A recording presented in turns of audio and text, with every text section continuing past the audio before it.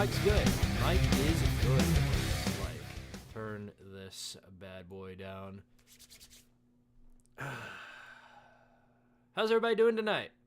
Hope you guys are having a wonderful, wonderful... What's the night? Thursday? Thursday night. Yeah, Thursday night. Which stinger should we use? I had planned a stinger in advance for this, but I can't find it anywhere.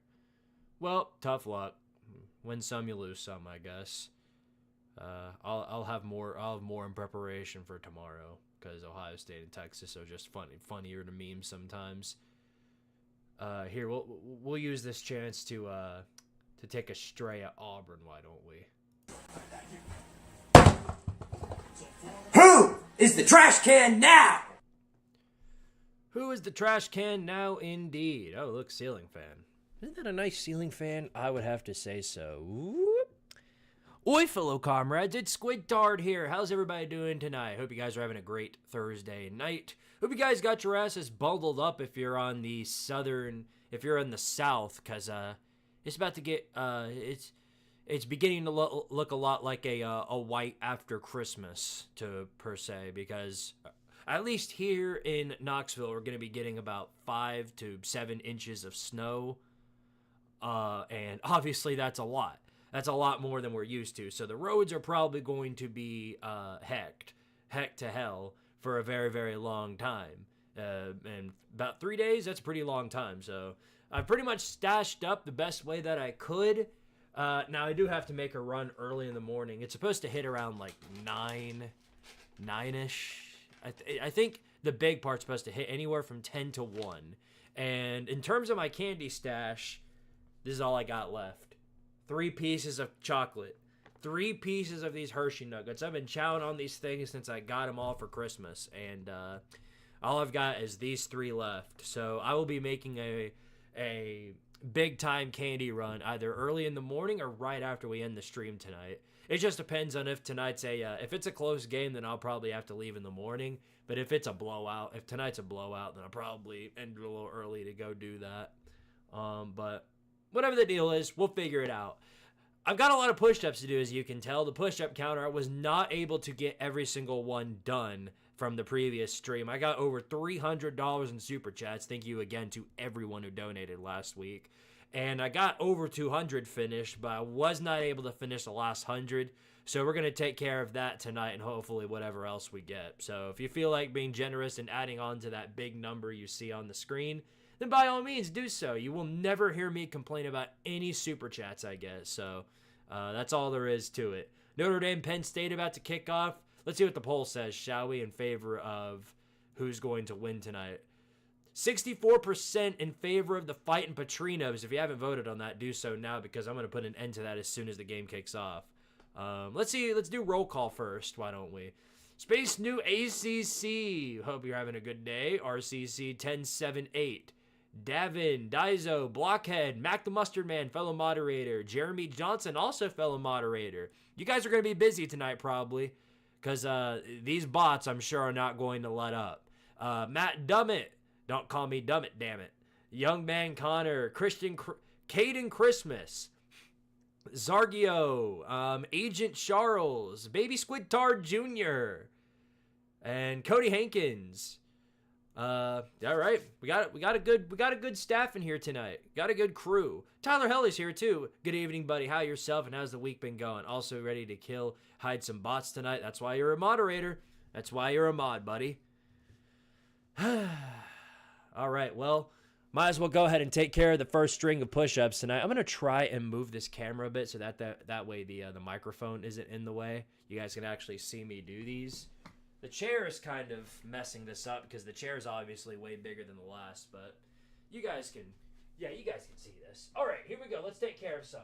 1, 2, 3, 4, 5, 6, 7. Let's go, Squidtard! Let's go! 18, 19, 20, 21, 22, 23, 24, 25, 26, 27, 28, 29, 30. Oh, yeah. 30 push-ups in one setting. One moment. That's pretty good. That's pretty good, actually. That leaves 70 left unless we get more super chats. All right. Let's go ahead and answer some of these comments, shall we? Cody Hankins, how much snow did y'all get? Well, thankfully none yet. Oh, that's coming tomorrow for me. Surely Notre Dame will win this. Well, it seemed, Des, of course, picking with the Big Ten. Desmond's, of course, picking with the Big Ten. Big shocking revelation there, I know. What? And then Nick Saban and Kirk, of course, went with Notre Dame. Because ESPN. If there's anything ESPN loves more than the Big Ten, it's Notre Dame. I deserve this after doing those 30 push-ups.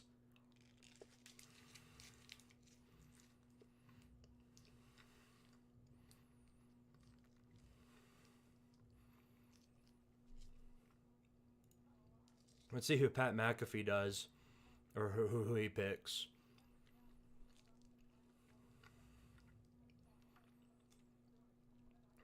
The spread must have changed, because I could have sworn Notre Dame was the favorite.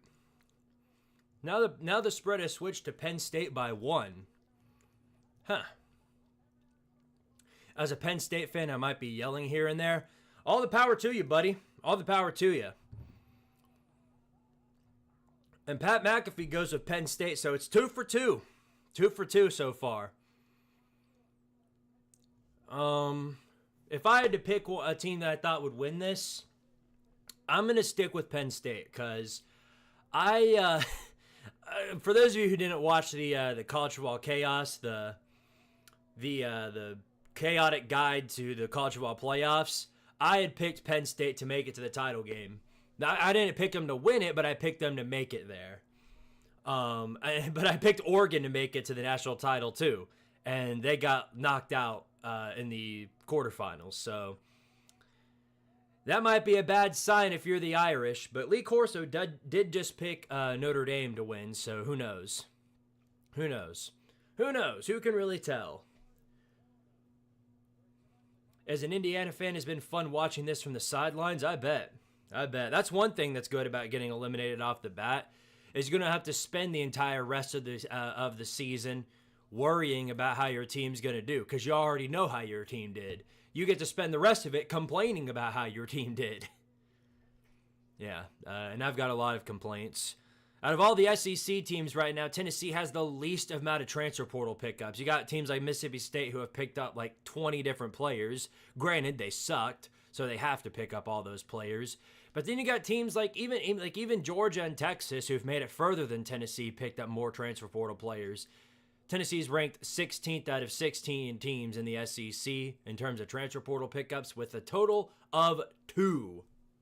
Whoop-de-freaking-do! We'll get more time to talk about that in the Vol-Star podcast. I won't bore you guys with more of that stuff. Being an A&M fan sucks. Could be worse. At least you're mid-tier. At least you're a mid-tier SEC team.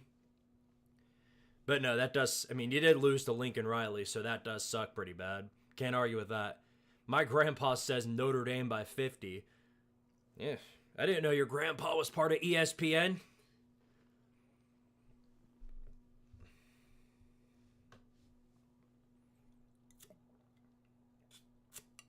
Drinking early. Cheers to me. Unfortunately, we did not have any of the Jamaican Me Happy. For those of you who have been around, you know that that's my favorite flavor of the Seagrams. We don't have any more, so I had to go to the next one down the line. Passion Fruit Mango. And it's pretty damn good. Pretty damn good. Penn State gonna slap Notre Dame. Doubt it. This is one I'm confident in not being a blowout. This is going to be a close game. And if not that, then it's going to be a defensive game where Notre Dame wins by 13, and it looks like a blowout because they just manhandled Penn State defensively.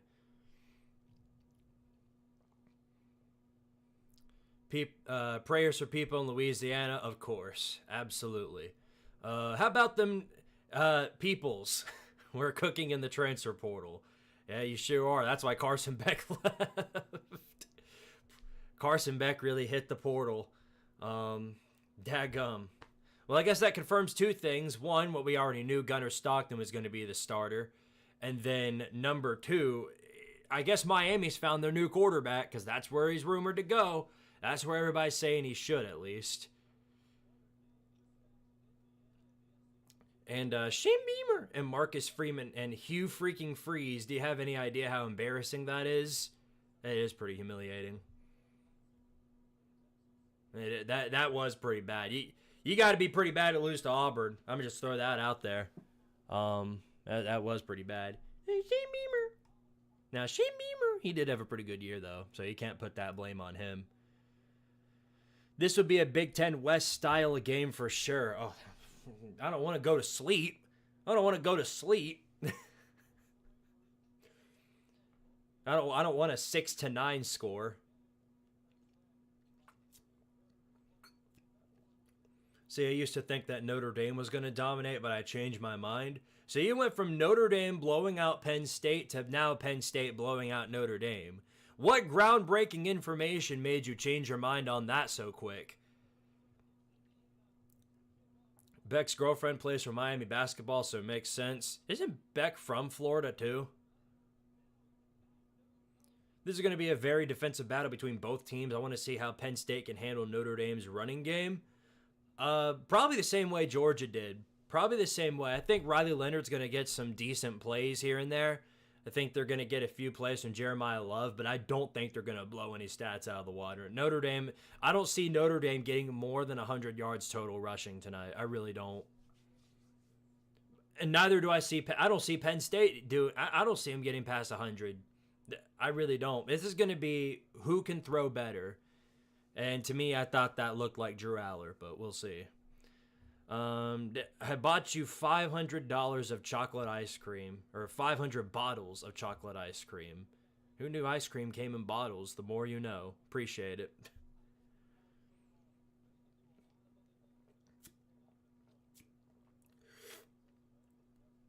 I mean, the reason why I'm so convinced this is going to be a super close game is because both of these teams share pretty much the exact same offensive game plan. Shut down the run, elite defensive line, two quarterbacks that can run as well as they can pass, but mainly relying on the run game. That's kind of what it all comes down to. If Ohio State beats Texas, I'll be satisfied. From what I saw, if there's any game that's going to be a blowout in the semis, it'll be that one. I'm not convinced Texas is beating Ohio State after what I saw. Again, nobody's convinced Ohio State's losing in general, so to be fair, that's probably what we're looking at. But what we're looking at there is going to be a blowout. And then we're going, Texas didn't even belong in the playoffs. Texas didn't even belong there. They didn't belong. They ain't no good. They never been no good. Here, while I still have time, I'm going to go ahead and I got to whip out, because I last week I debuted this, and it's more coincidence than anything, but I have a yellow pool noodle. And I call this the penalty noodle, which every time there's a flag on the play, I'm going to be waving this around because it's fun to do that. Put some fun in a ref ball when there isn't a whole lot of fun. There are a lot of people who know about that. A lot of people.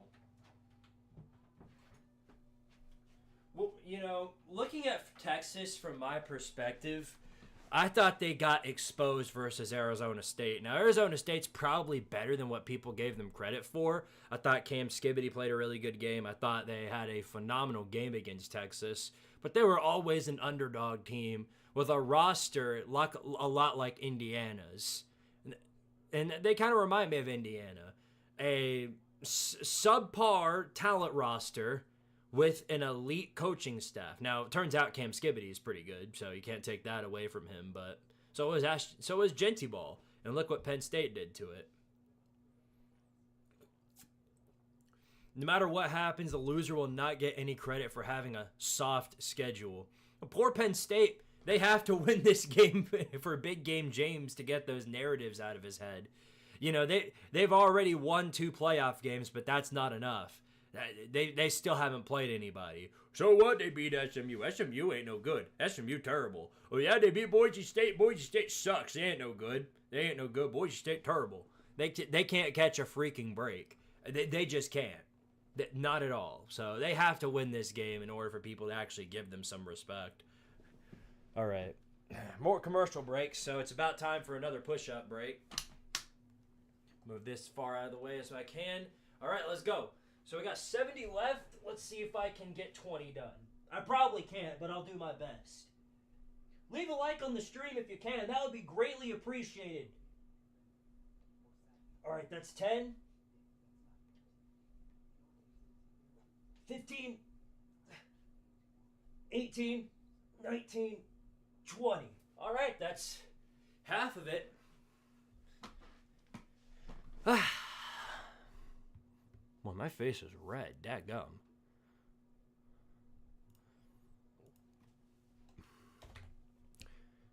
I tried running outside at the start of the week, but it's gotten so cold down here that I almost got myself sick. So I had to stay away from that for a bit. Just remember, Squid, Alabama deserves to be in the playoffs. No one else. That's right. That's right. So says Lane Kiffin and Kirk Herbstreit. The quality of your wins don't matter. The only thing that does is your strength of schedule. If you beat Georgia, that means you can take 3 losses to unranked teams and be just fine.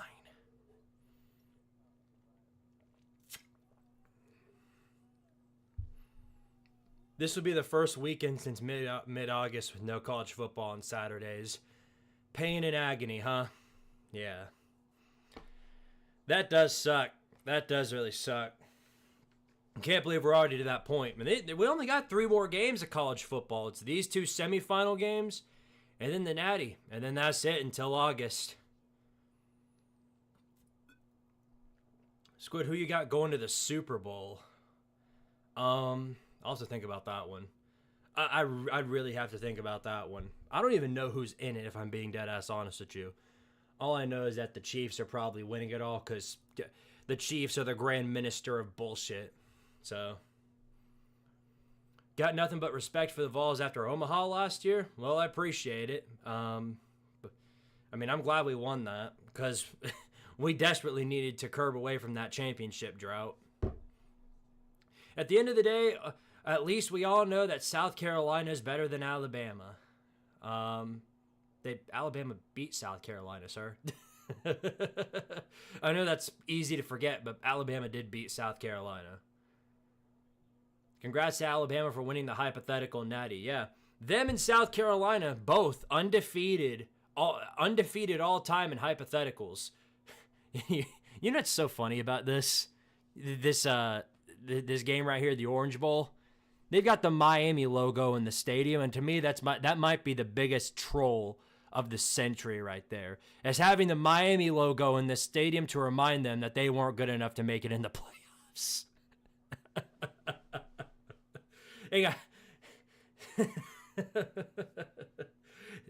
Dear Lord, they're teabagging on Miami further, and who can blame them? Who can blame them? Lions are good. I believe they can do it. I don't want to imagine a future where Notre Dame wins this game. It'll be a future where ESPN spends the entire offseason gargling on them whether or not they win the Natty or not. Because they'll actually be vindicated about Notre Dame for the first time in over 30 years. Do you guys know this is the first time in over 30 years that NBC has not...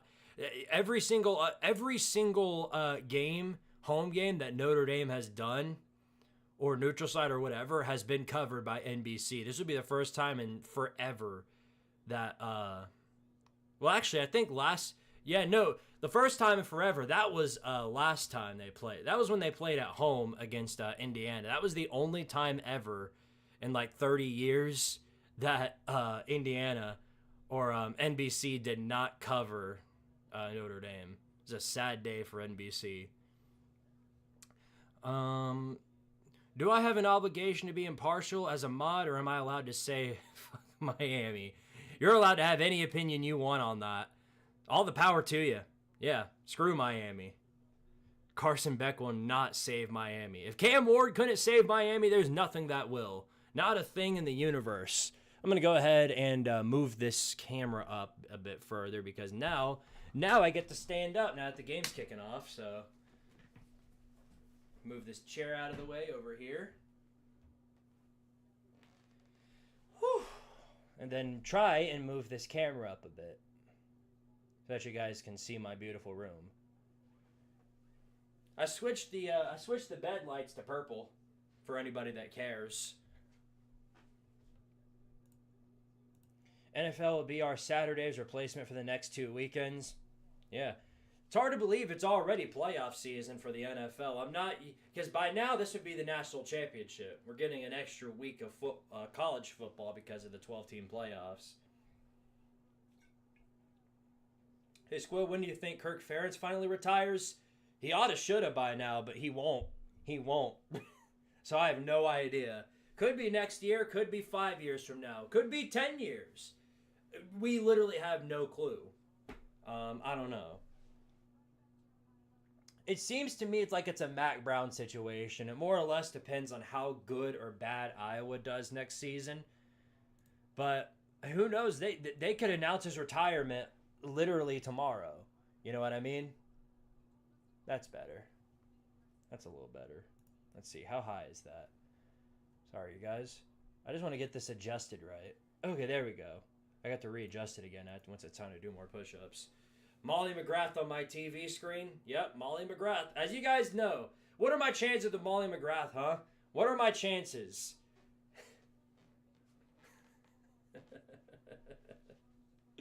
I hate to say it, but I think Ohio State winning it all is the best outcome. No, it's the most likely outcome. Certainly not the best. I don't think it's the best. That's in my mind, that's the worst outcome. Not only does that mean Ohio State wins the national title, but that also means that Tennessee fans and staff alike get to carry around this silver lining that, hey, we only got blown out by 900 points in the national champion. We deserve credit for that. If Notre Dame wins, what does that do to NIU's legacy? I don't know. I think it's already done them a fair amount of legacy now that they're in the Mountain West. Well, here we go. Some Penn State fan was doing the Gator chomp, so shout out to Billy Napier. But here we go. Penn State kicking, or no, Notre Dame is kicking. Penn State will receive. So Penn State's going to get ball first, and we'll get to see a taste of what Drew Aller can bring to the table to start out. And there's the kick. And it is officially football time. The semifinals have kicked off.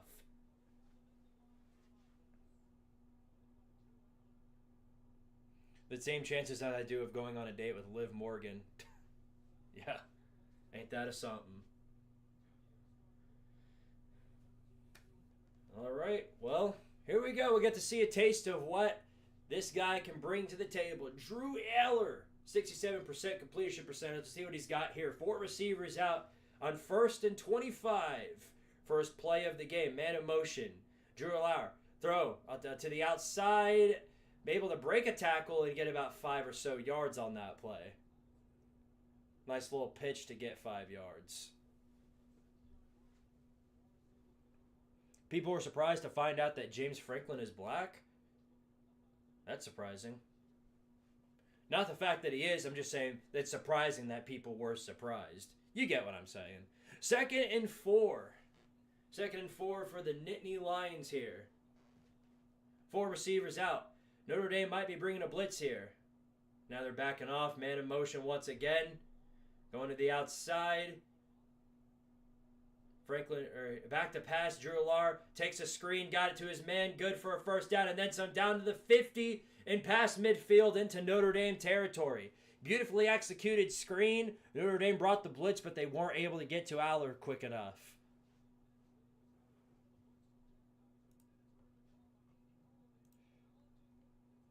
There's a great pass right there. Nick Singleton doing some work early.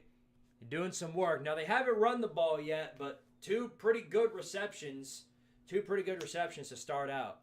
1st and 10. Past the 50. Here's another handoff. Singleton up the middle. And nothing given there. They finally shut down the run. So it'll be 2nd and 10.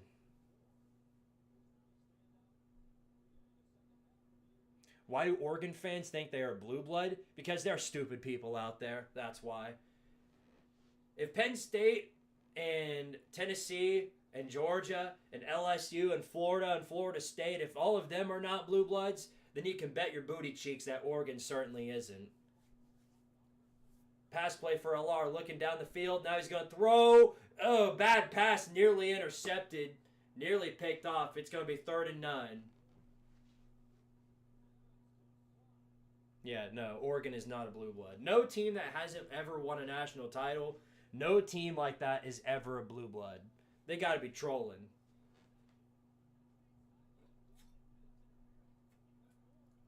A little bit of helmet-to-helmet contact there. No flag, though. 3rd and 9. 3rd and 9 for the Nittany Lions. 2 men out on the outside.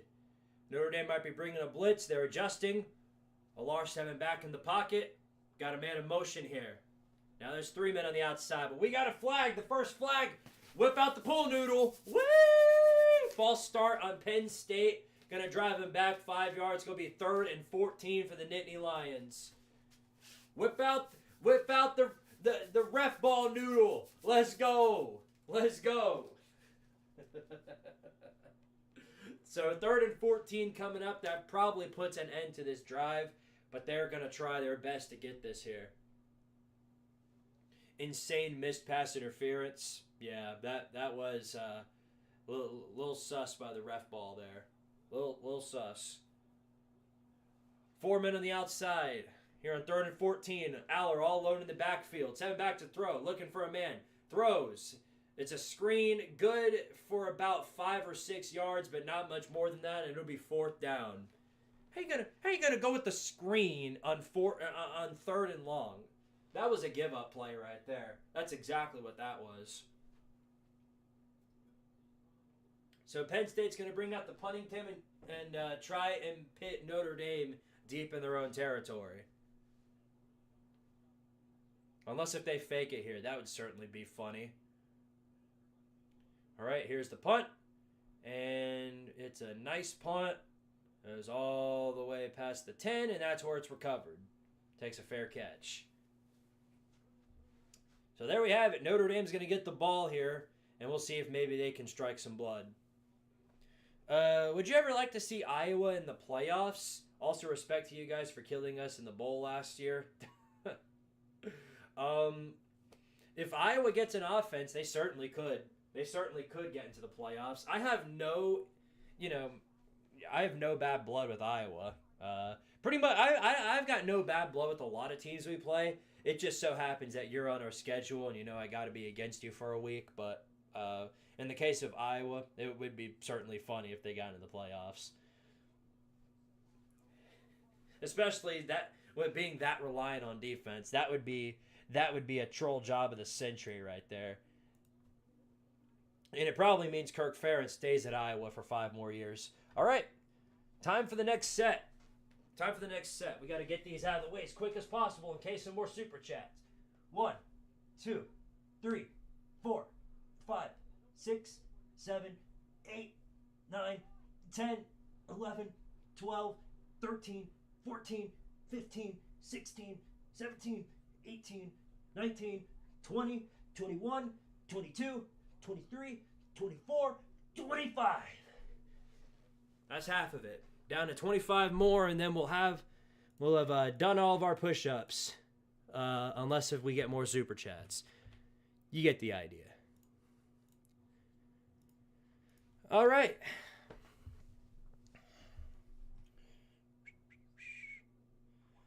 We're already going the Tennessee route of screens on 3rd and long. Yeah. Oh yeah. Get used to seeing more of that. Dude, that's the gift that keeps on giving right there. Screens on 3rd and long. That's called waving the white flag.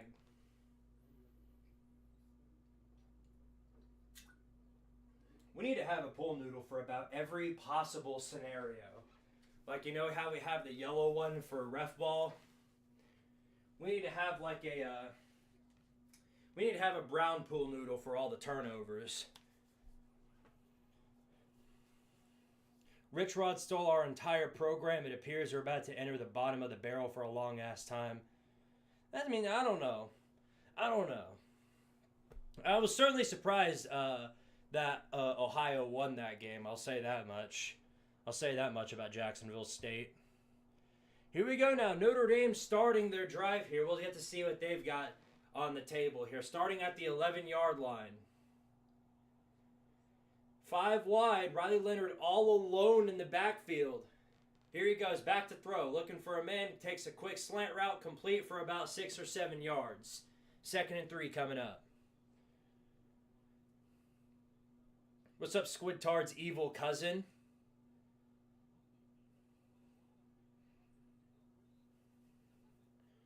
DeKalb, Illinois to Hawaii is 4,200 miles in about a 10-hour flight. Can't wait for NIU versus Hawaii. All right, here's 2nd and 4. 2nd and 4 for the Fighting Irish. 3 men out. 3 men readjusting here. Leonard alone in the backfield. Got him running back there. Handoff up the middle. Good for a first down. Just enough for a first down. It'll be 1st and 10 past the 20. Yeah, I've got about 7 of them. I've got about 7, Cole. I'll have to give Squidtard's evil twin a call to prove it. That's one of my longest buddies here on YouTube. All right, 5 wide again. Leonard all alone. He's going to do a design quarterback run, and it's good for maybe 3 yards. Interesting choice there, I've got to say.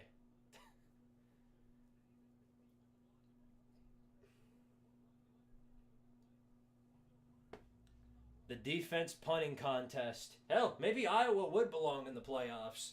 Wouldn't they? At least it would be entertaining. 2nd and 8 now. Got to get to the 32-yard line. 3 receivers out. Here's Leonard. Another handoff up the middle and completely shut down. They're going to have to do a whole lot more than runs up the middle. These inside runs aren't going to cut it against Penn State. I don't know what about the film you saw made you think that was a good idea. Maybe they're just testing how their run game would perform early on, but I think they found out already that if they're going to want to run the ball, they're going to have to try a little bit better than up the middle every time. 4 receivers out here. On 3rd and 7. Man in motion.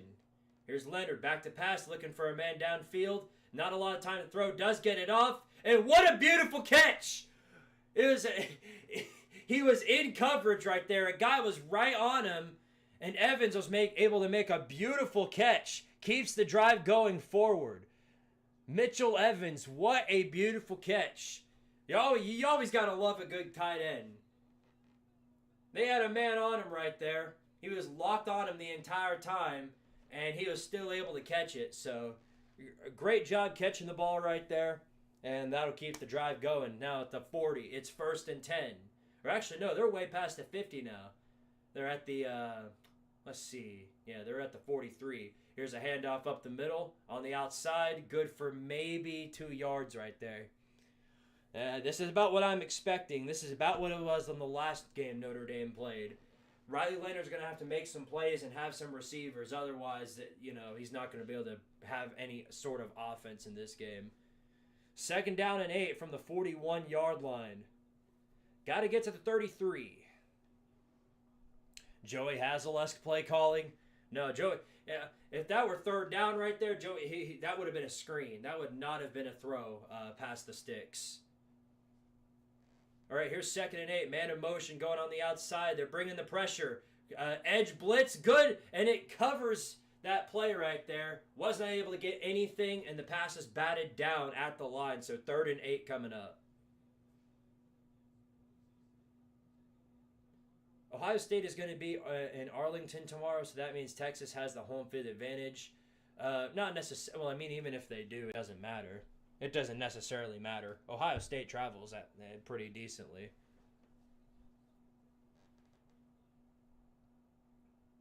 Third down and 8 coming up.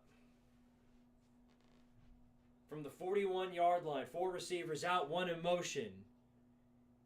Here's Leonard back to pass. They're bringing quite a bit of pressure, and he's able to get the pass off, but it's incomplete. Tried to look for Evans again, but he drops it that time. Couldn't come up clutch a second time. One thing I'm immediately noticing is how badly the edge rushers are just completely gashing Notre Dame's offensive line. They have no answers for that. Every single time I've seen him, those edge rushers for Penn State are surrounding him like a swarm of bees. Squidtard, you have an evil cousin? Yeah, I've got a lot of them. I've got an evil twin, first cousin, Squidtard's first uncle, Squidtard's second uncle, evil cousin, baby Squidtard Jr. There's a baby Squidtard out there.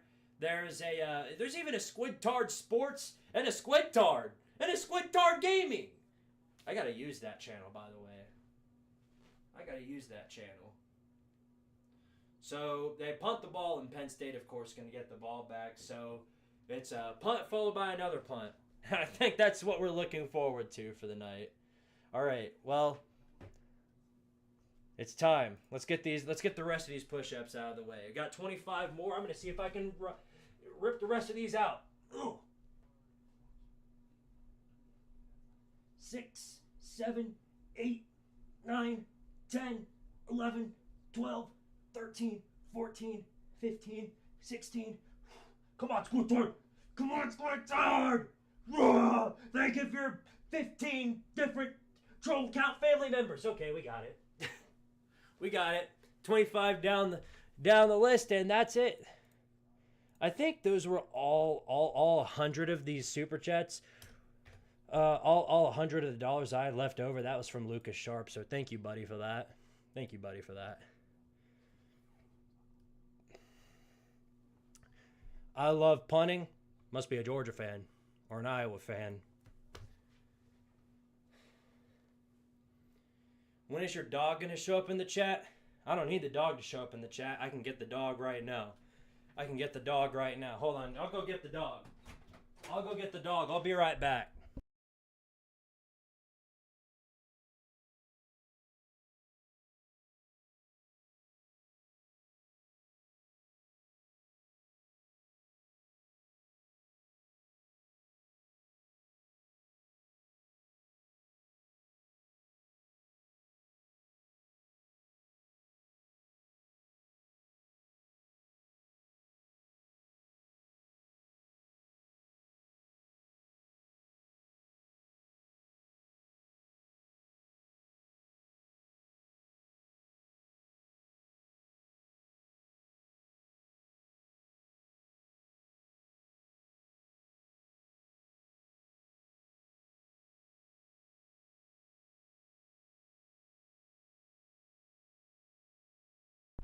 Okay, I'm back. Sorry, guys.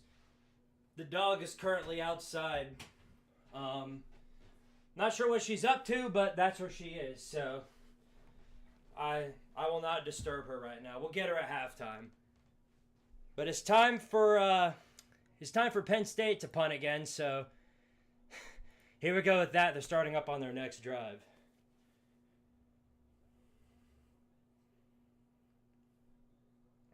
Squid's going to be absolutely ripped by the end of this. You might be onto something there. It'll be the second week in a row that I've did 200 push-ups if I get 100 more super chats. So I'd have to say that would work for something. Well, that was a beautiful punt by Notre Dame. Penn State starting this drive from the 2-yard line. So Drew Lauer's in his own end zone. Here he goes, handoff up the middle, and nowhere to go there. Not a place to go at all. Tried to go up the middle again, and wow, look at that. Not a thing. So second down coming up.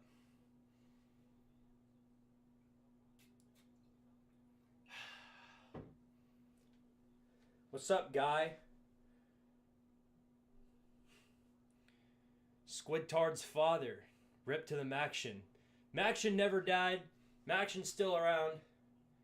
Kenneth Bentley, thank you for the $2 super chat. He says, Ohio State going to win it all. They're the favorite.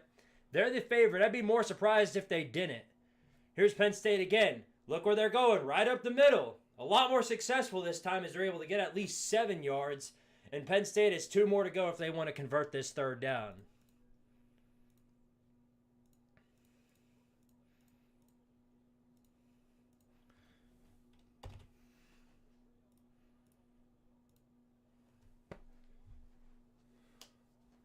Squid has more family members than a... Good Lord. Come on, man. 3rd and 2. 3rd and 2 for the Nittany Lions. See if they can get this. Everybody lined up in the I formation. Here's a handoff. Up the middle again. Outside run. Good for the first down and then some. It looked like it was going to be an inside run, but he moved out of position right at the last moment. Good play right there. Good for the first down. Tartarian Republic is growing. Tartarian Republic has been growing for 8 years. But yeah, no, it's grown massively as of recently. Here's Aller over the middle, slant route incomplete. Nowhere to throw there. Yeah, well, A, it's full play ahead. A, it's because of the live stream buffering. Now, the live stream necessarily isn't buffering, but it's behind. All live streams are behind, so that's no surprise there. 2nd and 10 now for Penn State. Man moving in motion right here. 2 receivers out. Here's Aller. Quick toss again. Good for a lot of yardage, what looks like. A lot of yardage in this game is 7 yards, and that's what he got right there. So 3rd and 5 coming up. Squid, do you play college football 25? Yeah, I do. In fact, I've got a whole series on the live streams before the season started of me doing a UTEP dynasty. And there was like 15 parts in it or something like that. But on part 15, I think I finally won a natty with them.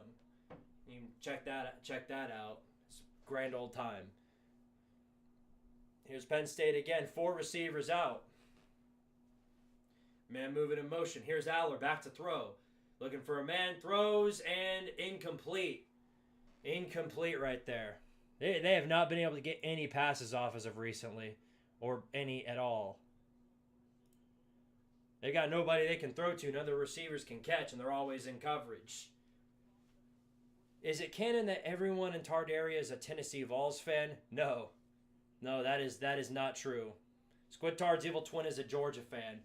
I called him right after Notre Dame beat him, and he's probably still drinking. Well, Penn State's going to punt again. That one was nearly blocked. It's a decent punt. Woo! Takes a massive hit at the end there. Huge hit right there to wrap that one up. And Notre Dame's going to start from the 30-yard line. Jeez, even on special teams, nobody can get an ounce of yardage. Even on special teams.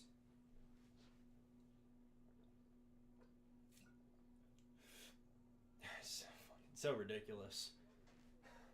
Kenneth Bentley, thank you for the $5 super chat. He says, I started watching when your Vols were playing us and you said, touchdown, Ohio State. Cheers to that. And took a drink. I died. Yeah. Yeah. No, I had a couple of drinks that night. That was an awful night for me, but a lot of people enjoyed it. A lot of people enjoyed it. I had this feeling down in my stomach before that game kicked off that we were going to get our behinds destroyed for all the shit that our fan base, and me by extension, were talking before that game. And, well, turns out I was right. Turns out I was right. There's no bigger kryptonite to us than road games, as that's been shown. That's why I'm confident we're not making the playoffs next year. Florida on the road, Bama on the road, Kentucky on the road. I mean, come on. We're not winning all those. We may not win one. Squid got his Xbox taken away for causing war crime. Which one? Which one? I've got one here, one back there, which is the one I play on. This is the Xbox One. It's a little dusty. I haven't touched it in a while. This is the one I use to put all the games on TV. And then the Xbox, the Series S is right over there. And then I have, oh, where is it? Oh, it's back there. Hold on, let me grab it. I was going to grab it for you guys anyway, but I'll show you. It's basically in storage. I don't use it because I have no reason to, but I've got the original 360 here. So,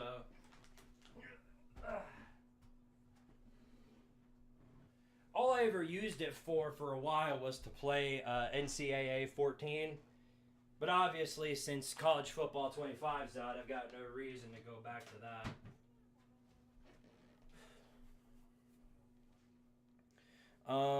These college football playoff games are neither blowout or punt, or either blowout or punt bowl. Yeah, for the most part. The only good one we've had is the Arizona State Texas game, the Fiesta Bowl. Was it the Fiesta Bowl? I might have been wrong on that. It might have been the Peach Bowl.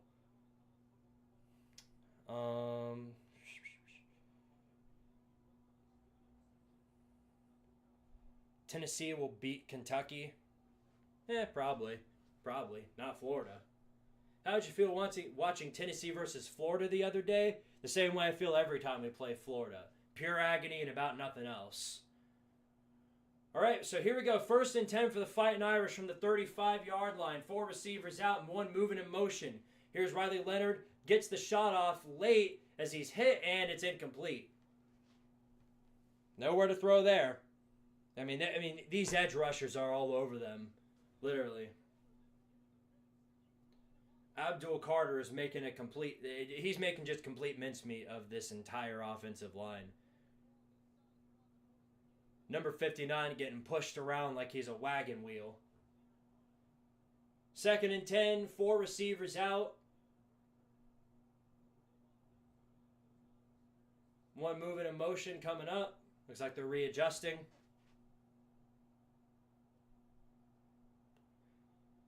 Here we go. Leonard. It's going to be a speed option. He keeps it for himself and able to get 3 or so yards. It's 3rd and 7. I'm going to call it 20-25 ACC or SEC week 12-13.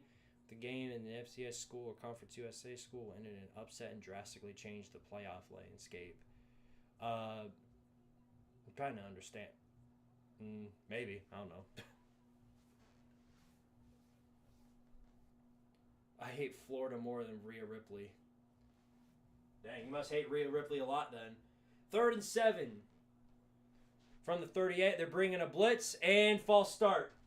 False start. Gotta whip this out again. Woo! Woo! It's another false start. The pool noodle. Yes. False start. False start. Woo! What a joy that is.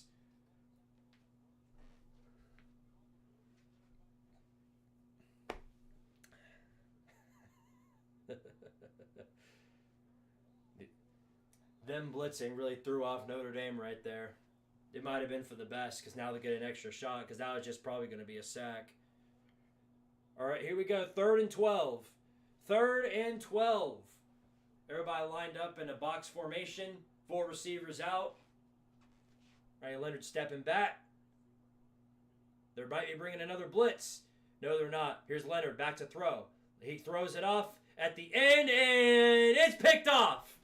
It is intercepted, way overthrown and picked off. Penn State will get the ball in a nice field position. So there you go. First interception of the night goes to Riley Leonard. We got to cue the Windows error sound effect. Burr, burr. We got to hold on. Let's find that.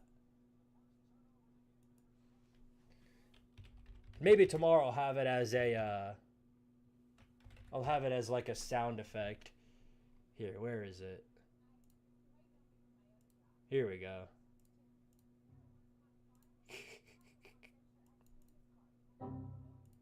Perfect. Perfect way to throw that one off. All right. Well, Penn State's got the ball back, and this is going to be what's going to happen all game, isn't it? Punt, interception, punt, interception, punt, punt, punt, punt, punt, turnover maybe, punt, punt, punt. Now we got to have 3 drinks.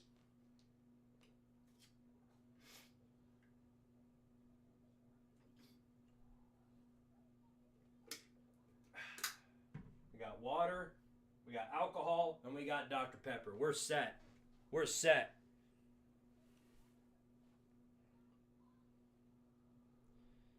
At least there won't be a punt on this drive. Wait till the next one. Abdul Carter might be the best college football edge rusher I've ever seen. Yeah, he's destroying their line.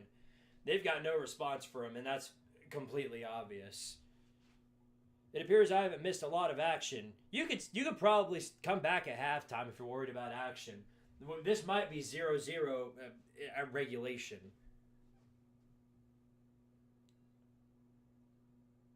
Notre Dame has zero offense. I can't believe Georgia lost to this team. I can. When they've been doing that all year long, with the lucky wins, the fiasco with Georgia Tech, the whole ordeal kind of just pretty much set up what we all knew was going to happen. It's kind of like when Tennessee, never came out in the first half and showed up to play, and then they play against Ohio State. And Ohio State goes up 21-0 in the first quarter. Yeah, it was what we all knew was going to happen. Touchdown Jesus will help Notre Dame. Yeah. Touchdown Jesus not doing a lot right now. That's for sure. They need that Rudy magic soon. They need it real soon. And so people will be talking about how the team who lost to Oregon in the conference championship won the Natty without rematching Oregon.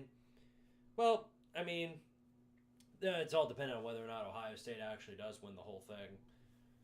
This is a better time than any for them to win it. I heard somebody say that unless they actually do win a Natty, that they need to fire Ryan Day. And I'm like... What makes you so sure that Ryan Day is just a completely terrible head coach? I'm not sure where people get that. Yes, he's probably not as good of a head coach as Urban Meyer, but this idea that Ryan Day just sucks, I don't know where people are getting it from, unless you're a Michigan fan. All right, here's Aller back to throw, rolls out of the pocket, throws, way overthrows what should have been an easy completion for him. Both of these quarterbacks are just completely rattled by these defensive lines. They've got no answer for it. None. Not at all. So I don't know what they're going to do. I really don't know. I don't know what they've got in store, but they need to figure out something immediately or sooner. Because right now it's not looking all that great for them.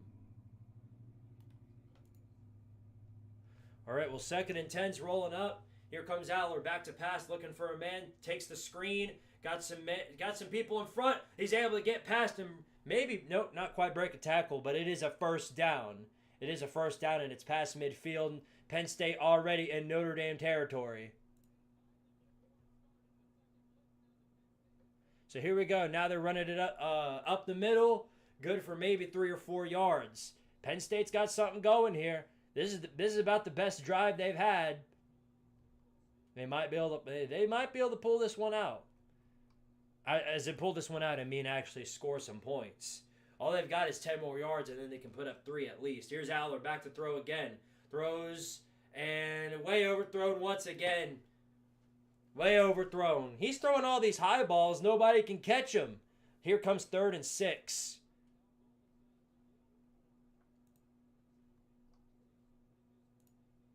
Third and 6 rolling up for the Nittany Lions here. Got to get something. Does Tyler Warren even have a single catch in this game so far? I don't know. They might be onto something there.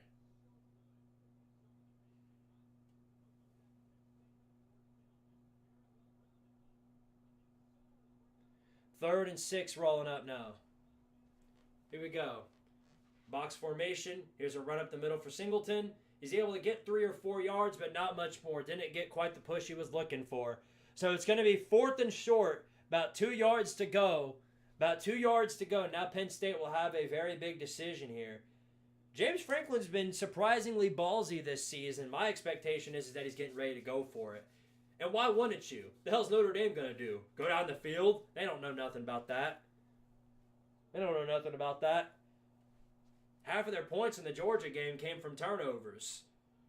Here we go, 4th and 2.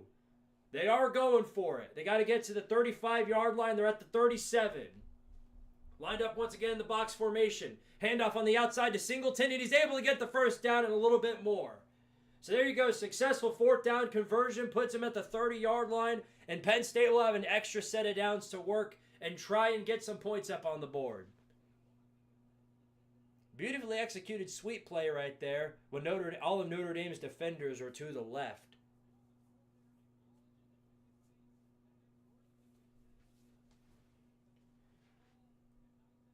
One thing is that the clock is going by extremely fast because it's already almost the end of the first quarter. Here's a handoff on the outside, nearly fumbles, bobbles the snap, but is able to get a hand on it and run for a few yards, about 8 yards. So 2nd and 2 coming up now. Yikes! Yeah, he bobbled it. Nobody touched him or anything. Keytron Allen just nearly screwed up that entire drive for him. That would have been some significant tomfoolery.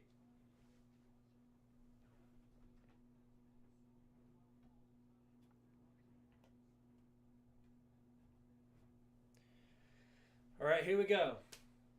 2nd and 3. 4 receivers out. 1 man moving in motion. Here's Aller again looking for a man down the field. Runs out of the pocket. Now throws late. And it is complete. Nice completion right there.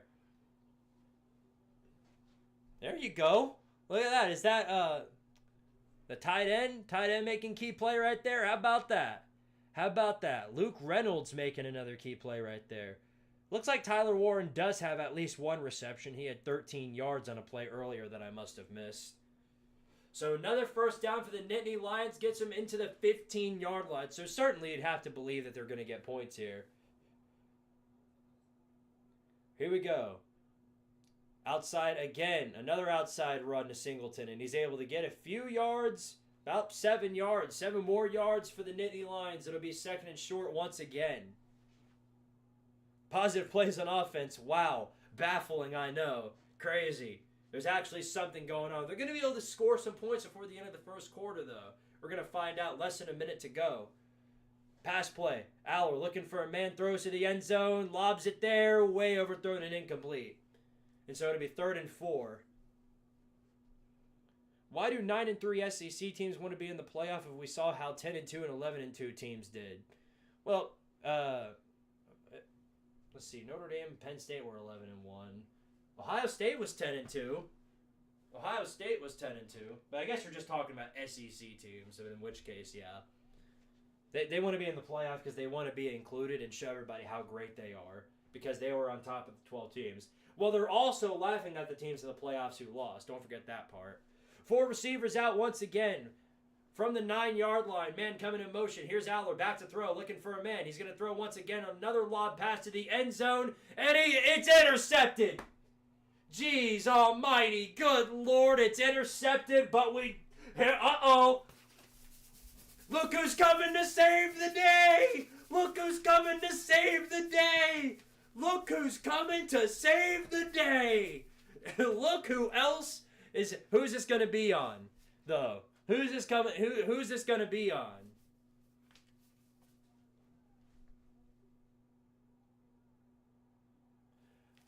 Defensive holding. Defensive holding. A number 29. Holy crap. Holy crap. Penn State gets their drive completely saved by ref ball interference. A hold. A defensive hold. They don't even call it pass interference. They just call it a hold. The guy who picked off the football called for a defensive hold, and Penn State is now going to have the ball inside the 5 and also another set of downs to go along with it. Up the middle, Singleton trying to get it for himself, can't quite get there. He's going to get 2 yards out of it. It's going to be 2nd and goal from the 2-yard line. Daggum, man. Y'all had him. Y'all had him. Tough luck. Tough luck, man.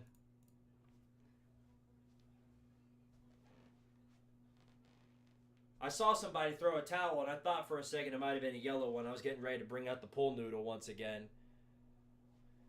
Penn State switching up formations here on 2nd and goal. Man coming in motion. Now they're going to hand it off up the middle, and nothing given once again. Great stand right there for the Fighting Irish, and that'll put an end to the first quarter. So 0-0 all. I can name you every single person on planet Earth that was surprised by this outcome so far. And his name is nobody, because that person doesn't exist. There ain't a person right now in this universe that's surprised that this game's 0-0 all by the end of the first quarter. Give it to Warren, for fuck's sake. Yeah, you're on to something there. You're on to something. Notice your son. No.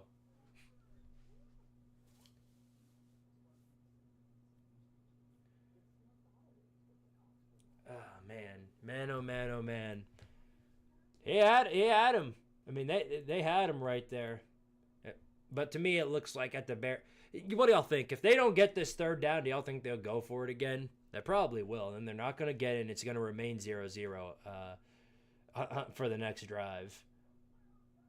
The shutout has to be maintained on both sides, it seems like. That's what the football gods are betting on right now. Imagine being somebody who's betting on this game. I got to feel bad for you. I got to feel real bad for you. Call 1-800-GAMBLER. That's a great solution.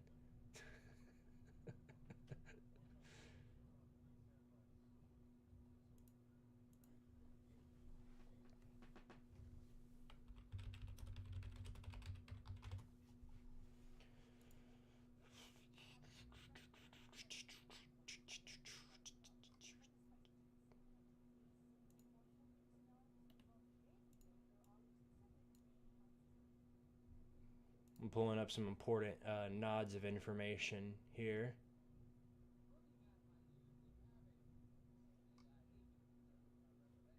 All right. The football gods need this to be an 80s game, an 1880s game. We need a 3-0 final score. That's what they're calling on. If it were an 1880s game, this game would have already been over.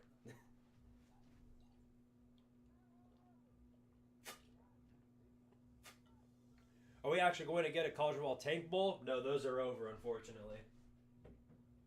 There's no such thing as a Tank Bowl in the postseason, in my mind. Every team that was good enough to make it there has at least got a winning record. Well, with the exception of some teams. With the exception of some. But in most cases, though, a 6-6 ACC team, no matter how terrible they are, is probably meeting an 8-4, a 9-3, or a 10-2 group of 5 team. So it can't possibly be a Tank Bowl no matter what. If there's a scenario where there's 2 6-6, teams from like the Big 12 and the ACC meeting up, then I might consider that a Tank Bowl. But not besides that, no way is that happening. Lady Vols on the verge of upsetting undefeated LSU. Wouldn't that be a something right there? Wouldn't that be a something? Here's 3rd and goal right here. Gonna try and punch this one in, I bet. Let's see what they've got. Man in motion. Here's Aller. Back to throw. Got a man open. Oh, and he drops it. Nicholas Singleton had it. He had it right there. If he had just maintained it, he would have had a touchdown. But instead, he drops it. Drops a go-ahead touchdown. And now they're going to have to make a decision here on 4th and short. Oh, my gosh. You got bricks for hands, buddy. Bricks for hands. I thought Kadarius Toney was a player at Florida. What the hell? Well, now it's 4th and goal, and looks like they're going to take the safe option, just try and get some sort of points on the board. 20-yard attempt coming up here for the Nittany Lions, and looks like somebody's going to try and ice the kicker? It looks like somebody called a timeout. Yes, Notre Dame called a timeout. Genius idea. Ice the kicker on a 20-yard field goal. Absolutely magnificent. I mean, and that's a groundbreaking idea right there.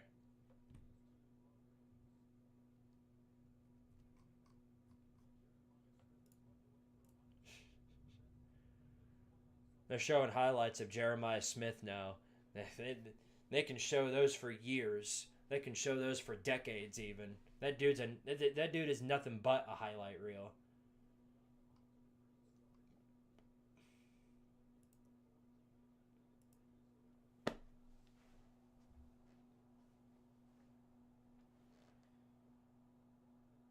right, 4th and goal. Ryan Barker going for this field goal. 20-yard attempt. Up and good. And there you have it. First points of the game go to the Nittany Lions. After 15 minutes of waiting for some points. It's 3-0 Penn State on the board. And they're showing Nicholas Singleton on the sideline because they know they know how clownish it is for him to drop that ball. I mean, he couldn't have been more wide open. But it's the same reason. It's the exact same reason why I can't remember in the Georgia game why Dylan Bell dropped that go-ahead touchdown. Because of the fact that these receivers are trying to think about them running rather than actually trying to maintain possession. In the case of Dylan Bell, that makes a little more sense because he's still got 15 or 20 more yards to go before he hits the end zone. In the case of Singleton, though, he's right there. If he just catches it and then falls over, he's in the end zone. I don't understand how you don't catch something that easy.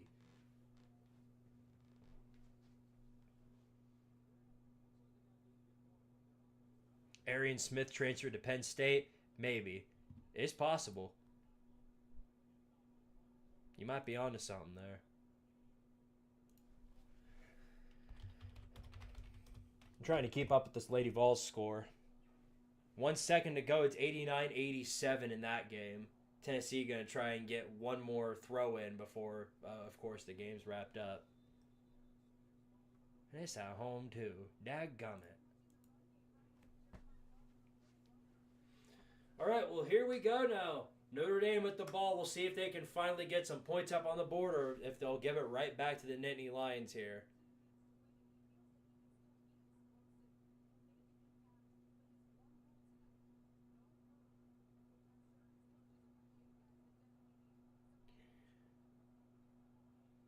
LSU wins. Yeah. Baffling. Stunning even. All right, well, it's... We got 3 receivers out. Man on the outside run completely shut down. Loss of maybe 5 yards right there. Penn State's defensive line completely all over. I mean, they're just completely smothering this Notre Dame front. They've got no answers for it.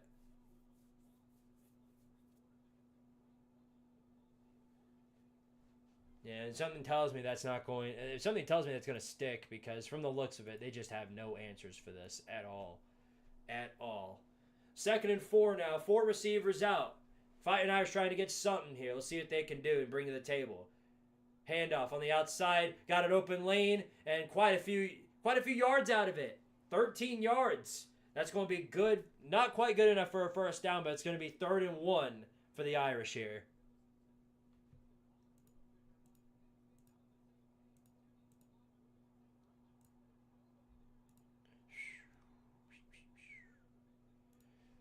All right, 3rd and 2. 3rd and 2. So they are going to make him go 2 yards here. Receiver moving in motion. Here's Leonard. Going to take it for himself. Trying to get the yardage, and he will. First down, Fighting Irish. First down, touchdown, Jesus.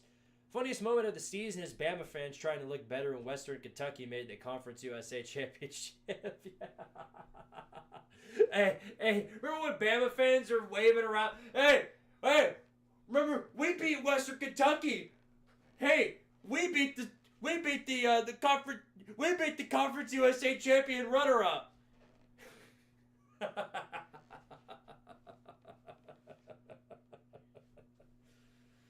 We got a man down for the Fighting Irish. Looks like an offensive lineman.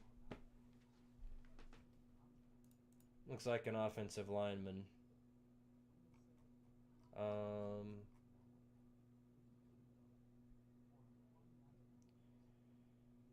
Anthony Knapp. Anthony Knapp is the guy who's down. Hopefully he's okay. I'm just going to DoorDash some Wingstop. Got any ideas of what I should get? Wings. I think you should get wings. I don't know what's at Wingstop, so I just immediately assume wings. I've never had it before. Conference USA's winner has 5 losses and the runner-up's got 6. Tells you everything you need to know about the conference. Absolutely. Absolutely. Hey, the ACC champions got 4. A 4-loss conference champion, only in the ACC.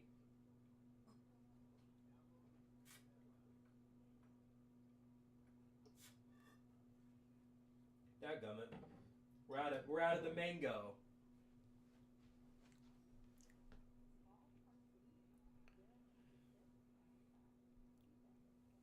I've worked on the College Football Chaos script so far, and I've done it. I've gone through about 10 or 11 games. Went through the first slate of playoff games. I should be finished with it by the time the Natty gets here. It's a spectacle, all right. It's gonna be well over an hour, I think. And I've got some great stuff planned for it. You guys, I promise, you guys are going to absolutely love it. Is all I'm gonna say about that. I'm not gonna spoil anything for you guys. Because it's going to be, I put a lot of work into it already, but I can guarantee that you guys are going to absolutely love it when it comes out. It'll probably drop the day after the national title for channel members, and then it'll drop a few days afterwards for anybody that's not. But I can assure you guys, no matter what, you guys are going to love it.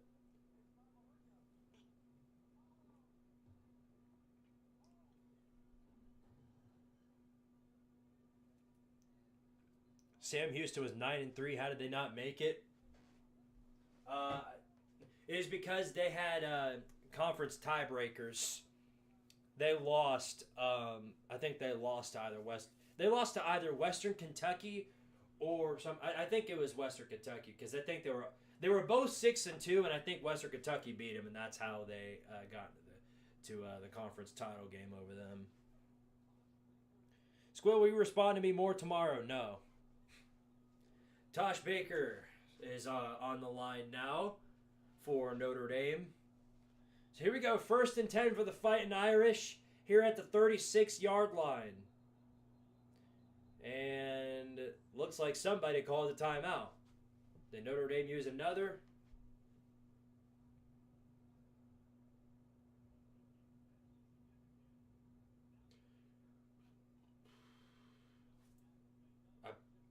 I guess the refs needed to get set. Yes, the officials just needed to get set.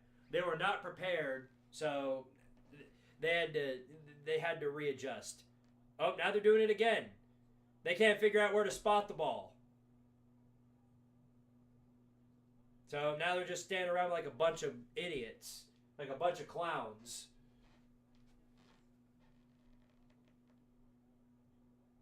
This is just wonderful. This is wonderful. Here you are in a major playoff game when we got refs fiddling around with their wieners for days on end.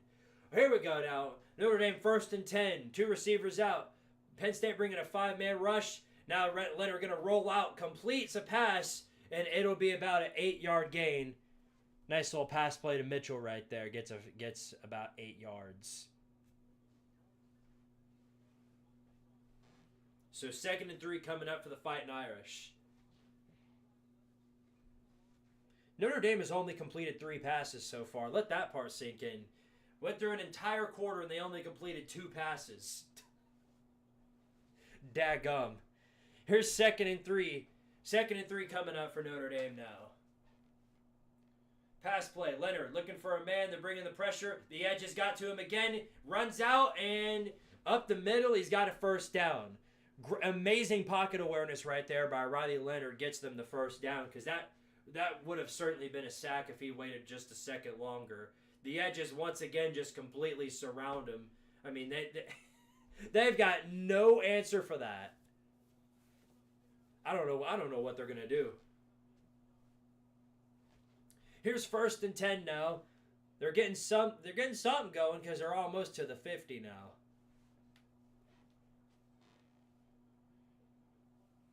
All right, here goes Leonard. Looks like 4 receivers out. Along with Jeremiah Love in the backfield. He's going to hand it off to him up the middle. Got some yardage in front. And he's going to get about 6 or 7 out of that. Maybe 5. But a nice little gain to Jeremiah Love.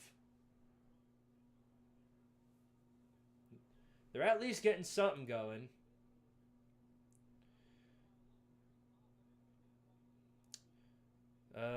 Let's see. All right. I had to make make sure I've got the game going and stuff. 5 wide here, 4 receivers to the left. Riley Leonard's going to do it. He's going to try and take it for himself, and he's completely wrapped up. Nowhere to go there. The quarterback run completely backfires, and it's a loss of 5 or 6. I mean, it couldn't have backfired worse than that. Penn State brought the blitz, and they thought the greatest idea was to send Leonard up the middle. He had nowhere to go, and he was just completely stuffed. Yeah, I think it's about time to stop that if I were you. It might be about time to stop that. All right, well, 3rd and where they pretty much started on 1st down. 3rd and 10. 4 receivers out now. Is this going to be another run up the middle? This might be a screen. They might do a screen here. We'll see what they've got. 4 receivers out. Pass play. Oh, my God, it's a screen. It's a screen. I'm a genius, and it goes nowhere. I'm an intellectual. I am an intellectual. Intellectual. Tried the screen for no gain. Got it to Jaden Greathouse. Nothing going there. And Notre Dame's going to punt. I'm an intellectual because I called this. I stood right here and I called the bubble screen. And that's exactly what they did. Raging Cajuns got a bright future, which is good for college football in general. They're one of those programs that makes you happy to see doing well. Yeah, they perform pretty well this season. We'll see. I mean, if you can maintain a few years of consecutive success in the group of 5, you're doing the right job clearly, because it is extremely tough to. It's not that it's easy to have a good year in the group of 5. Like, if you're one of those teams that managed to make it to 10 or 11 wins, that's always really good. But maintaining that level of success is extremely tough, because coaching stability in the group of 5 is second to none. It doesn't exist. If you have a good year, pretty much every guy that made you get there is gone. So you got to replace all those guys with more guys that can get you to where you were before. And you're at, yeah, it's not easy. It's not easy doing that. Good luck with that. Dad, how are you so smart? Good question. Good question. I just tend to be. Drew Alar needs to put the fries in the bag. Same could be said for every quarterback in this game. Same could be said for every offensive piece in this game, with the lone exception, with the only and lone exception, being Jeremiah Love and Mitchell Evans, because Mitchell Evans made that really, really nice catch earlier, and that was the best offensive play we've seen so far.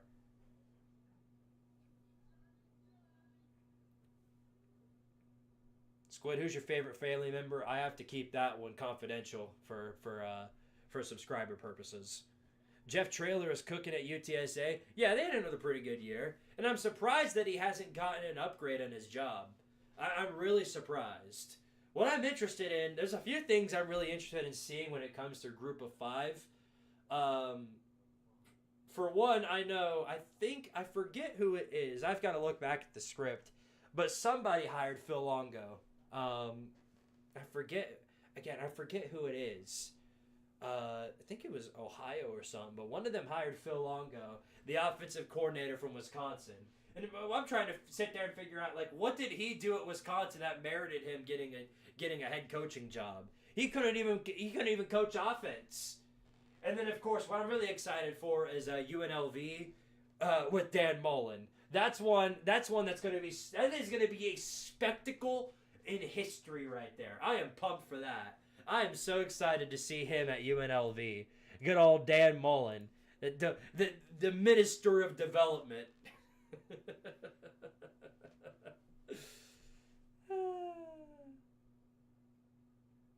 Drew Alar, future Tulane quarterback. No, he ain't leaving Penn State. Penn State needs all the quarterbacks they can get. All right, well, here we go now. Penn State, of course, got the ball back, and Notre Dame did another great job punting, because Penn State's starting this drive from the 10.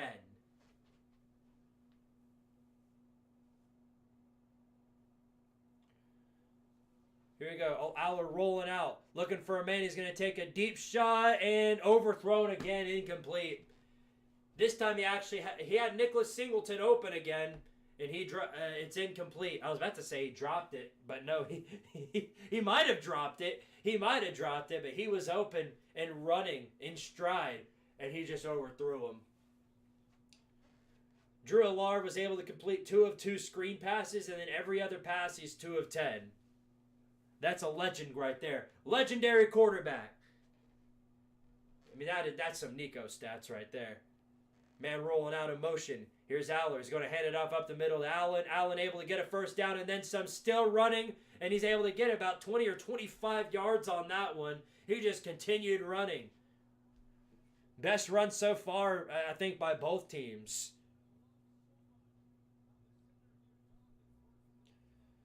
Here he goes again, sending Allen up the middle. That time they stuffed up for about maybe a 3-yard gain.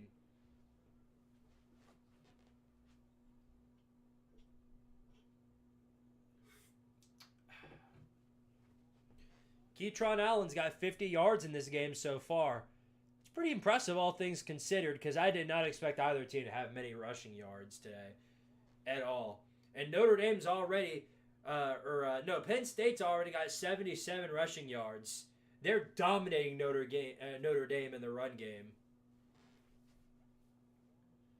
All right, man in motion again. This looks like a designed quarterback run, and yes, it is. Up the middle, and that was an interesting call right there. That was an extremely interesting move. They had Tyler Warren in the quarterback position. An extremely interesting formation, but it works. The design run by Tyler Warren gives them a first down. Interesting play calling there by Penn State. Interesting play calling.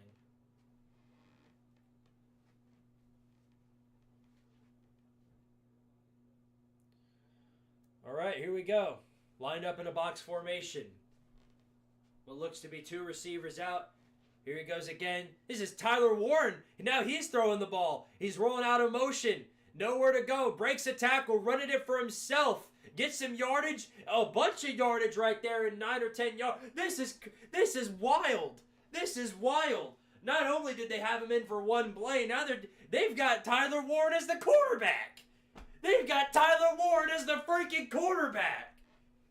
I guess when you've got a Tyler Warren, what can't you do? What can't you do? When I said that in the Get Out video for Boise State, I guess they took it literal. Because I said if Tyler Warren makes up 70% of Boise State's entire talent composite, and here he is now in the backfield as the quarterback. They've got Aller back now. Here's Warren in motion. Aller, handoff on the outside. Good for a first down and then some. Here, another nice run right there. Another nice run. Penn State has over 100 yards rushing. I said which team gets to 100 yards rushing might be the one that wins this game. And right now, Penn State is dominating on that front. 1st and 10 now for the Nittany Lions. Rolling out of the pocket. Aller looking for a man downfield. Plenty of time to throw. Now he's going to run for himself. Able to get back to the line of scrimmage and a little bit more. It's going to be 2nd and about 6. That's crazy. They need to send Tyler Warren back in the pocket more. Because whatever I saw clearly worked. That was hilarious. That's entertaining. That is entertainment. That is a spectacle right there. That's like when Florida had Desmond Watson. That's like when they had him do a running play. 400-pound Desmond Watson up the middle. Who in the hell would want to tackle that guy? I don't know. Not me. Certainly not me. He'd fold me like a pancake. 2nd and 5. Up the middle again. Here's Allen. First down and a little bit more. Penn State has got an elite drive going right now, and they might be able to score into some more points here. This is something going on right here, fellas. This is something. Here he is, up the middle again. Allen able to get a few more yards, and it'll be 2nd and 5. Yeah, to me, Tyler Warren looked like the more poised quarterback than Aller. He looked better in that pocket than Aller did. Penn State over 126 yards rushing. That is crazy. Here's 2nd and 5, up the middle again.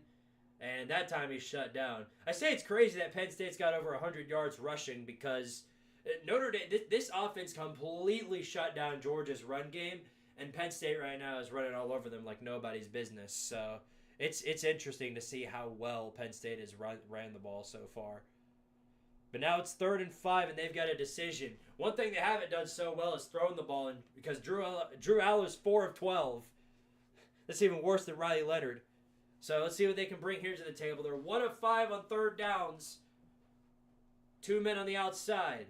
Here's Aller. Back to throw. No, it's a halfback toss to Singleton. And he's wrapped up after getting about 3 yards. And Penn State's going to have a very tough decision to make here. They've got 2 yards to go. Do they try and give it to one of their backs? Or do they play it safe again? Interesting decision. It looks like big ball James Franklin is whipping out his balls right here. And he's going to go for it. He is going to go for it. So we'll see what they've got on the table here on 4th and 2. And the shit posting never ends. It looks like they've got... No, okay, never mind. They moved Tyler Ward to the outside. I thought they were going to have him in the quarterback position again. They got 4 receivers out. It's a screen to Tyler Ward, and he's got it. First down. First down, Nittany Lions. Interesting play call right there. I kind of had a feeling that they were going to give it to him, and looks like they did. Looks like they did.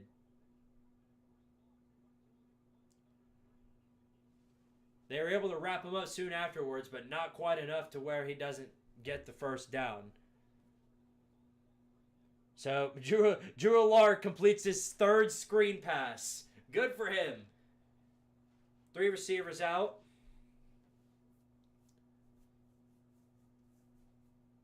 Readjusting here on 1st and 10. Handoff on the outside. Here's Singleton again. Got quite a bit of yardage. His helmet falls off after getting about 5 yards. He took a major hit right there, and his helmet goes flying to the next dimension.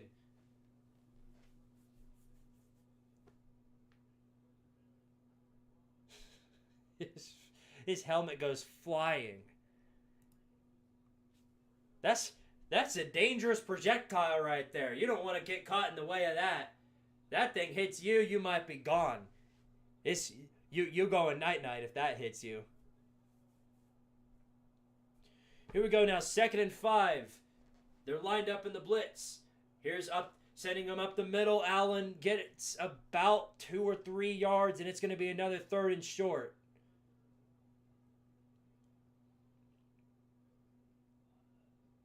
Tyler Warren is the entire offense. What's new? What's changed? What about that has changed?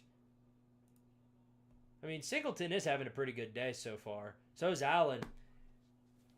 Just Allen and Singleton now combined have over 100 yards rushing, so they're doing a pretty good job, I'd say. Here's 3rd and 3 now. Lined up in the box formation again. On the outside run, and looks like they're going to score. Sends Singleton up in the outside, and he's got it. It is confirmed. We've got our first touchdown of the night. Nicholas Singleton scores for the Nittany Lions, and Penn State is on the board big time. Touchdown, Nittany Lions. Can you believe it? Can you believe it? Do you believe it? And that was it. He fought for those yards. In fact, yes, I do. I do have barbecue back there. How'd you know? So there you go, 9-0 Penn State. And here's the extra point to make it 10-zip. And the kick is up, and it is good. Luckily, the Irish might have run out. It might have run out, down 10-zip. 10-zip to the Nittany Lions. Ain't that a something? Ain't that a something? So there you go. A long, methodical drive puts up Penn State by 2 scores. Notre Dame in big-time trouble. And not only that, but they completely drained most of the clock. I think Notre Dame has had 1 drive this entire quarter, and they've only got 2 minutes left. We're literally about to hit the 2-minute warning in this game. It feels like 5 seconds ago this game kicked off. Crazy stuff. Crazy stuff. Gus Johnson mentioned. I have no idea who's commentating in this game. If it's Gus Johnson, that would be funny. But no, yeah. I can confirm that we do have barbecue back there. Alabama can score more points than Penn State in this game. Yeah, but you know who can't? Oklahoma. You can only score 3 on Oklahoma.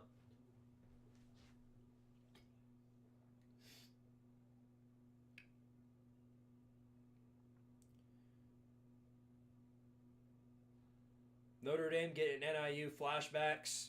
Yeah. Again with SEC hypotheticals. Yeah. Don't you know? Alabama and hypotheticals, they've already scored 100 points on Penn State. Jalen Milroe has over 300 rushing yards. He's got 500 yards rushing. And even in the hypothetical universe, turns out Ryan Williams is only 17 years old. Ain't that crazy? Ryan Williams is only 17 years old in the hypothetical world too. What an anomaly. What an anomaly, huh? Gotta take this off. It's getting hot up in here. It's getting hot in here. Winner plays Stu, Virginia. Yeah, Stu, Virginia. Either that or Rutgers. Or Rutgers. Don't forget Rutgers. Yeah, Rutgers. You don't want to mess with Rutgers.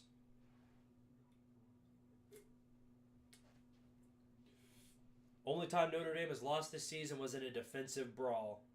Now they're in another one. Yeah, and from the way it looks, it doesn't look like they're going to be coming out of this one with a dub. This might be the least entertaining blowout we've had all season. And this might be the same exact way Penn State beats the rest of the teams that they've beat. By just the defensive line just completely manifesting dominance over everybody that they play. And they're not going to hear the end of it either. I thought this might have put an end to the whole Penn State's overrated thing, and they got an easy route to the playoffs. But now it's going to be Boise State and SMU sucked, and Penn State basically had 2-3 bye weeks, and Notre Dame had to play really tough competition, and that's why y'all won. You didn't actually do anything special. They were riddled with injuries, don't you know? Are there any SEC fans at all who want Texas to win? I'm sure there are. I'm not one of them. It's not like I'm wanting Texas to lose, but I don't necessarily want them to win either. All the teams that I was rooting for have lost and are out of it. So, yeah. And the one team that I was rooting for to lose is also out of it. So right now I'm just looking at it from a neutral perspective.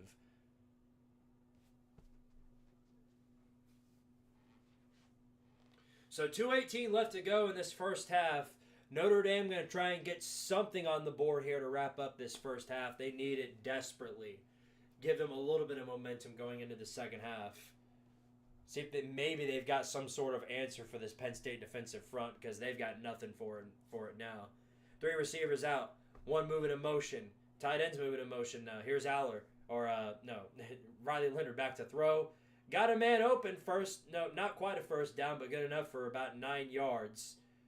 And it'll be second down. They're going to try and get one more play off before they end off before the 2-minute warning. And looks like they're not going to be able to. So 2-minute warning hits from 2nd and 1, and that's who they're going to continue right afterwards.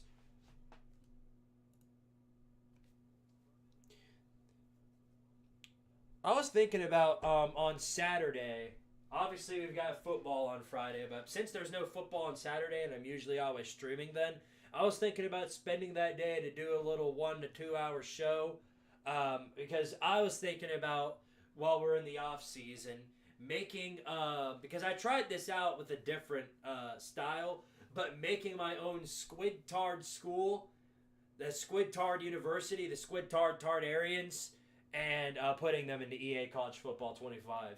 And I would build the school on live and then play as them in a different live stream. We could just go through and make a dynasty with them. Would y'all like that? Would y'all like it if I built a school called the Squidtard Tardarians?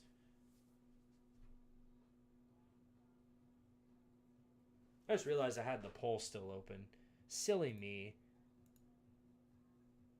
Silly me. 102 votes, says NIU's son. 58% over the Fighting Petrinos, 41%. Baffling. I wonder how much of that changed over the course of these last quarters and a half. You should do that for Dynasty. That's the plan. And then I don't know. About the putting you guys on the team thing. We might have one person each put like one name on the team and then have it as that. Because I was thinking about doing something similar to that if I bring back the Targaryen playoffs. I'll let you guys know in due time. I'll let you guys know. The Tart State Squids. Start in the American Conference and have a rivalry with Memphis. It was either going to be them or the Sun Belt. But the thing is, when you build a school, you got to replace them with somebody. You got to replace one of the existing schools with your built school. So I thought about replacing UMass since they're an independent and nobody cares about them. UMass is nobody's playoff team, so I thought about replacing UMass and then putting my school into either the Sun Belt or the American. Is Notre Dame an honorary Big Ten member? They're more ACC than Big Ten. Since they've never been I don't think they've ever been in the Big Ten Conference, but they have been in the ACC for a single year during the COVID year. And they're in the ACC in basketball too.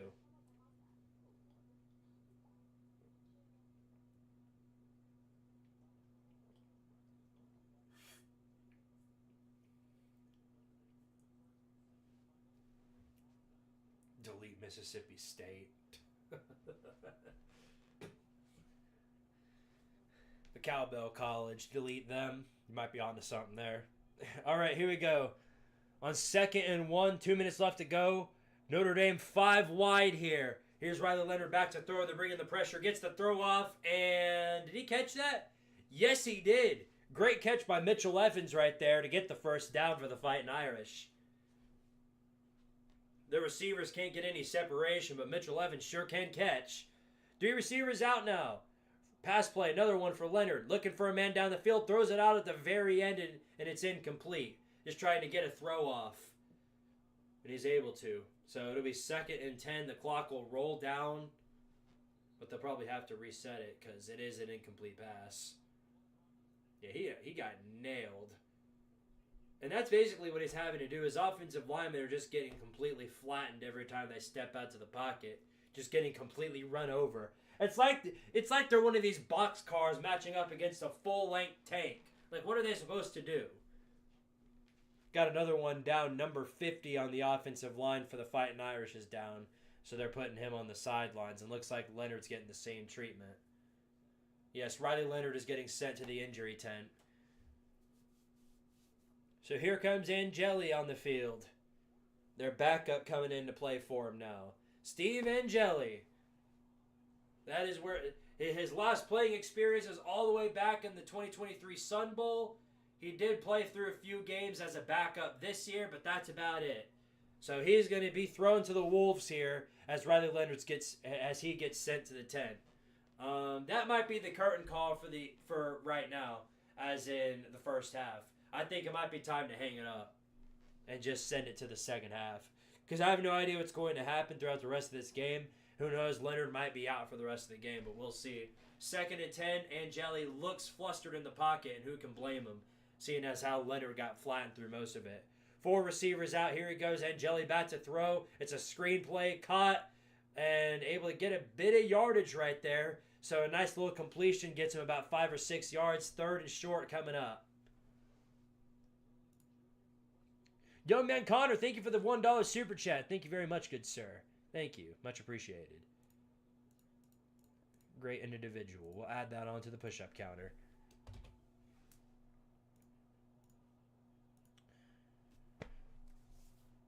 Tried to send a message, but YouTube wouldn't let me. Yeah, when you send a $1 super chat, they won't let you send one. All right, 4 receivers out. Pass play right here going. Angeli back to throw. Got a slight route complete for a first down and then some. That's probably the best pass play so far for the Fighting Irish. Mac the Mustard Man, thank you for the $1 super chat. Thank you, buddy. Much appreciated. I will also make sure to add that to the push-up counter. Sorry, Notre Dame go. I mean, they're no huddle in here, so they're trying to do whatever they can. Here's Angeli. He gets hit. Big time strip sack, and he fumbles, and Penn State recovers. Penn State recovers. I knew it. I knew it. It's not just a matter of the fact that those edge rushers, about how lethal they are. It's not that they'll just get big sacks. It's also that they'll get big fumbles, and that's exactly what they got there. Or at least that's what it looks like.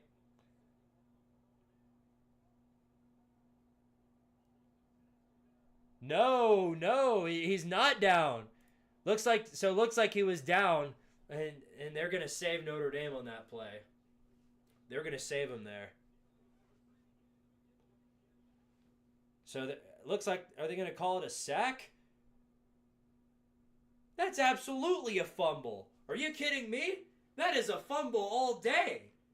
That is a fumble. That is a fumble in every which way in known universe. The ball comes out before he even throws it. Before the forward motion. His hand was back when the ball came out. That is a fumble, and that's all day. That's Penn State football. That is all freaking day long. That is Penn State football. Are you joking? All day long. I swear. Ref ball's on one this year. I swear. They're just... What are they even doing? They just got a monkey with the cymbals. Woo! That's what they are. It's just all their brains is just a monkey with the cymbals. That's what it is. Ridiculous, man. So Notre Dame on a drive they shouldn't even have right now. It's 2nd and 14. 4 receivers out. Angeli back to throw, looking for a man. Throws, and it's complete. Running in stride for a good amount of yardage, but it'll be 3rd and short.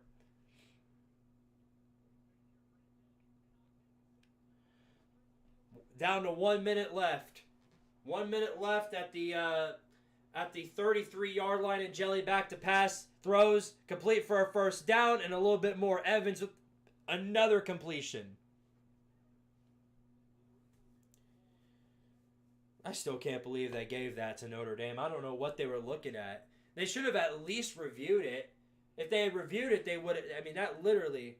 That would have been Penn State ball. Oh, so are they saying they were? Are they saying that Notre Dame recovered it? I thought it looked to me like a Penn State guy recovered it. I wish they showed that.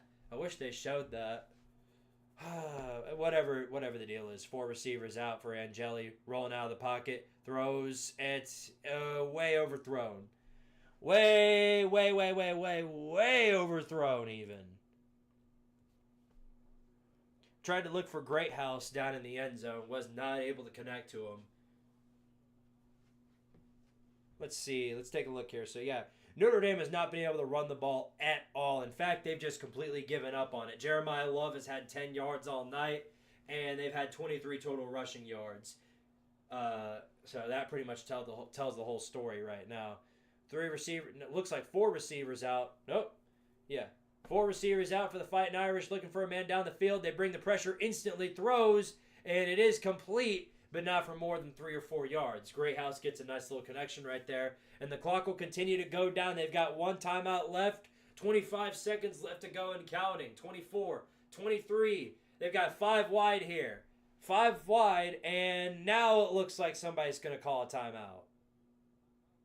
So Penn State will use their first timeout with 18 seconds to go. Good timeout right there. What happened to Leonard?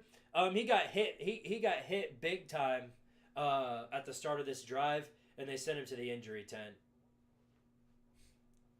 I have no idea. It didn't look like a too serious of an injury, but it didn't look like that for Carson Beck when he got hit in the SEC championship either. And then it turns out it was an ACL tear, or an RCL tear, or UCL, whatever it was. But it was, he was out for the rest of the season. So it could be the same case for Leonard, or it could have just been a cramp or something, and he'll be back for the second half. We'll see.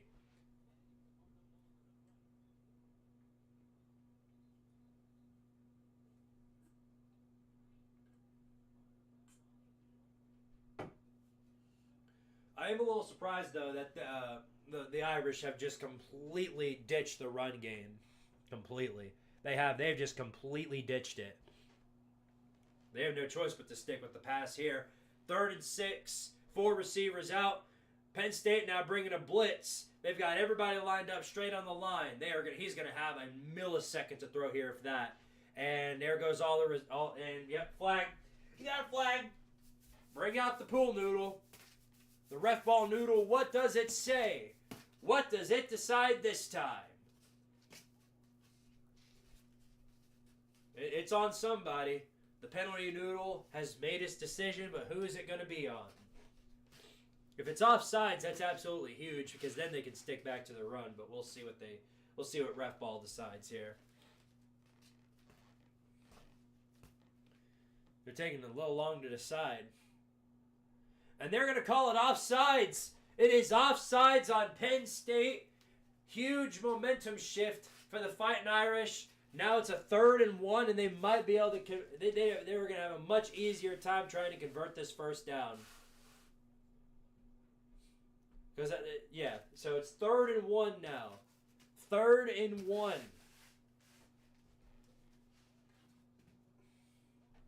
20 seconds left to go in this first half.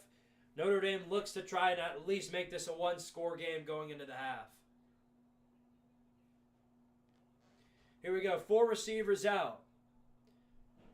Evans in motion, moving to the right. Now he's moving back to the left. Here we go. Pass play. Angeli throws complete, and it's a first down for the Fighting Irish. Interesting move to go with the pass play right there, but it works out well in their favor. Gets out of bounds with 16 seconds left on the clock. They have just I get it because, obviously if they run the ball here, it just wastes the rest of the clock that they've got. But I think in the second half they need to try and go back to the run because they have just completely ditched it entirely. All right, 16 seconds left on the clock. 10-0. Going to try and get something here. Going in motion again. Here he goes. 4 receivers out. High snap and instantly sacked. Instantly sacked, and they're going to have to use their final timeout. That's going to make it to where a touchdown is impossible. So they're going to take it down all the way, do 3 seconds, and then kick the field goal. They've been doing those high snaps all game long, and I was going to mention that earlier, but I just completely forgot about it. But yeah, another high snap nearly bobbled, was able to catch it at the final second, but by that point, he was already getting wrapped up by the edge rusher. Again, number 59 gets completely dragged. Literally. He had nothing going for him at all. At all.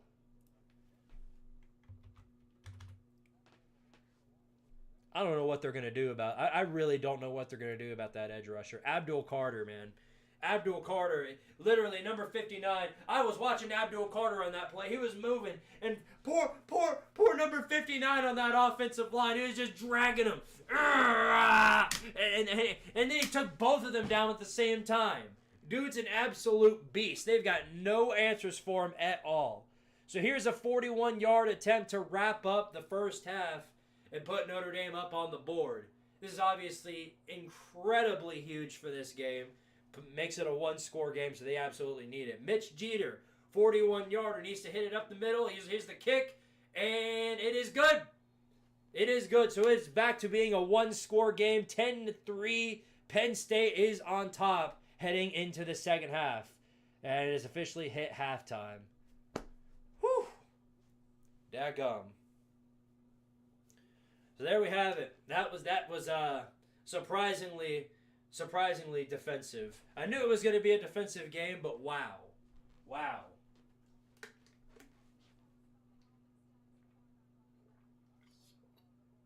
Oh, did I call him Mitch Jeter? I know there's a Mitch Jeter, but which team is he on?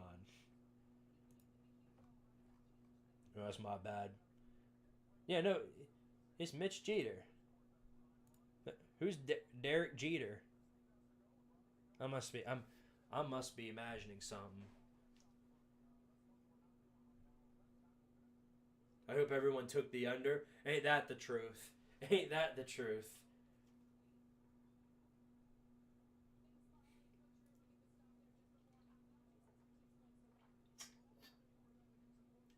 Notre Dame better whip out the double six wombat going into this second half, or they might be done for. They might be done for. Yeah, Yankees legend figures. Duh!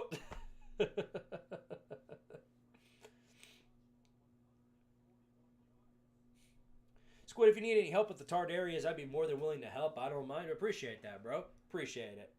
We'll see in due time. We got a lot of time to figure it out. I'm going to be spending this next week trying to finish up the Chaos series. I've still got a lot of work to do on the final part, and yeah, once that's done, I'll have a lot of time to figure things out. Well, as much time as I can get. Of course, school will be starting back up for me at the latter half of January, right after the national title game. So I'll have to figure out, whatever to do from there. But yeah.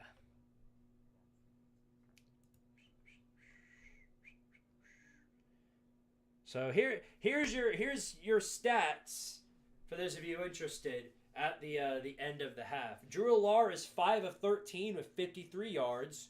Woo! Notre Dame, Riley Leonard 6 of 11 with 63 yards. That's better than Aller. And Steve Angeli on that drive, 6 of 7 for 44 yards. I know a lot of those were swing passes and screens, but dadgum, that's way more impressive than anything I've seen from either Leonard or Aller. I'll say that much. Here's pretty much the entire story right here. And this could be detrimental for Notre Dame. And total rushing yards, 15 for Notre Dame. Now, part of that, half of that is sack yardage, because Angeli got sacked twice, lost 12 yards. But 15 yards total of rushing for Notre Dame. Penn State, 141. Yes, 141. Keatron Allen had 63. Singleton had 52. Tyler Warren had 21.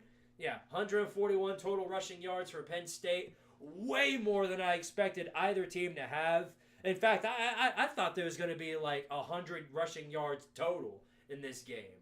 But no, Penn State has already ran for 100, way over 100 in the first half. So that could be very detrimental if you're Notre Dame. You're going to have to shut that down sooner or later. This game will be over, I guarantee you that. Or they're going to have to start running the ball themselves.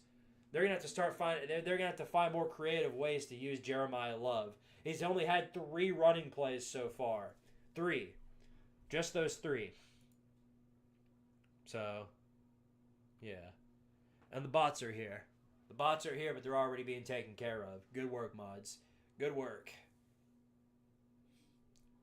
The beat boops are back. They're back in order, I guess. They're back in order. Somebody sent out the clones. That's what I think of. I just think of Attack on the Clones or Attack of the Clones, where you see all of the stormtroopers moving in motion. That's exactly what I think of when I think of these bots. You got somebody controlling in the back, and then a million different accounts. A million different accounts.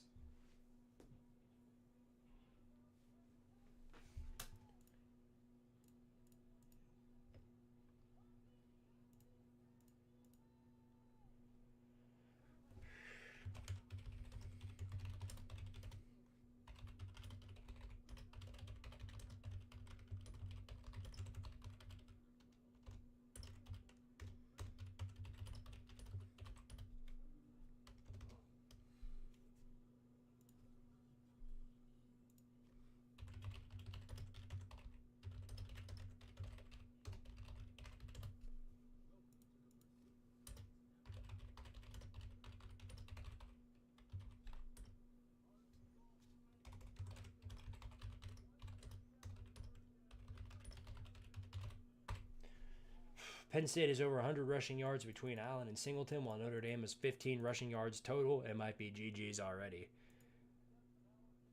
That's one of my honest thoughts so far. That's pretty much the best way I can put it.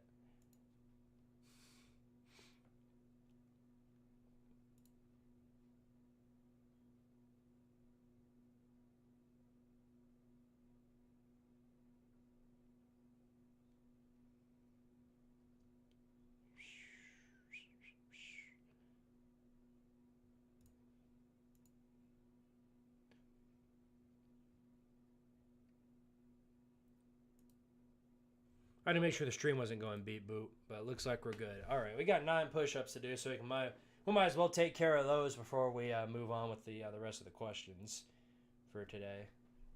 All right, so 9. This should be pretty easy. Let's do it.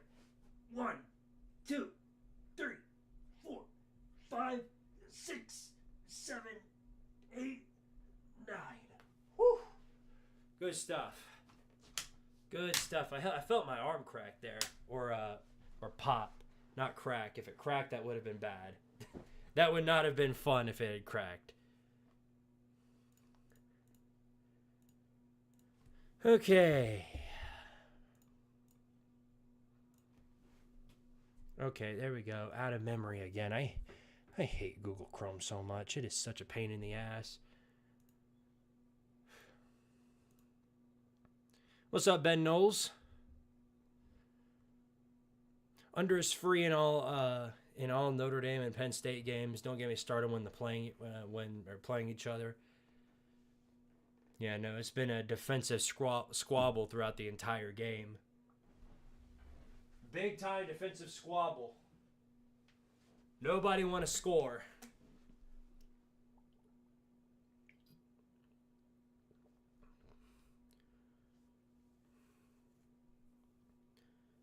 This is like the 15th time it's done this, by the way. Literally, I'll have the live chat here, and then the whole thing will just crash. It says it's out of memory. I tried clearing my cookies and everything. Had to refresh all my passwords, put all those in. It was a whole big fiasco, and I hate doing it, but I thought it would clear that up, but I guess not. I guess not. I guess I just made Google poo-poo their pants. Sorry, my nose is a little stuffed up. I'm going to try and work around that.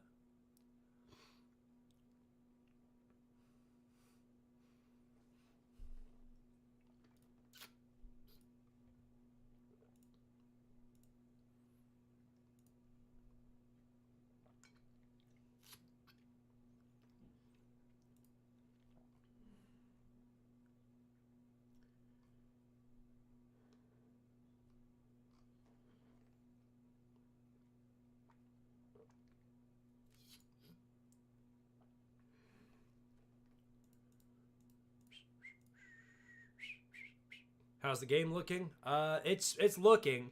I'll say that much. I'll say that much. It's definitely looking. Although it might be looking like a blowout pretty soon, because nobody can. I mean, Penn State, while they haven't been able to score all that much, is running the ball down Notre Dame's throats, and they have little answer for it. More importantly, they can't score themselves. I don't know if Angeli's going to start throughout the rest of the game, or they're going to put Riley Leonard back in. But from what I've seen, it's clear and obvious that Penn State is playing like the better team tonight, and they've got absolutely zero answer for Abdul Carter. Not a one. He's been running. He's been dragging that poor offensive lineman through the entire night. That poor dude has been getting literally dragged across the entire floor. I've been watching Abdul Carter through this entire game, and every time they step back to throw, here comes Abdul Carter taking his offensive lineman with them, just dragging him for 5 or 6 yards at a time. It's unreal. At this point, they might as well do what they did with Tyler Warren, and just have him as their running back, send Abdul Carter up the middle, and then watch him drag everybody else. He's doing it all the linemen he battles up against. Why don't you let him do it with the other defense?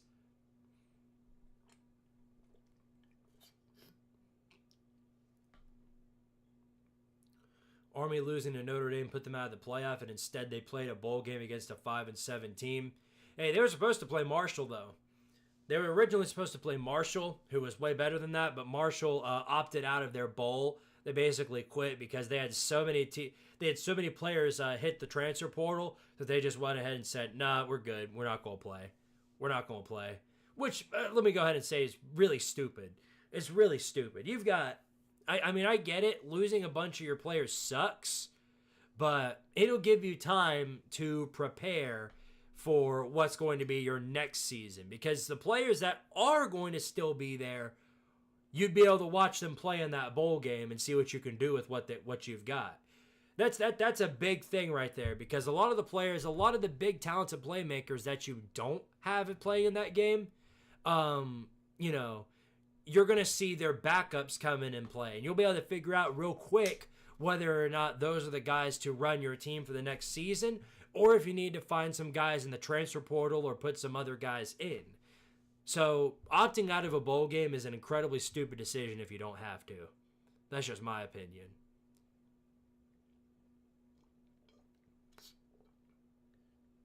Yeah, their coach. I mean, I do. I mean, their coach too. Yeah, that absolutely sucks. But Ohio lost their coach too. They lost their coach before their game, and they still played in their bowl. They still played.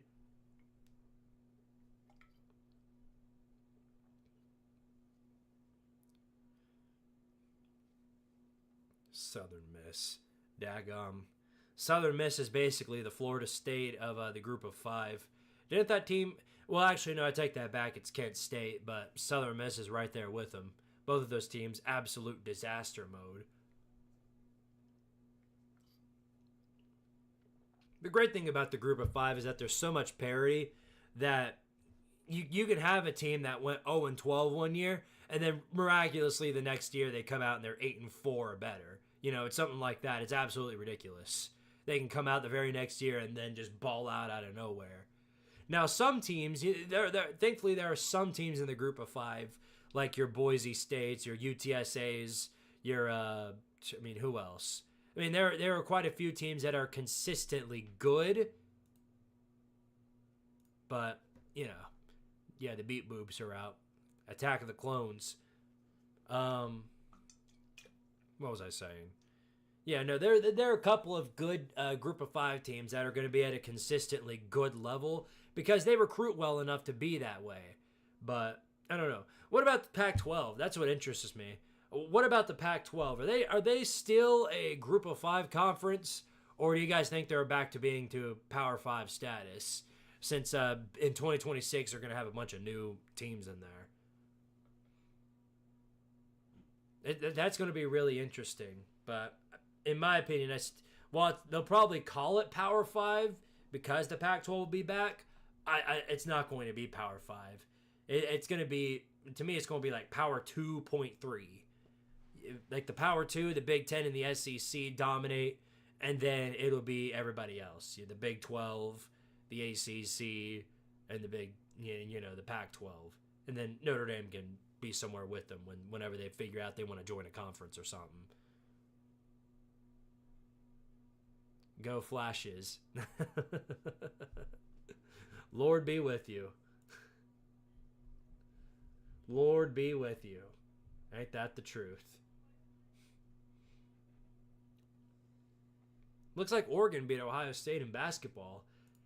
They can hang their heads on that at least. There's some hope for them, wherever it's worth.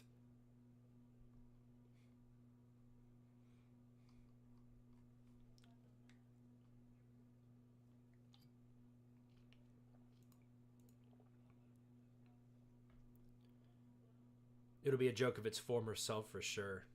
Yeah, that's the truth.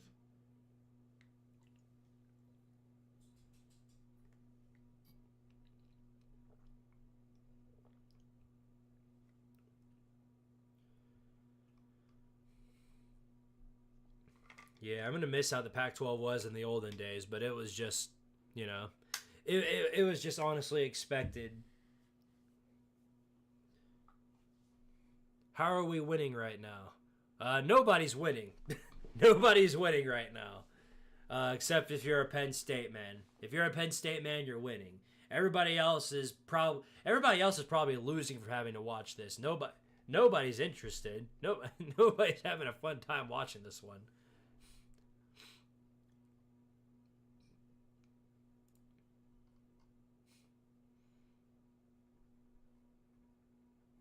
If it were me, I can just tell. I would just tell both of these teams to. But I can't do that. I obviously can't do that. One of these teams is going to have to get out, though. That's for sure.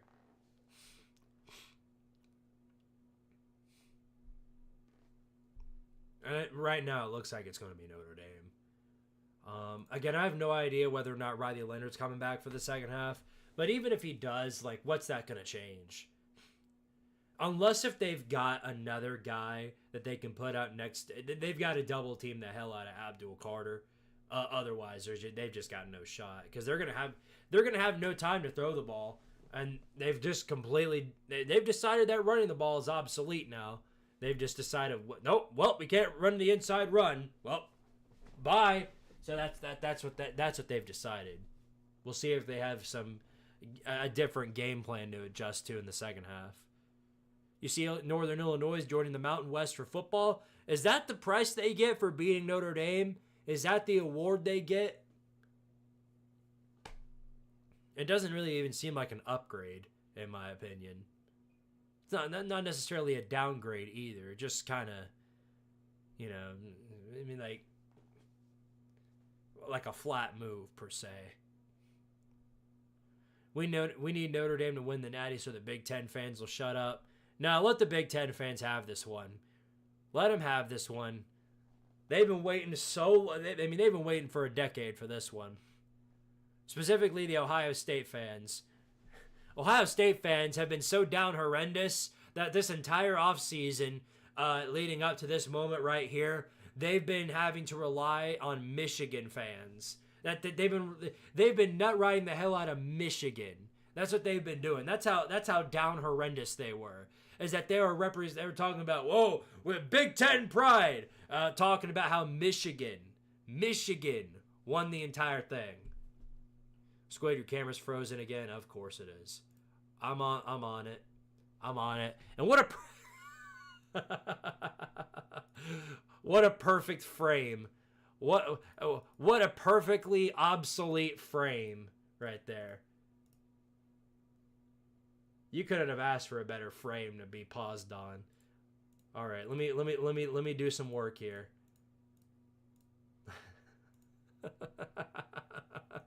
I should just leave it like that. All right, let's see if this does the trick.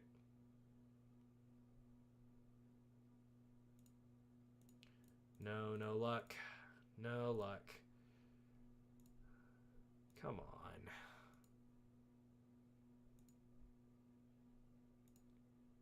All right, deactivate. Activate. Good grief.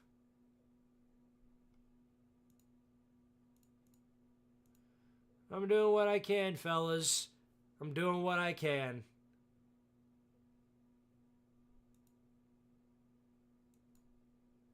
Okay, hit activate again.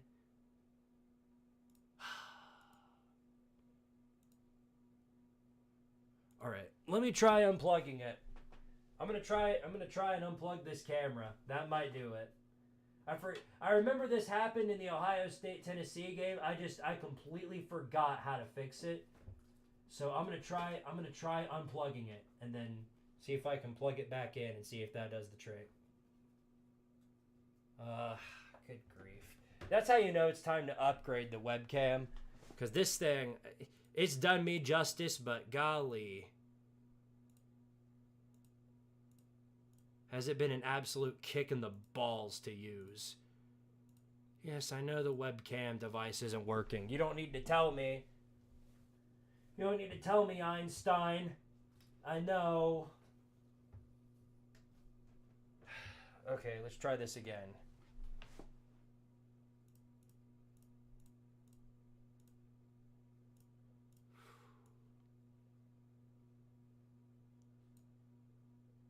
At least y'all can still hear me. That would have certainly sucked if y'all couldn't hear me. At least my mic's clear.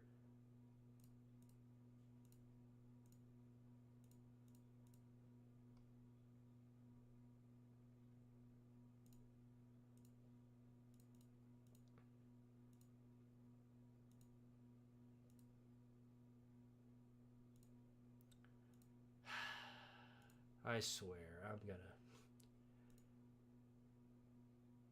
Alright, deactivate. Okay, it's back on again. See if maybe I can connect it. Nope, now it's not wanting to show up. This is agonizing. Good grief. Okay, all right. I'm going to unplug it. Okay, there we go.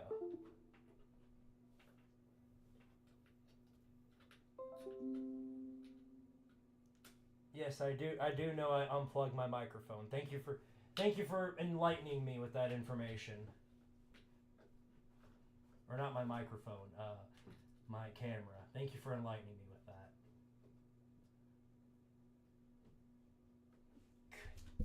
I'm about to get mad. I'm about to get real big mad. I cannot get this back in. Okay. Got it plugged back in now. Hopefully that should do the trick. Let me... Web camera. Activate. Yes! Alright, we're back. I'm a technological master. That only took me 10 minutes. I'm a technological master. I'll obey.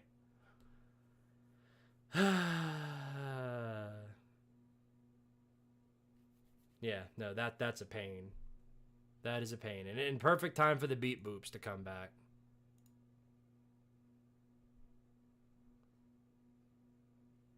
In perfect time because now the game's coming back on too.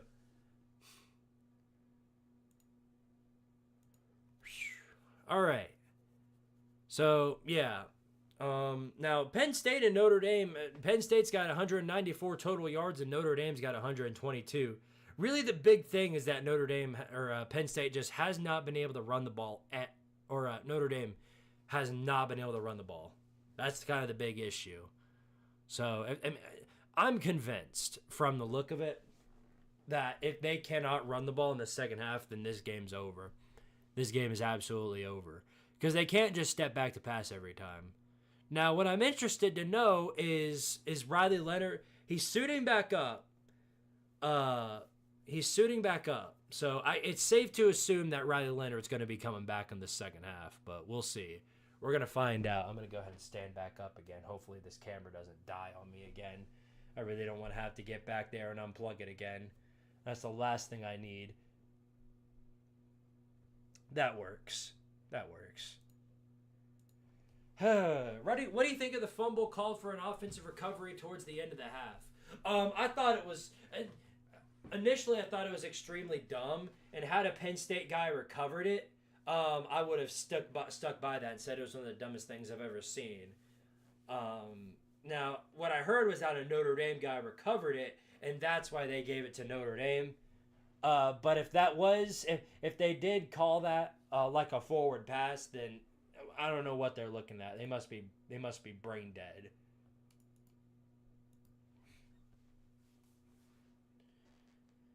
All right, well, Riley Leonard coming back in for the Fighting Irish, and they're only down by 7.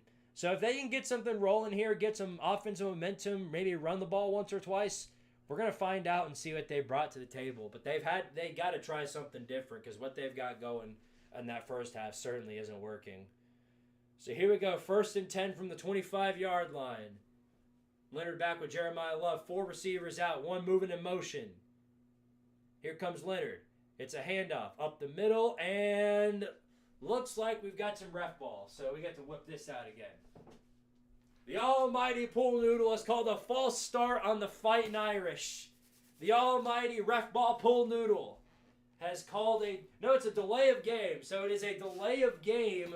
Marcus Freeman has summoned the great ref ball pool noodle, and there's another flag for you. So it's 1st and 15. 1st and 15 for the Fighting Irish from the 20-yard line. 3 receivers out. Here's a handoff up the middle. Got a little bit of yardage there. Jeremiah Love able to get maybe 5 or 6 yards. Now, that might be his best run all game. So it's 2nd and 10. 2nd and 10. First time trailing in the second half since their loss to guess who? Guess who? First time trailing since their loss to guess who? 2nd and 9. 4 receivers out. There's another handoff. Inside run. And Love able to get some momentum there. Runs down, maybe down just short of the first down marker. Yes, he is. So it's going to be, no, they are going to call it a first down. Thought it was going to be 3rd and inches, but no, they are going to go ahead and give him the first down. So Fighting Irish got some yardage here. And Jeremiah Love's already got 10 yards. That's as many as he had in the entire first half. 1st and 10. 3 receivers out. Pass play up the middle. No, it is. It's a play action run for Jeremiah Love. He gets another 10 yards. Another 10 yards right there. He got more yardage in that one play than he got in the entire first half. So something changed. They're actually utilizing the run game, but whether or not they'll switch to the play action at any point, we'll find out in due time. Here's 2nd and 1. 2nd and 1. They've got something going here, but whether or not they'll stick with it, we're going to find out. Either that or Penn State's going to finally adjust. They're bringing 4 men up. Here's another run. It's up the middle, and I don't know if he got that. He might have. It's going to be, they are going to give it to him, it looks like. So it's going to be another first down for the Fighting Irish. They're getting something going here for sure. Jadarian Price gets that run there, and it'll be 1st and 10. The Fighting Irish are at the 45-yard line now.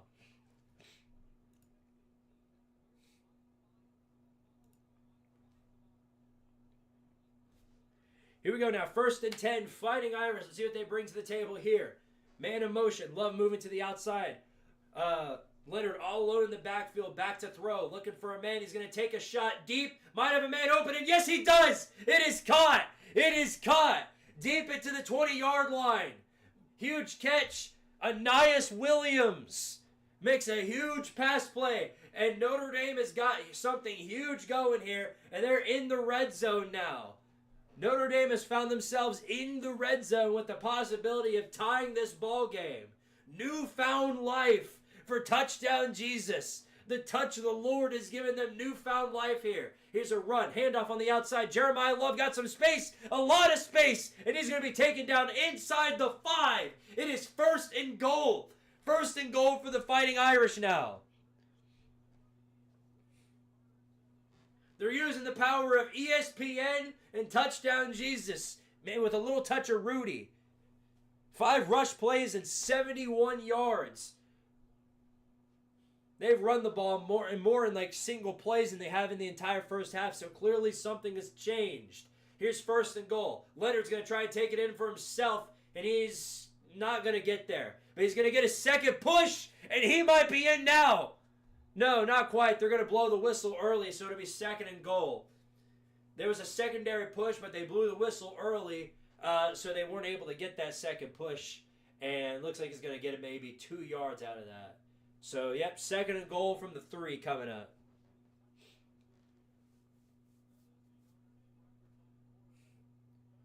Penn State bringing back out Abdul Carter, the slayer of offensive lines, coming back out on the field.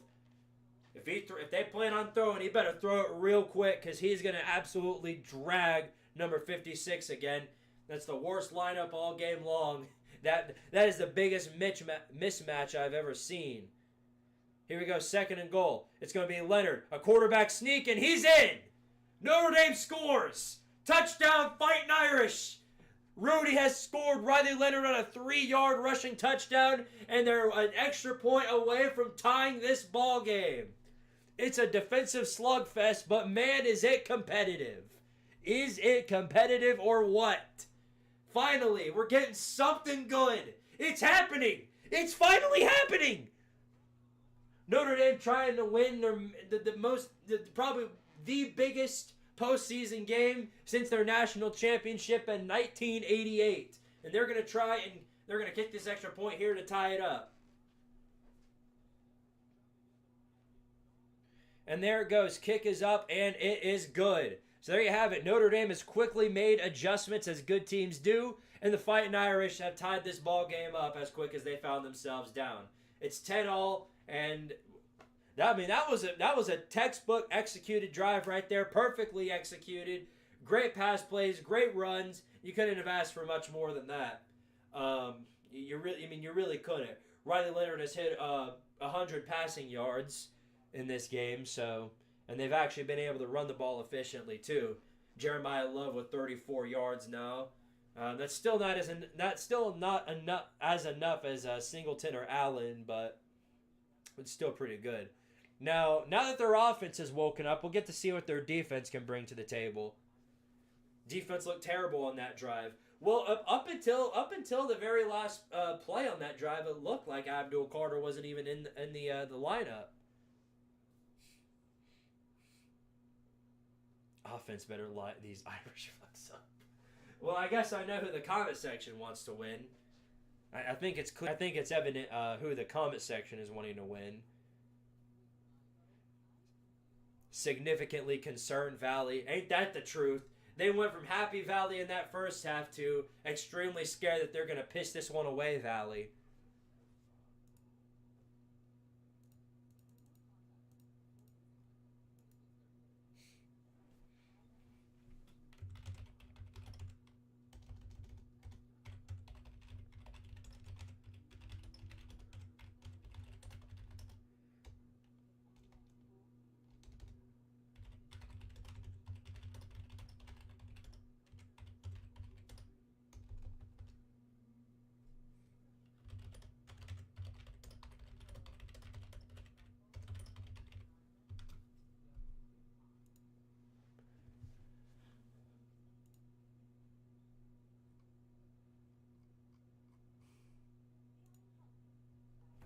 What's up, Wolverine?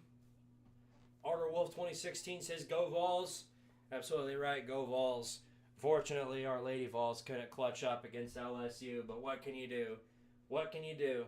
2 heartbreaking losses in a row at home. What can you do? RS, let's go Irish. Hey, that was a greatly executed drive. Whatever they did in the first half, they threw it out. As good teams do, they adjusted, and now they've finally woken up. And if they keep that up, we are in for a hell of a game. For those of you who don't know, a lot of your memberships, for those of you who originally had memberships, of course, disappeared. Lucas Sharp gifted out a bunch of memberships last month, and they've run out.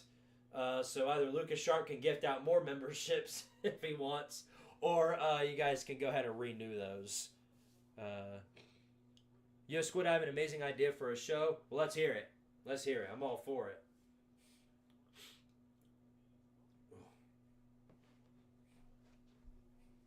I hate this stuffed up nose. Looks like I'm going to have to do my candy run tomorrow. I thought that if this game was going to be a blowout, that I'd be able to end it soon. But I guess not. I guess they're going to keep me around for a while. Can't blame them. They're going to return this kickoff and nowhere to move after getting to the 20, so they're going to start their drive from about the 22-yard line. That's what they're going to start.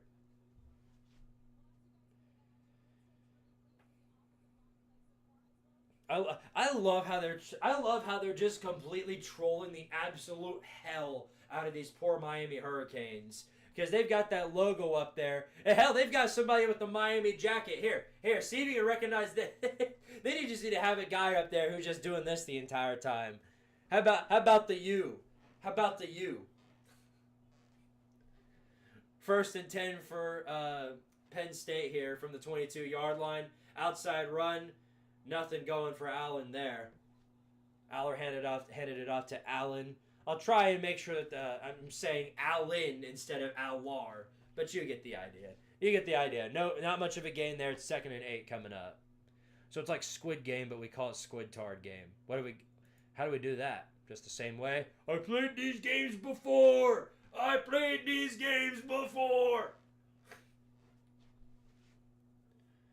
All right, here's 2nd and 8. Men moving in motion. You got 4 on the line. Here's Aller back to throw. It's going to be a quick slant or a quick curl, complete. Not quite enough for a first down though. Tyler Ward able to get about 5 yards, and it's going to be 3rd and short for the Nittany Lions here. What do the Fighting Sandusky's have here on 3rd and 2? Let's see what they can bring.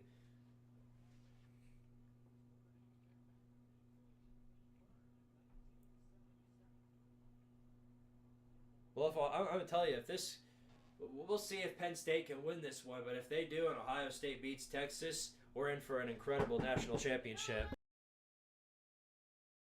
Here we go, up the middle, and not much given there, and it's going to be fourth down. It's going to be a fourth down. Tried to run it up the middle, and Notre Dame just completely shut it down, and Penn State's going to have to punt as quickly as they got the ball in their favor. What an amazing, groundbreaking idea. I guess all those great ideas that James Franklin had whipped up in the first half, I guess they flew away and vanished. I guess they flew away.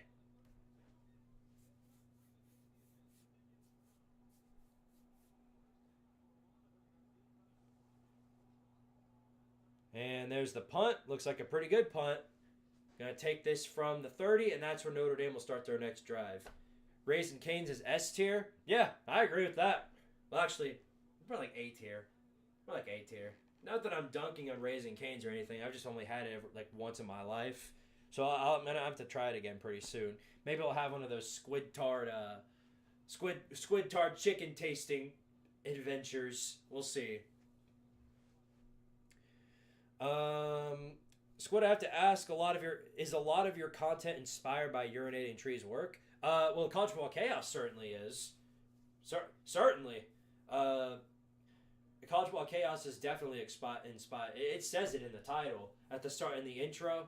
Yeah, Urinating Tree and I, we've been talking about it. He loves it. He loves it. So that's got to count for something. And the Get Out videos, I'm sure you guys know what those are. Sort of the imitation of where that comes from. But this is YouTube. This is YouTube. No idea on here is original. Everybody's copying off of somebody.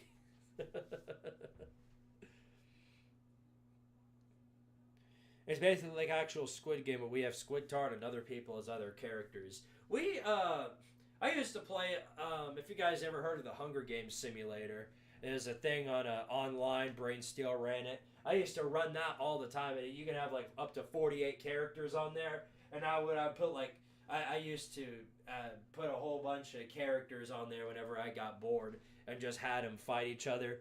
Like,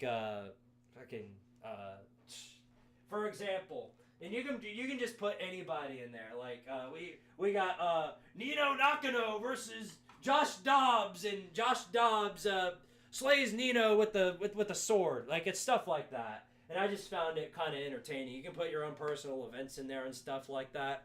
So, like, for example, you could put Josh Dobbs throws a pass, and it's intercepted by Abdul Carter, and he dies. Something like that. But I found it to be really fun. It was just something I felt touching on. A lot of people are copying Mr. Beast. Well, clearly that's a working formula. If everybody had the money to, we'd all be copying Mr. Beast.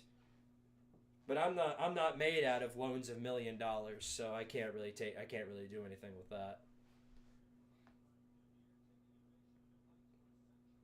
Come on, Notre Dame, do it for all of Indiana. Are all Indiana fans rooting for Notre Dame? I doubt that.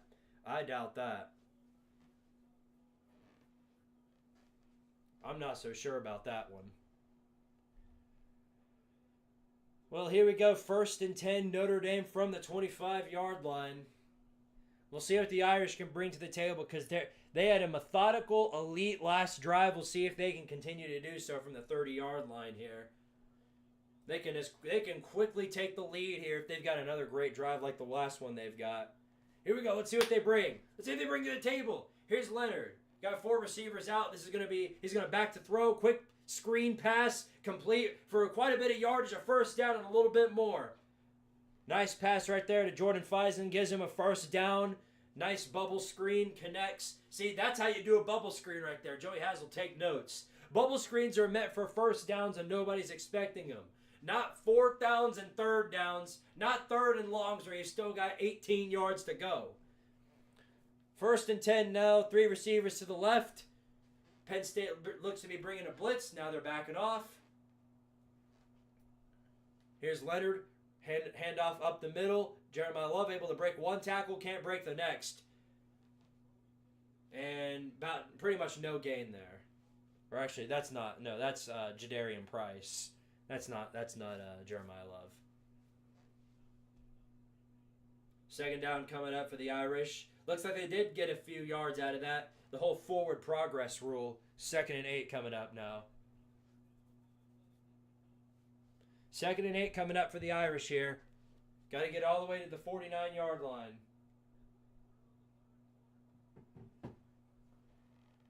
7:27 left to go in the third quarter. Outside run to Price, and he's completely wrapped up before he can even get back to the line of scrimmage. So they're going to be backed up 2 more yards. So it's going to be 3rd and 10. 3rd and 10 for the Fighting Irish now. Penn State is clearly well adjusted to whatever Notre Dame had planned because now they've got nothing going on once again.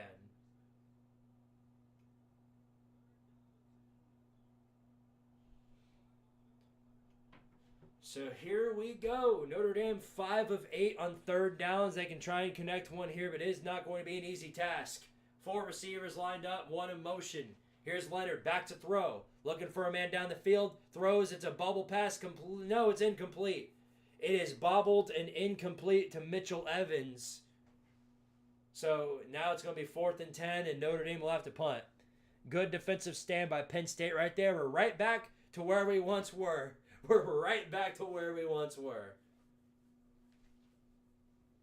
Squidtard's comment section is engaged in a forever war with bots. Yeah, no, the droids and the clones. They're at it right now. I'll tell you. See, there's another. They're hard at work tonight.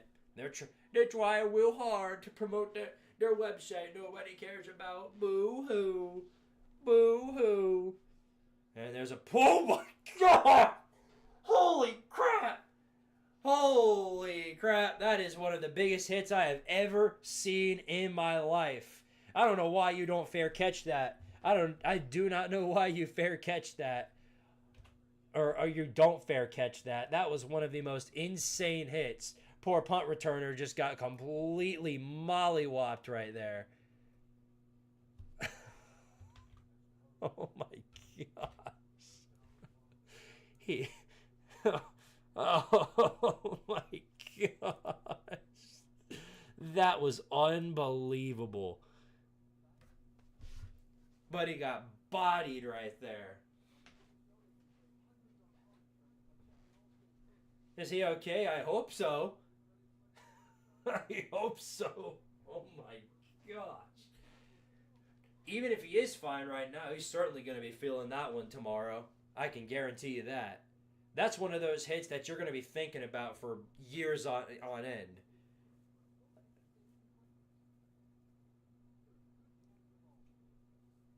Jonathan Shabib, hey Squid, as a Gator fan, I'm sorry about what we did to you in basketball.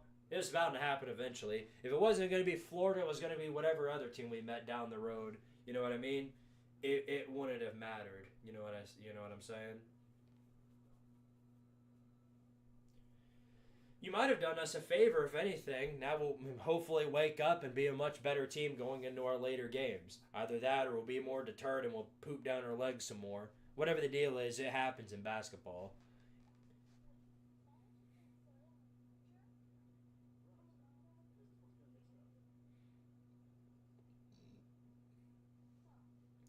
I swear the only way to stop Abdul is by breaking the rules. Yeah, from the looks of it. Either that or just holding infinitely. You could just hold infinitely. Even if number 59 did, though. Even if he did do that, it wouldn't have mattered. He would have just...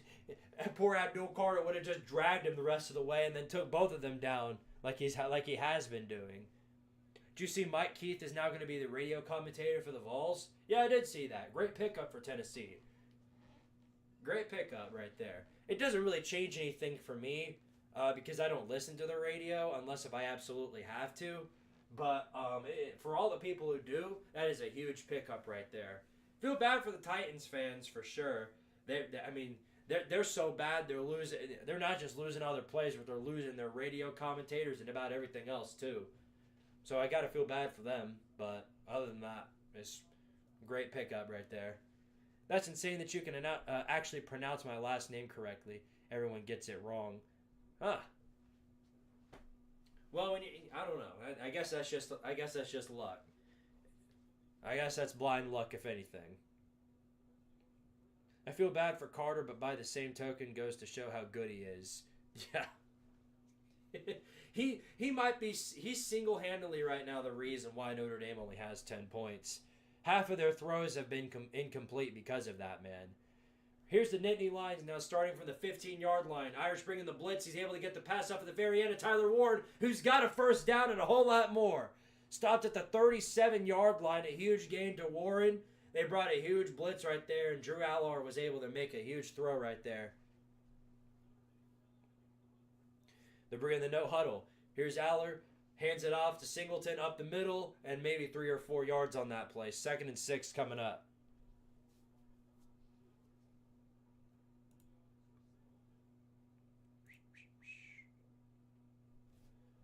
Here we go. Play action pass rolls out. Allard looking for a man down the field now, trying to take it for himself. Able to get back to the line, but nowhere else, so it's going to be 3rd and 7.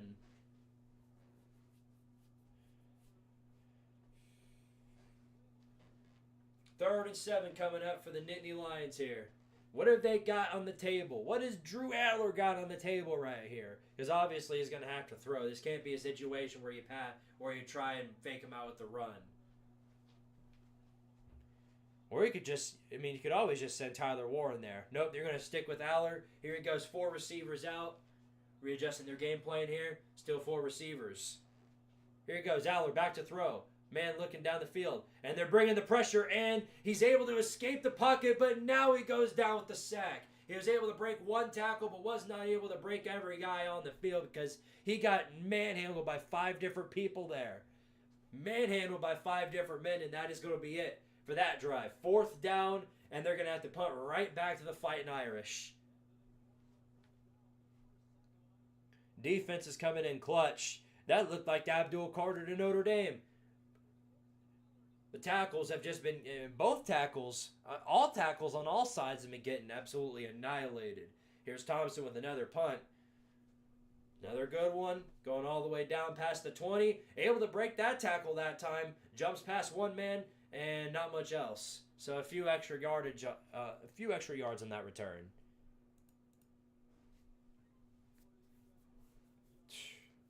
Good grief.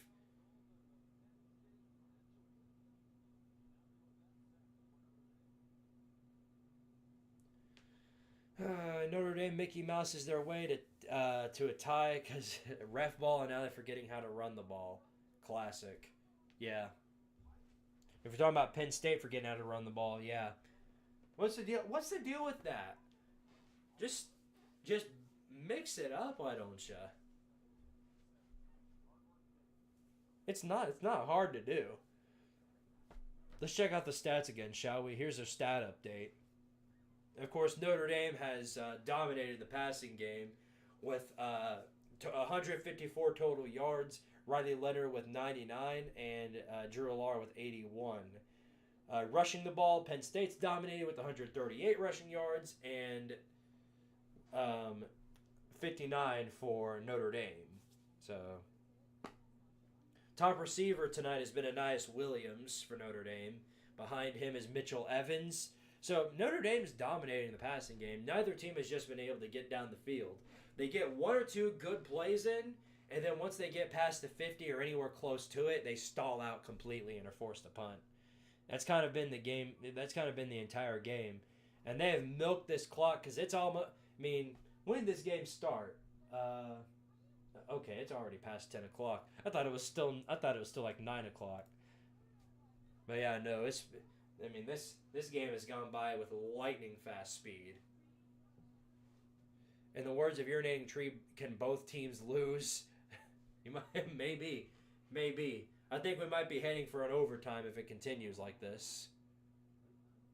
We could legitimately have Michigan's son versus NIU's son for the national championship.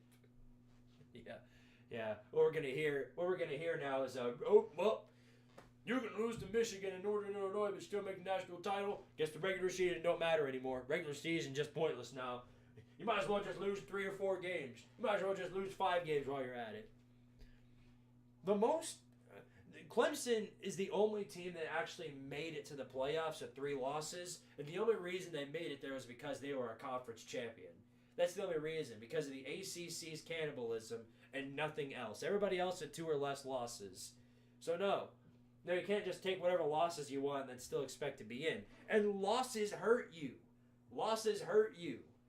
That's why most of the 2-loss teams were ending up playing on the road versus other teams. That's why SMU had to play at Penn State. That's why Notre Dame hosted Indiana. Now, Indiana only had 1 loss. That Indiana and SMU were more victims to their strength of schedule more than anything. But, I mean, Tennessee, 2 losses. You lose to a terrible Arkansas team. Turns out you don't deserve a home game. Anyway, here's 1st and 10 now. 1st and 10 from the 28-yard line. Notre Dame coming back out on the field. Leonard back to throw. Takes a little chip route. Good for about 9 yards right there. Able to get some extra yardage after the catch. This has been a game of tight ends. Evans able to get another 9 yards. 2nd and 1 coming up for now for the Irish.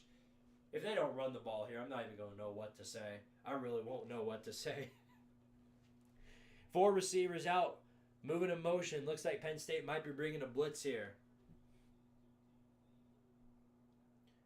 Just in their game plan. Love and Leonard moving back. Still 4 receivers out. Play clock going down to 4. Now Leonard will take it. It's a designed quarterback run. And he's going to be short. Just give it to Love, man. That's all you got to do. Just give it to Jeremiah Love. Why you got to get cute and fancy with it? Just run it with Jeremiah Love. This isn't a hard concept. I don't understand why they're thinking so hard about this. This should not be a hard concept. So here we go, 3rd and inches now. Third in the length of Lucas Sharp's pecker. This should be an easy conversion here if they don't get cute and stupid with it. Ref ball's taking a minute to decide. You got a guy on his knees looking, what does this say? They're bringing out the markers now to see whether or not this was a first down.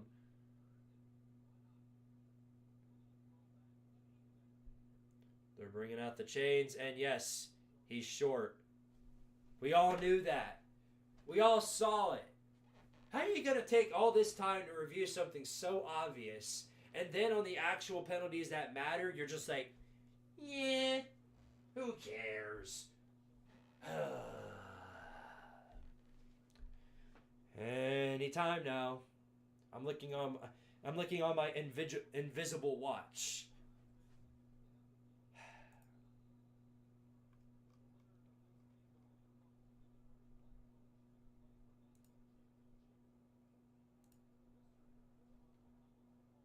Is that 3 bots in a row? Good Lord, you guys are persistent.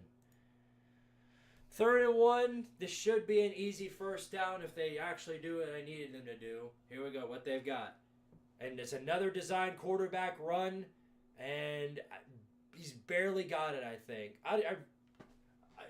If you're getting... I just don't understand. Just give it to Love. This shouldn't be a hard concept. This isn't just important for the sake of, well, it's just a stupid decision. But Riley Leonard could get hurt again. He's already been hurt once. And you don't exactly know what with. Just use your running back.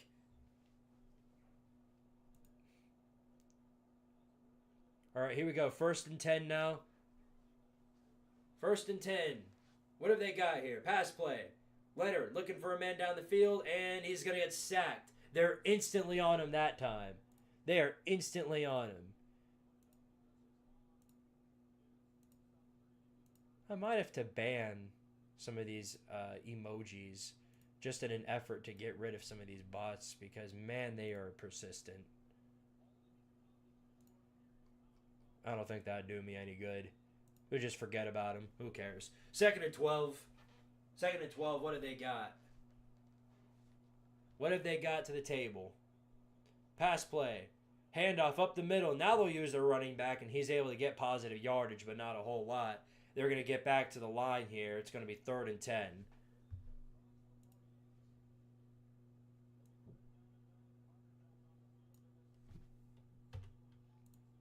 I might have an idea.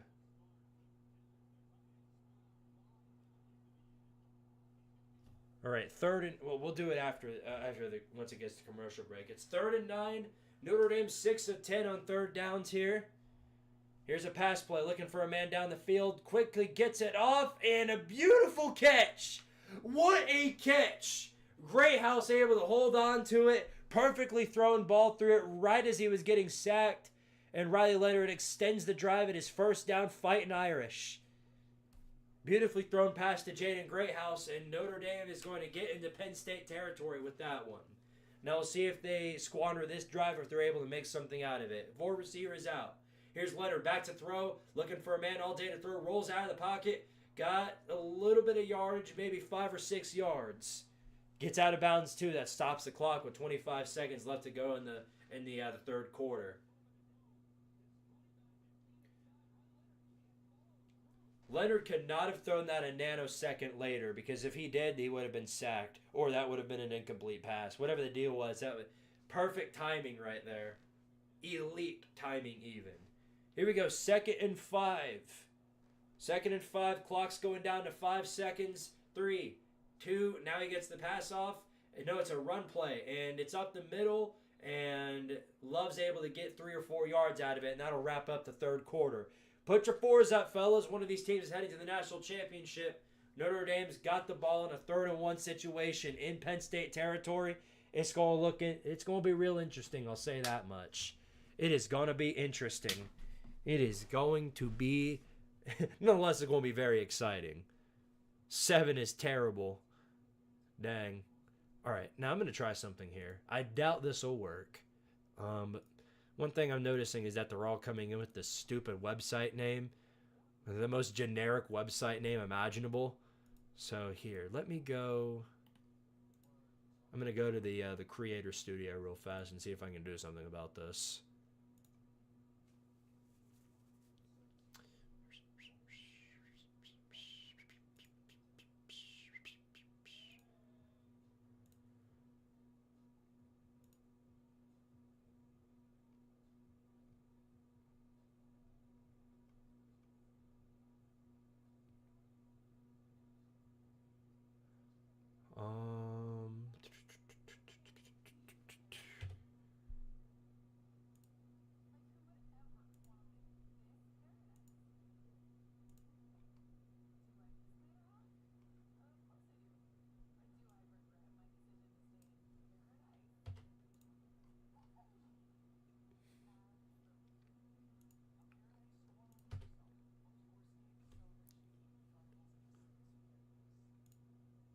All right, who knows? That might do something. I just put the names of the website that they put in, and hopefully that might do something. I have no idea whether or not it will. It probably won't, but it's worth a shot. You know what I mean? It is worth a shot. Let's see. I'm broke, Squid. Instead of $1 equaling 1 push-up, can I change it to like 10 cents? What? So what? You want me to do like a mini push-up? Like a... Is that what you want me to do? Those bot links are how I watch the games. Well, tough luck now, because you can't find them over here on the Squidtard Studio. We're not pirates over here.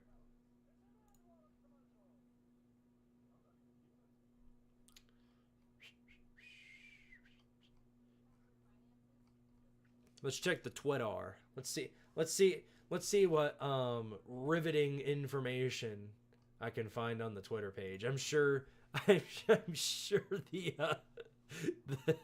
Penn State and Notre Dame fans likewise are all, none of them are panicking right now, and they're all happy and satisfied and never angry.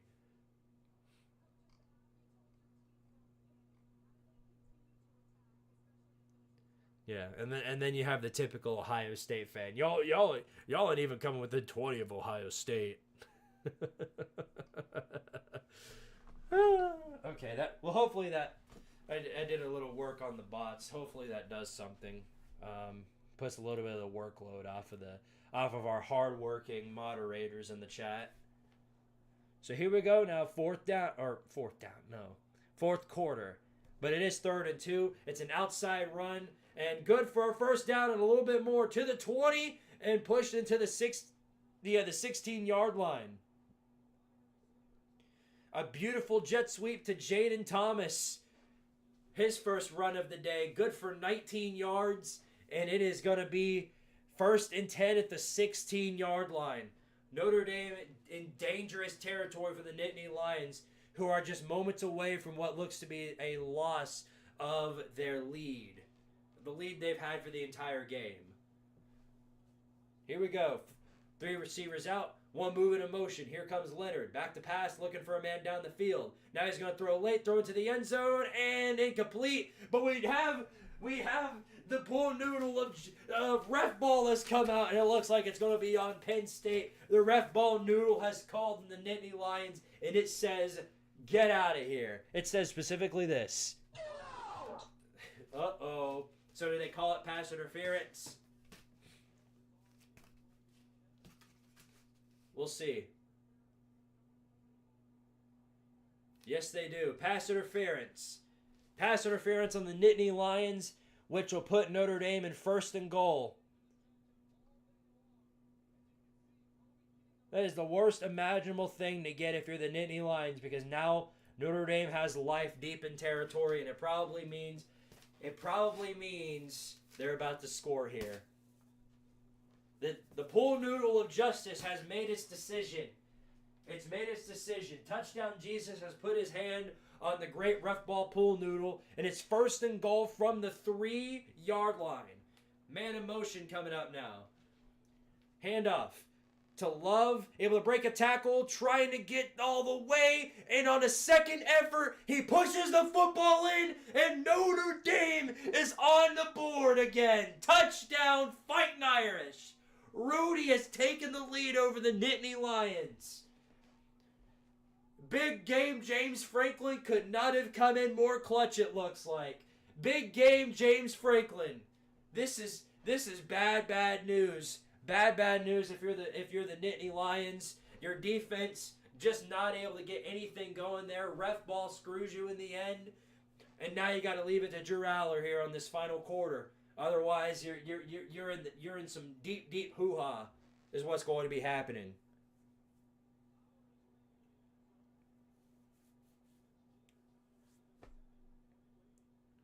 And there's the kick, and it is good. So there you have it, 17-10. I guess that's karma for Penn State for the earlier pass interference that screwed Notre Dame out of an interception. I guess that's karma for it. Now, that did only cost Notre Dame 3 points as compared to 7, but still, same difference, really. So there you have it. Tie. It is no longer a tie ball game. Notre Dame is going to have the lead by 7, but still plenty of time in this ball game. All Penn State needs is one good drive, and they can tie this ball game right back up. And it's, to me, you gotta try and get the touchdown here. I mean, obviously. I think the time for trying to kick a field goal is long gone. In a long defensive game like this, you don't know really how many drives you're going to get where you're able to get into the red zone.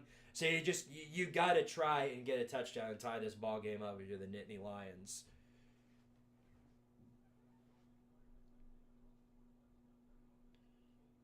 James Franklin win a big game challenge. He's won 2. That's what people don't understand. Poor James Franklin. He just cannot get away from the allegations. The Burn It All Valley.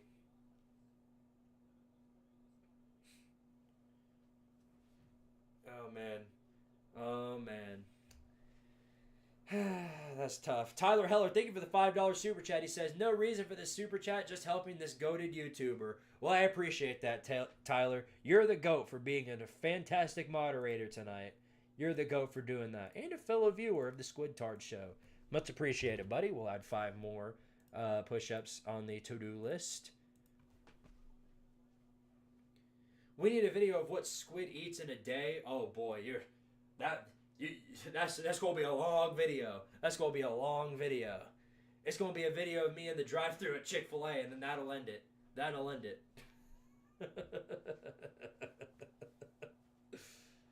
First and 10 for the Nittany Lions here from the 25-yard line in desperation mode.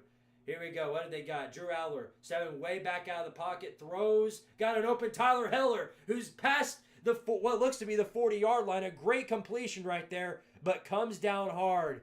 Comes down big time, and he looks hurt. Tyler Heller comes down at the very end of that play and looks hurt. There's a great completion right there, and a beautifully executed pass to Tyler Heller. Or Tyler Warren. Did I say Tyler Heller?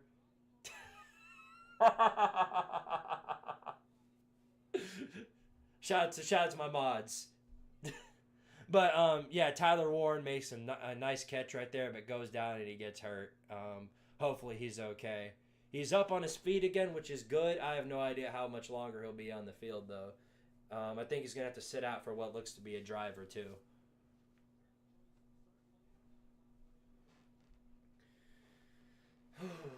That's a big loss right there for the Penn State offense. So we'll see what they bring to the table now. They do the shovel pass, and it goes for nothing.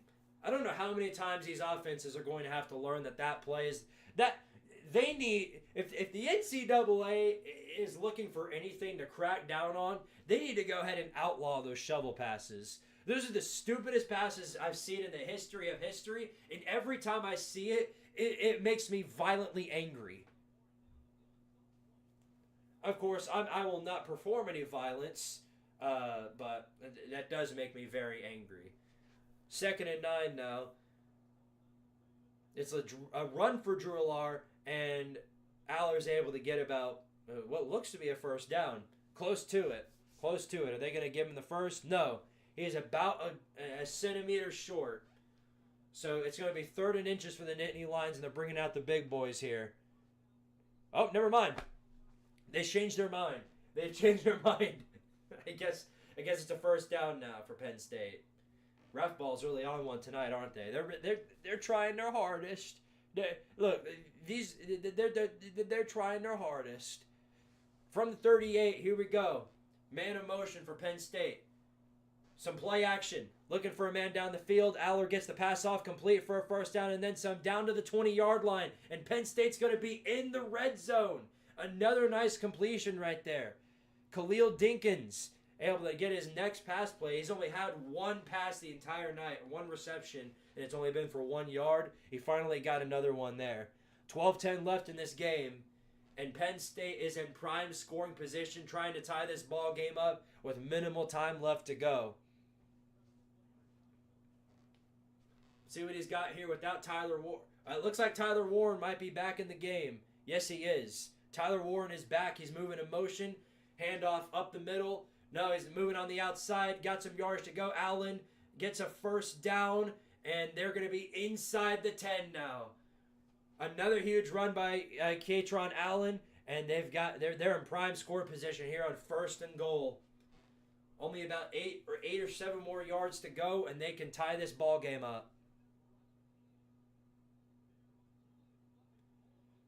How in the world did they miss that holding on Julian Fleming? How in the world did they miss that? They're incredible, aren't they? I mean, they're just absolutely incredible.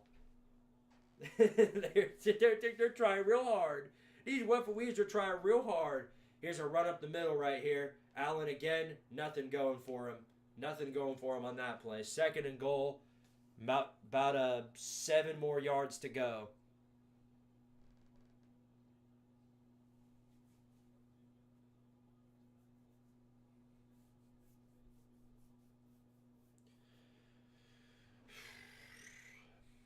Clock's going down.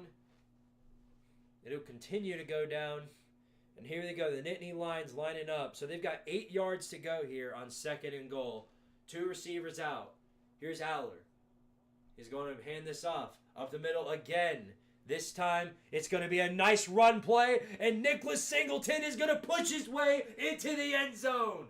And Penn State gets there's their answer they've been looking for. The Nittany Lions answer just as quick as Notre Dame gets up on the board. And with an extra point, they'll tie this ball game up. They will tie this ball game up as they hit the extra point. Beautifully executed play right there. And they've made fantastic use of their running backs through this game. Katron Allen's able to carry his own weight, and then Nicholas Singleton has been doing his own stuff as well. Now here's the extra point to tie it, and it is up, and it is good. So there you have it. Tie ball game here, 10:20 left to go. Notre Dame and Penn State battling it out. Wait, we're getting real close to the end of this game, fellas. Real close. Real damn close.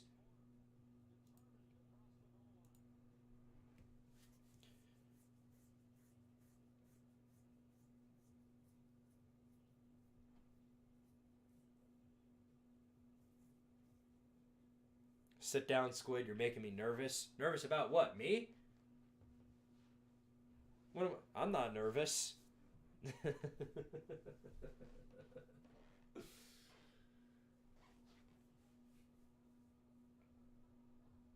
Watch Carter one snap and tell me Notre Dame doesn't get away with some blatant and egregious and obvious holds. I didn't say that. I mean, it's obvious. There have been holds on both sides. Egregious holds even. Whenever I say that they missed a play, it doesn't mean that they're biased against one or the other.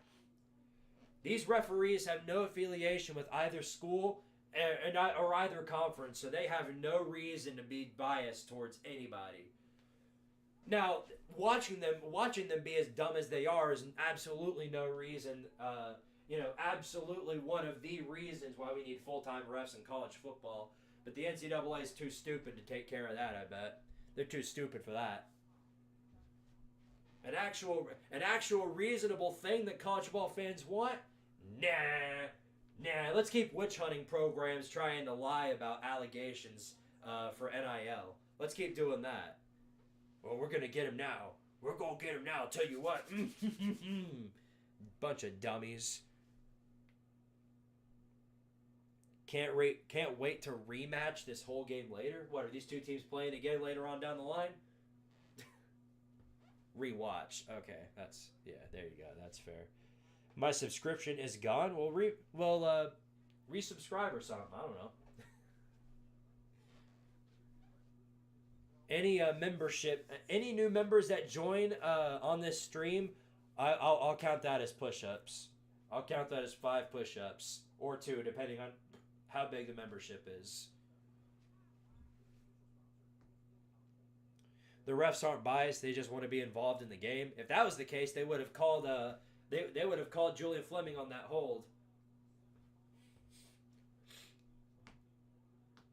Never knew I was on Penn State, but thanks for yeah. My favorite Penn State tight end, Tyler Heller. My favorite Penn State tight end. Never let me down. All right, here we go. What they got here. 17 all in the college football playoff semifinal. I guess they can finally shut up about, oh, these games are blowouts. It's not fair.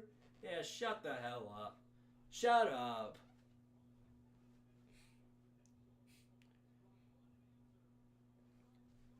So, obviously, they're going to be trying to score to the best of their ability here, but I wonder if they're going to try and take any risks. If Notre Dame wins this game, I want to see Squid eat a Popeye's biscuit with a damn fork. Nope, I'm only doing that if the Vols lose. I'm only doing that if the Vols blow it. Daizo, thank you for becoming a member, a soldier of Tardaria. Much appreciated, buddy. Much appreciated. First and 10. 10:20 left to go in this game. Here's Leonard back to throw. He's going to throw a slant over the middle, and it's picked off. He's picked off and is intercepted as soon as I say it. They take some risks. They took a major one there, and they are paying for it big time. They are paying for it big time. Oh no.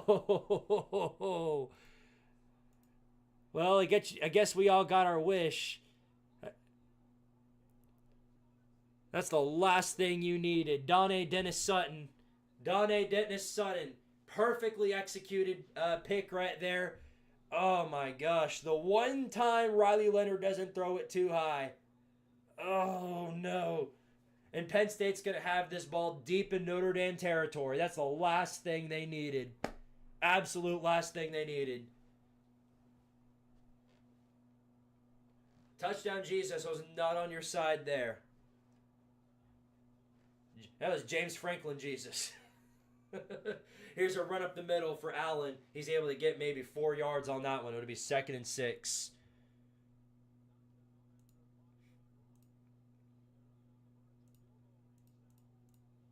We'll add Daizo's super membership to the list of push-ups.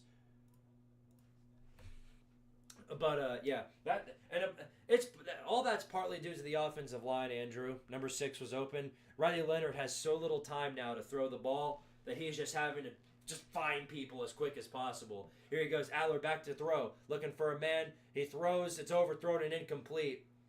Overthrown and incomplete. Not able to get that one off. He was able to get it off, but it is incomplete, way overthrown.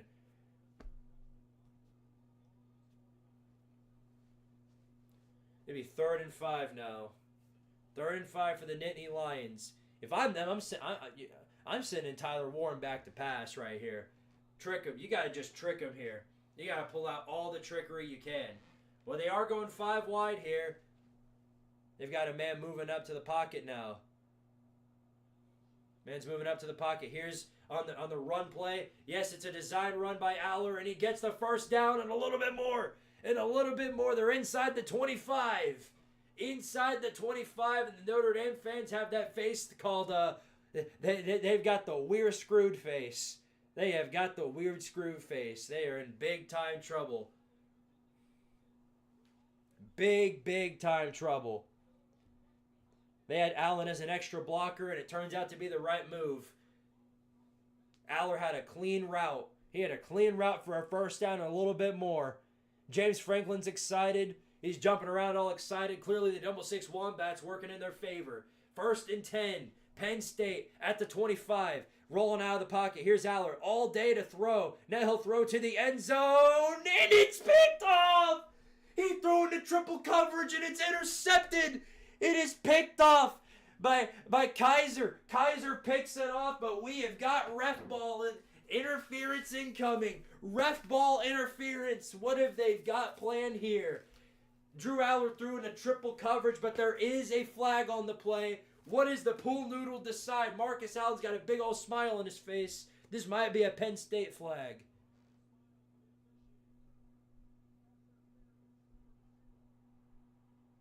It is pass interference on Notre Dame. Pass interference bails out James Franklin and Drew Aller in such a way I can't even imagine, and gives them 15 yards in the process. Kaiser had a pick in the end zone, would have saved Notre Dame from getting scored on, but no, ref ball comes in to save the day. He got pushed off the line. That is a ticky-tacky pass interference call right there, but nonetheless, it's 1st and goal, Penn State. 1st and goal. Oh, no. Oh, no. They had him there. God, they had him there.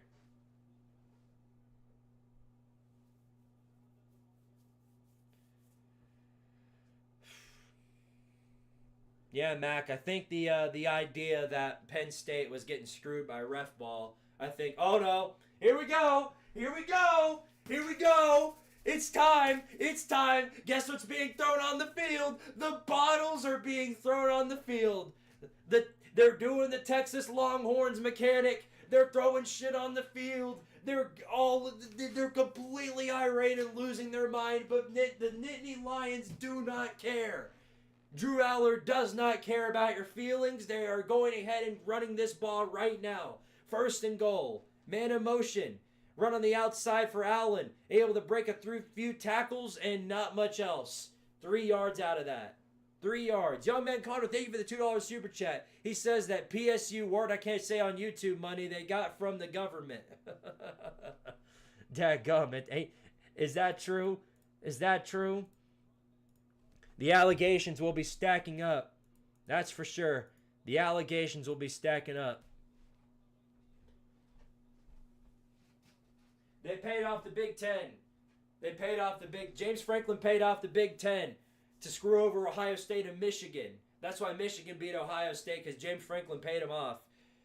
Here's another run play, and here's Allen into the that's Singleton, and he's got it nonetheless. It's a touchdown for the Nittany Lions, and Penn State has retaken the lead over the Fighting Irish. Touchdown, Nittany Lions. Penn State is back on top. Just as quick as they found themselves down, they have returned, and now a Penn State ball. You can clearly hear. You can almost hear it. You can almost hear it. It might be time for them to get out. It might be time for them to get out. We've still got 8 minutes left in this ball game, but that Riley Leonard interception screwed them over big time.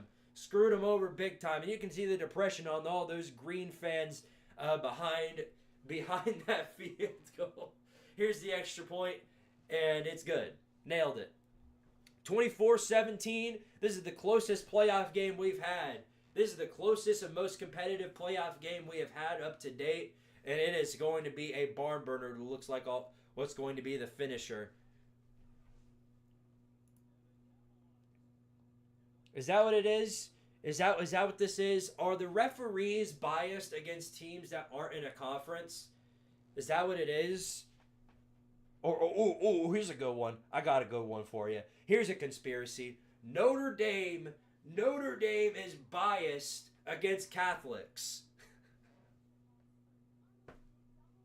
Is that the Notre Dame referees? The referees for this game are biased against Catholics. Is that what? Maybe that's what it is. I might be onto something there. I don't know. I really might be onto something. If Notre Dame had a run defense, they did in the first half. They sure did in the first half. They weren't able to do much up in that first half. Now they did break off a few good gains, Allen and Singleton, but nowhere near what I've seen on that drive. One thing is for certain though, Penn State's having a much easier time shutting down the run than Notre Dame is. But it's a wishy-washy type of ordeal, yin and yang, because Penn State's having an easier time stopping the run, but Notre Dame's having an easier time stopping the pass. In terms of overall yardage, right now Notre Dame has a total of 270 total yards, and Penn State has, well, a lot more. A lot more total yards. I got to do the math on that one, but it looks to be well over 300. Well over 300 total yards for Penn State. Refs are biased for Notre Dame in the first half, biased against them in the second half. Ooh, that's a good one. That's a good one right there. If only Notre Dame had a run defense or an O-line or a run defense, or did I mention a run defense? Yeah. And if only Kent State had a better head coach, a better offensive line, a better quarterback, a better running back, a better wide receivers, a better offensive line, a better defensive line, better offensive coordinator, better defensive coordinator, better athletic director, better refs on the field at any given moment of the game, better conference, better, better conferences around them, better logo, better uniforms, better Twitter handlers, better Barstool account. Did I mention better head coach? Yeah, they need to. Clearly, some of those things need to get better.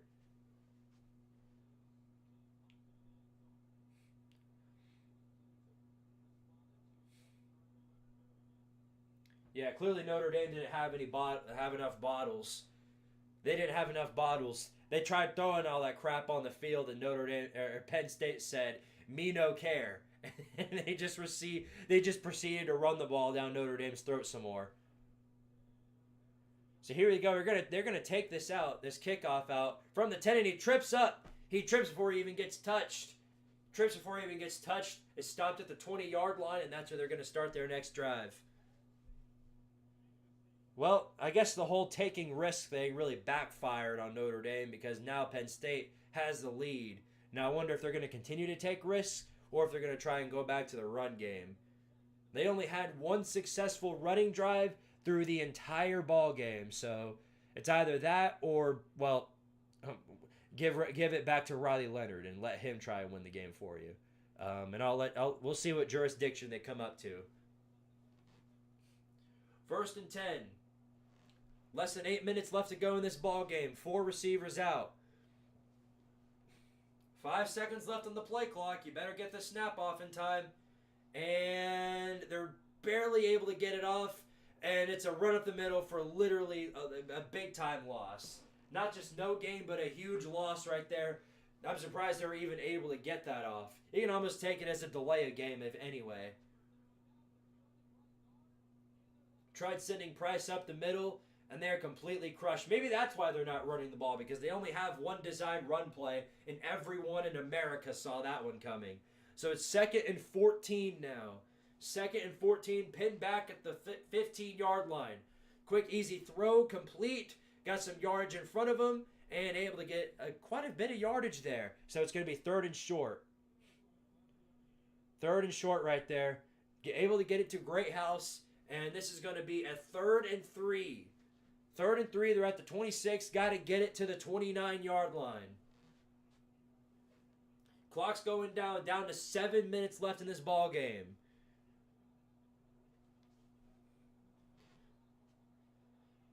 Here we go. 3 receivers out. 1 moving in motion. Leonard, back to pass. Looking for a man down the field. He's going to try to run it for himself. He'll throw late. And he's got Greathouse for a 1st down and a little bit more past the 30-yard line. A nice delayed pass right there. Everybody thought he was just going to try to run it. But he makes the pass happen. And there you go. There you go. Just do a little bit more of that. A little more dink and dunk. Let's see what they bring more to the table. They're bringing in a new offensive lineman. They're subbing out people because they're all exhausted. And who can blame them? Who can blame them? 15 seconds left on the play clock. They better get this off. They're chewing down all of the clock they possibly can. Man moving in motion. Now they got 4 receivers out. Here's Leonard back to throw, looking for a man down the field. He's going to throw it late. Got his man for a little dink and dunk pass. Good for maybe 5 or 6 yards. They're not letting him throw past the line. They're not letting him throw for past more than 10 yards now. They are. After seeing what he did on that last drive, they aren't letting him do much more of that.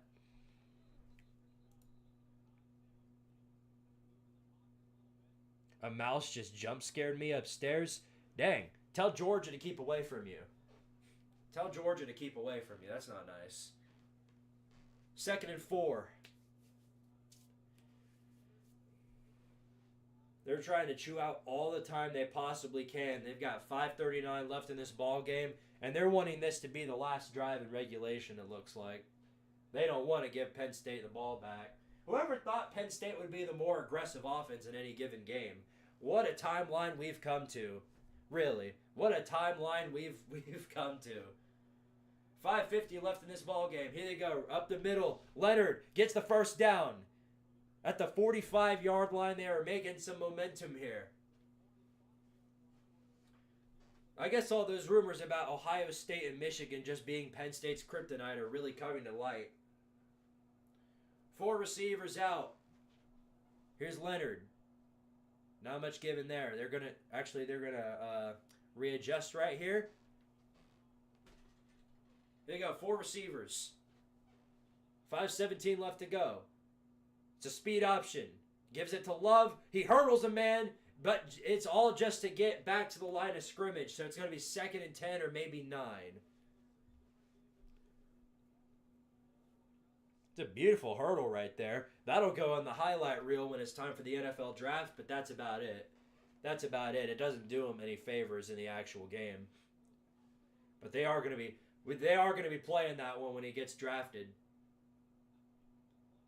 In fact, they might play it 3 times, just like they played it 3 times on here. They're going to give him the benefit of the doubt on that run, though. It's going to be 2nd and 8. Got a man in motion here. Leonard back to throw. Looking for a man down the field. He's going to throw down the field. He's got a wide open Greathouse who breaks the tackle, jukes out a man, and he is gone. He is gone. How is he that wide open? How did they all get cooked like that? Complete mismanagement right there by Penn State. Just a complete lack of coverage, and Notre Dame finds a wide open man. What happened there? Yep, Penn State guy trips up. The second guy who could try and get Greathouse gets tripped up too.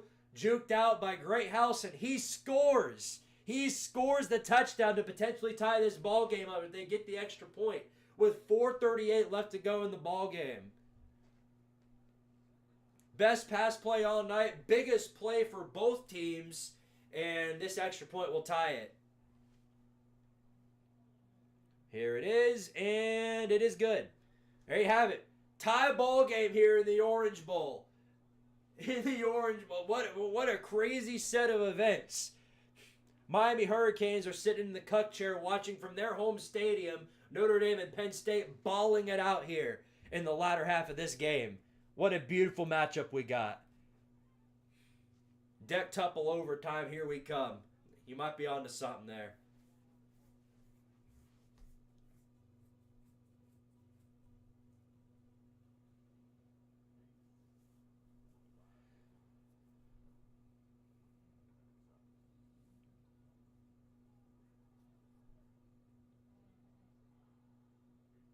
Tyler Warren is a mix of Tyler Hayrow and bubbled TJ Warren. Interesting choice of words. Use a lame. Thanks. We have come to the Big Game James timeline. That might be what it turns into. This is turning into a real hell of a barn burner, I'll say that much. I gotta get more water. I'll be right back.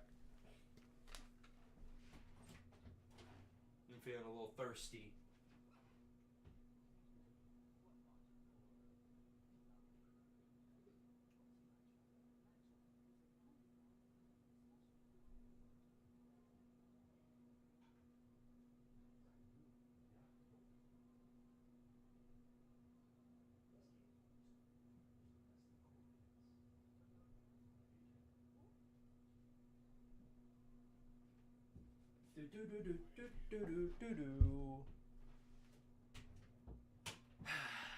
All right. I saw Illinois versus Penn State going to overtime, but the score was only 20-18. Yeah, that's a great game too. It's a great game in overtime. Right? The rest of it sucked. The rest of it was terrible.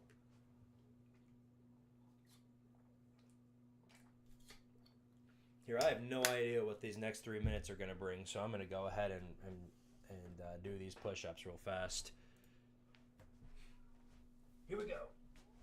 1, 2, 3, 4, 5, 6, 7, 8, 9. Woo! My arms wouldn't stop popping on those. That was nice. There you have it. That takes care of the rest of the push-ups for the night unless we get more super chats. And you will never hear me complain about a super chat. I just want to remind you about that.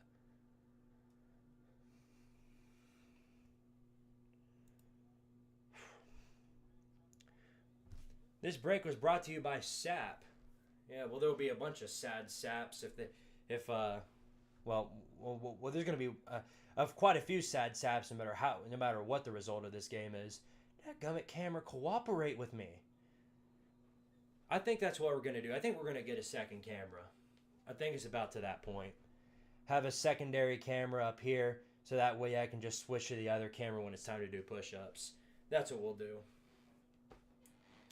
4:38 left in this ball game. We'll see what Penn State brings to the table here late. I really hope this doesn't go into overtime. My family's about to go to sleep. I'll have to keep my voice down, dadgummit. Are you not entertained? This is college football. I'm certainly entertained. This is the most entertaining playoff game we've had yet. By a large margin. Well, I mean, I will say, I thought the end of the Texas-Arizona State game was more entertaining, but this overall has been way more entertaining. It's been competitive all the way through. Here we go. Drew Alar from the 25-yard line. They're pointing, and now the ref ball comes in. Ref ball comes in. Penn State is going to get called for a false start. All right.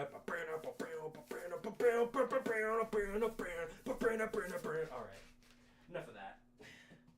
Penn State gets called for a false start, and it'll be 1st and 15. ASMR live stream? Maybe. It might come to that if this goes into OT. Here we go. 1st and 15. From the 20-yard line. 4 receivers out. Here's Aller back to throw. Looking for a man. Takes the short pass. And he's got his man. And good for 10 yards. A good 10-yard gain right there by Singleton. And it'll be 2nd and 5. 2nd and 5 for the Nittany Lions here.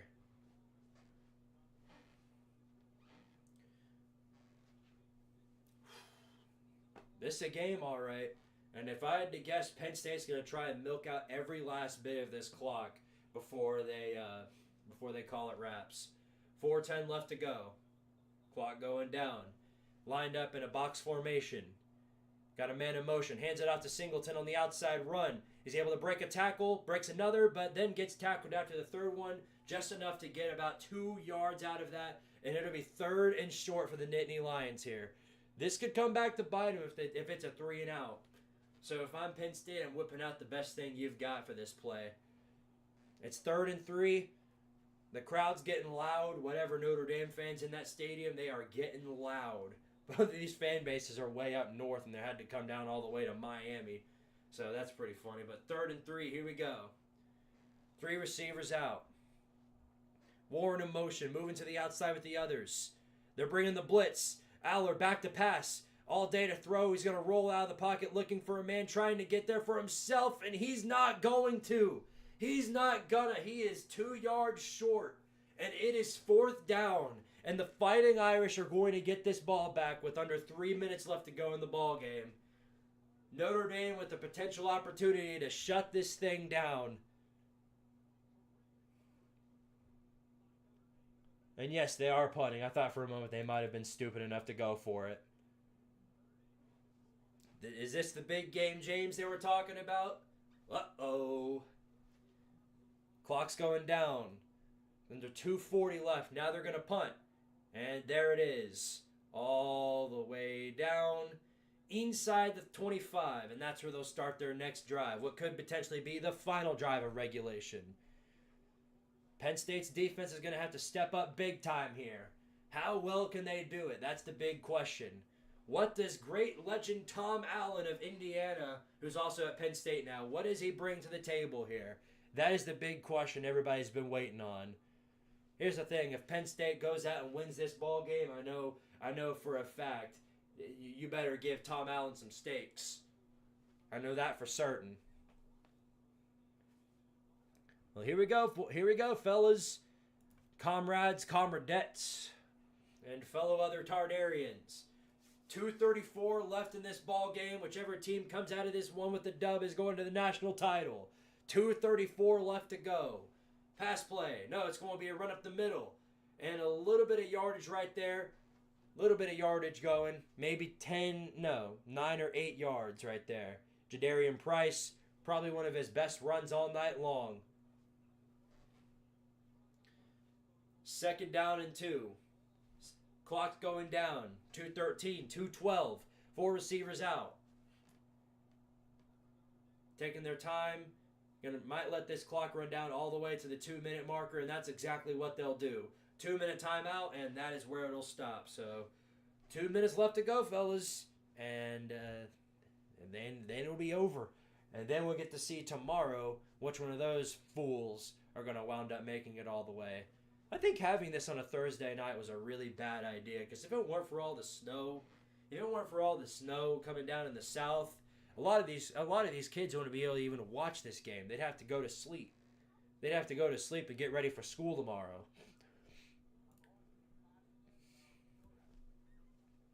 I came to see just how behind I was on my stream. I think I'll just watch you instead. Okay, well, always a good choice.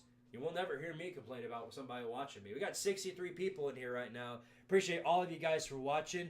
I know I'm not hollering and yelling and screaming and celebrating either Georgia losing or Tennessee winning, but I do appreciate all of you guys for being in here nonetheless. If you haven't already, I'd love a like on the stream. That would be greatly appreciated. And if you want to be a part of the Squidtard crew, join as a member or send a super chat or two. Whatever you want to do is fine by me.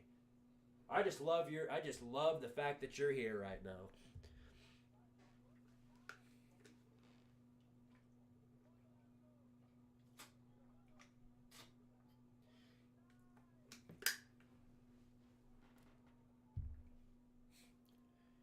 Won't be getting any snow tomorrow, though I might be getting freezing rain. Yeah, that blows.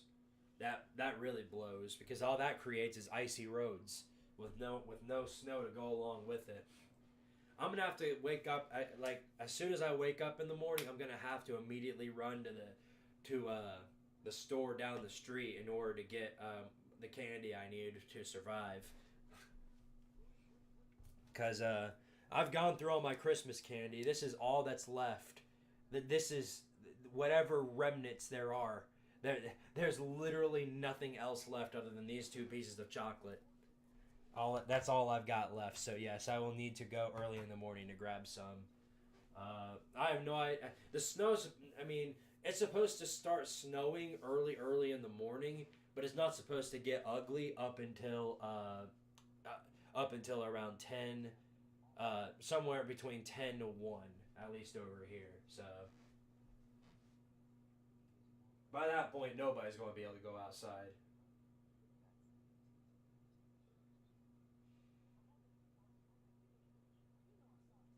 Yeah, baffling. County schools closed due to snow. What? No way. Who would have seen that one coming? Miami has never been the same since leading Syracuse 21-0. No, they've always been the same. Great offense, terrible defense, and a quarterback who doesn't care about their team. That's a whole other topic for a whole other day. Here's Notre Dame back out with 2 minutes left to go. At the 32-yard line, 3 receivers out. It's going to be a run for Love on the outside, and they'll shut him down before he can get any sort of yardage. Not a single yard gain by Jeremiah Love right there, and it's going to be 3rd and short for Notre Dame right here. Maybe a yard or 2 to go, and if they get this, they can shoot out the rest of this clock and potentially kick a game-winning field goal. That's what they'll probably be going for, depending on the situation. 3rd and 1, 3 receivers out. Man coming in motion. Here he goes. They're sending him up the middle. They're sending the quarterback. The quarterback sneak goes up the middle, and it is another first down for the Fighting Irish. Incredibly risky decision right there to send the quarterback up the middle. They're doing Riley Leonard you know what they're doing with Riley Leonard? They're doing exactly like Brian Kelly does with all of his quarterbacks. I don't care if it's Jaden Daniels or whoever else. Send Nussmeier up the middle. Send him up the middle. Send him up the middle every time. Julian Fleming's down for the Nittany Lions. That is really, really bad if you're Penn State. No, it's not. It's Jalen Kimber. I mixed them up. But Jalen Kimber is down for Penn State. Still a tough loss in a critical moment in this ball game. 1:20 left to go.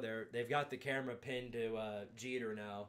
They know that's what they're doing. Notre Dame's going to try and go for it, is the game winner, the game-winning field goal. A lot of people are going to hate that this comes down to that. They're going to want the overtime. For the first time in a long time, I don't want overtime. I want this game done. I want this game over with. But who's going to come out with it? Both of these teams have had significant national droughts. One of them's a blue blood, and then one of them's right next to them. But only one can make it to the national title. So it's this or nothing. This or nothing. Whoever wins this game will be remembered for eons to come, especially if they win the game right afterwards. Either that or they'll be a sacrificial lamb to Ohio State. Whatever the deal is, this is obviously a huge momentum-shifting game for both programs. Let's see what they've got here. Notre Dame, from the 36-yard line with 1:26 left to go and the clock counting down.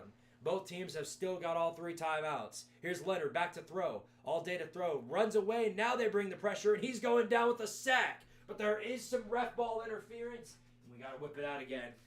Whip it out again. What have they got? What have they got? Who's it on? Who's it on? Oh, who's it on? What are they calling the flag on?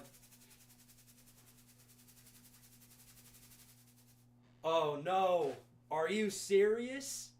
Hands to the face. Hands to the face on the Nittany Lions. Let's check this out again. Wow.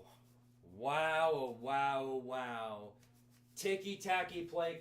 That's a ticky-tacky penalty. Extremely late in this ball game. And a moment where all Notre Dame needs is a field goal to take this lead and win the ball game. That sucks. Because that's all they're going to talk about now. They're not going to talk about how great of a game this was. Anyway, here's Notre Dame from the 50. It's going to be a pass play for Leonard rolling out of the pocket, looking for a man down the field. He's going to try and take it for himself, and he gets about 5 or 6 yards, and he's stopped around the 43-yard line. 1:07 left to go in the ball game. Man, I hate that. I hate that.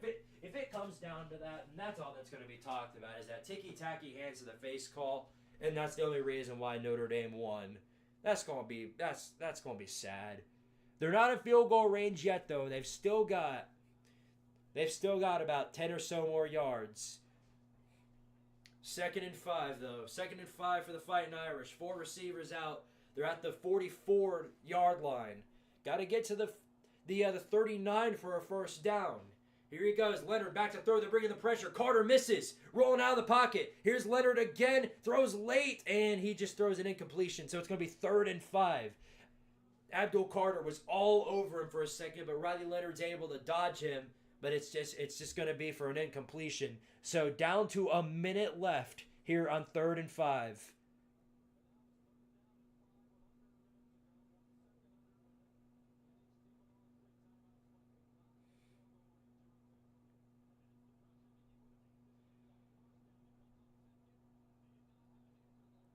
Well, this is it, boys. This is it.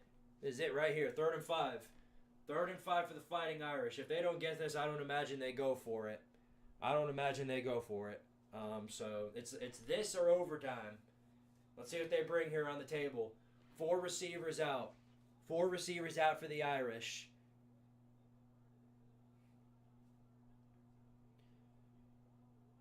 Love on the outside. Man moving in motion. Here he goes. Riley Leonard. Going to take it for himself. Back to pass. Looking for a man down the field. And he's going down with a big-time sack. A huge sack for the Nittany Lions right there. Coming in clutch. The defensive line completely melts through their own line instantly in the most critical moment of the ball game. Penn State clinches their 5th sack. Their 5th sack tonight comes at the most clutch moment of the ball game. Once again, the Notre Dame offensive line caught getting just completely dismantled, and it's clear who's dominated this game up front. And obviously now Notre Dame is going to have to punt. Their drive comes to a close, which means that Penn State is going to have 52 seconds left after their first timeout to try and win the ball game in regulation. If they can't do anything there, then obviously this game's going straight to overtime.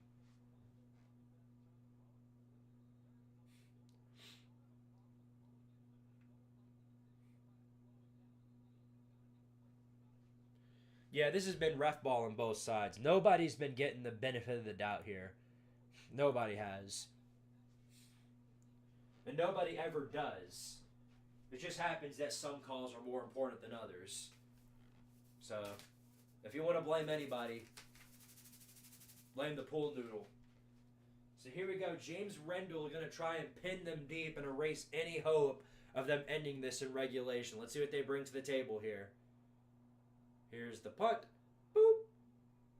Nice punt right there. Gets them all the way into the 15-yard line. So that's where they'll start their next drive. Their final drive in regulation, to be exact. So let's see what James Franklin here. The reputation of Big Game James. Let's see what he can bring to the table here in the most critical moment of the ball game. You've got 85 yards to go in 47 seconds, 2 timeouts. Is it possible? In fact, you don't even have to go the full 85 yards. You can get about 60 of that, and you'll still be able to win this ball game.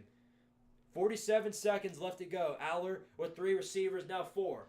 Here he goes, handoff. They're going to hand this ball off, and it is up the middle, good for a first down. That'll keep the clock running. Looks like their initial intent was to just go ahead and chew this clock out and take it to overtime. But after a first down on that big play right there, I'm not so sure that they'll stick with that. Nicholas Singleton able to get a first down right there. And it's going to put him all the way to the 28-yard line. So it looks like they might throw the ball here now. Still 3 receivers out. They're pointing to the kicker. Here's Aller. Back to throw. Looking for a man. They bring the pressure. Able to get the pass off at the final second. He throws a pick! He throws a pick! Oh, no!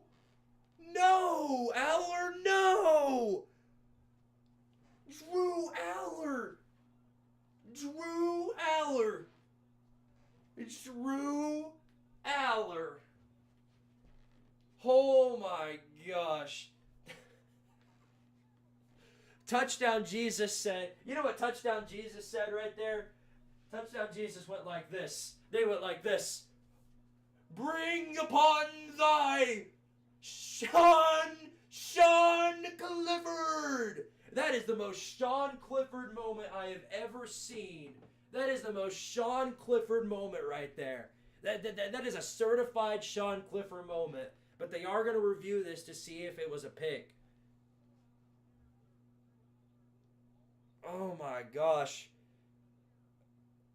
Oh no. In a critical moment of this ball game, you do the most Sean Clifford thing ever and give it right back to Notre Dame in Penn State territory. All Notre Dame needs now is 1 first down and they can win this ball game. 33 seconds left to go. That's remnants of Nebraska in their final game against Iowa. They throw an interception on like one of the final plays, gives it right back to Iowa, lets them kick the game-winning field goal. Except the difference here is that this isn't for a bowl game, it's for a freaking national title. They're gonna they're still looking to see if this was an interception. Obviously, if it isn't, they're gonna catch the biggest break of a freaking lifetime. But to me, that looked like an interception. So let's see what they call here.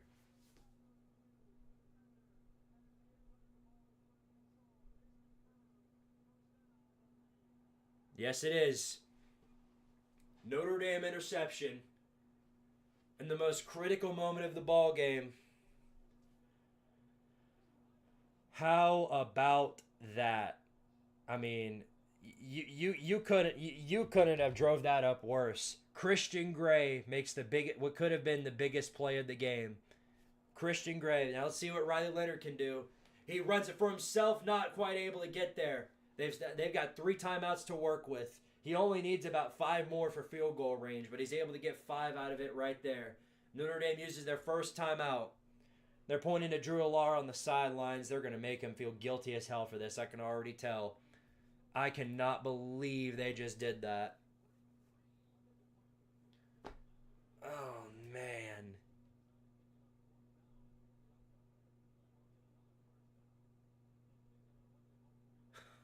Oh, no. Oh, no.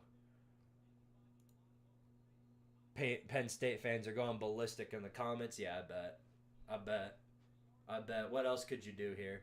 What else could you do? Kenneth Bentley, thank you for the $2 super chat. He says Drew Alder is something else, bro. That is Sean Clifford right there. That was a Sean Clifford moment if I've ever seen one. Hell, he did that against Ohio State. Who am I kidding? 2nd and 5. 2nd and 5 for the Irish here. 4 receivers out. 4 receivers out. They are bringing a blitz right here. Here's Leonard on the run. Cannot get there. Cannot get there. They sent Leonard up the middle again, and that time he was shut down. Do y'all have any other run play other than up the middle with Riley Leonard? Come on, man. Y'all are... You've been gifted this football game on a silver freaking platter, and you're telling me that you're still going to find a way to squander it? Come on. 3rd down and 3. 3rd down and 3. Whatever play, I mean, you better whip out the best trick play imaginable. You better whip out whatever you can. Don't settle for overtime. You better make something out of this, I swear. I swear.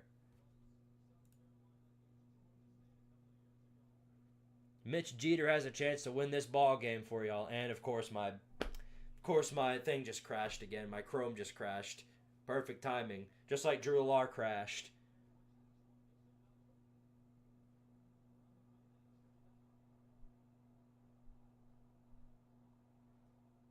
All right, well, here we go. 3rd down and 3. 4 receivers out once again for the Fighting Irish. 3 yards to go to get this in field goal range. They're bringing the pressure. Leonard rolls out the final play and makes a beautiful catch. He makes a beautiful throw and a beautiful catch to Greathouse. Penn State brought all the pressure, everybody, to try and shut down Riley Leonard, and he makes a great throw to Greathouse, and now all he has to do is spike the ball. He spikes the ball with 15 seconds left to go. Wow. A great throw by Riley Leonard right there. I mean, you could not have executed that any better. I mean, it was hard. It was almost impossible to execute that any better than what he just did right there. We got 14 seconds left in this ball game. 14 seconds, and Notre Dame is in prime position now to wrap up this game at the 25-yard line. I'm sure all of the James Franklin supporters and the big game James people are crashing the hell out right now. Here's Leonard taking a knee, and they're going to try and wrap this thing up. They're going to take it all the way down to the final, whatever, how many seconds are left, and then take a timeout. So Penn State's going to use a timeout. Penn State's going to use a timeout here on 3rd and 10 to try and force them to, I don't know, I don't know. Oh, boy. That's that was a terrible decision right there.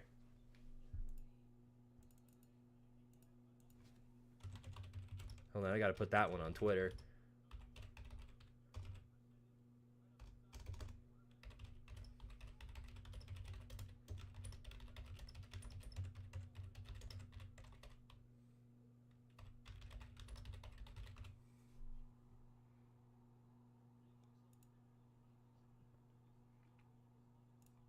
All right, well, this is it. This is it. 3rd and 10. One timeout on both sides. 14 seconds left to go. Notre Dame just going to try and take a knee, or they'll just run it for himself. It's a nice little quarterback run that'll wrap up the rest of the clock, or at least whatever Penn State wants to wrap up. They're going to take it to 10 seconds. I see what they're doing now. They're trying to. They don't want this field goal to be the last play of the game. They want to use whatever time they've got left for a miracle. But there's no I don't think there's any miracle in store for you now. I think you just ran out of miracles. You had your miracle when you stopped Notre Dame the first time, and then Drew Allar throws an interception in a critical moment of the ball game in your own territory, and now look where it's got. I guess I got my wish. I said I did not want overtime, and I'm not going to get it. I'm not going to get it. That was a failure at numerous levels.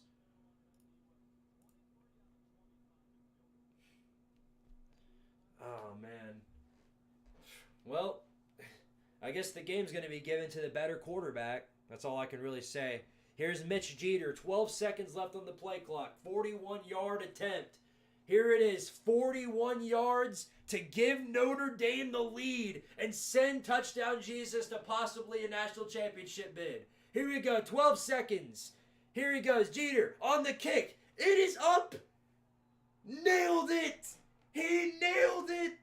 Nailed it. Mitch Jeter has nailed it, and Notre Dame is up by 3 with 7 seconds left to go in the ball game.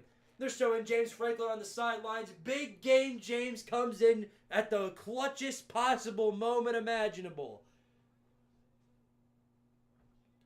This has been an unbelievable selection of failure from Penn State tonight. Specifically on that final play. You run the ball in the first play, looks like you're going to set it up for overtime, change your mind halfway through on a no huddle, and then let Drew Allard throw the ball. It was a terrible decision overall. Terrible decision. This has not been a good night at all for Drew Allard. At all. This has been a night that'll be remembered for Nick Singleton and Keytron Allen. That's what it's going to be remembered for. And an elite Penn State defensive line. Abdul Carter, he played balls out all night long. He balled out. You get the idea. But, yeah.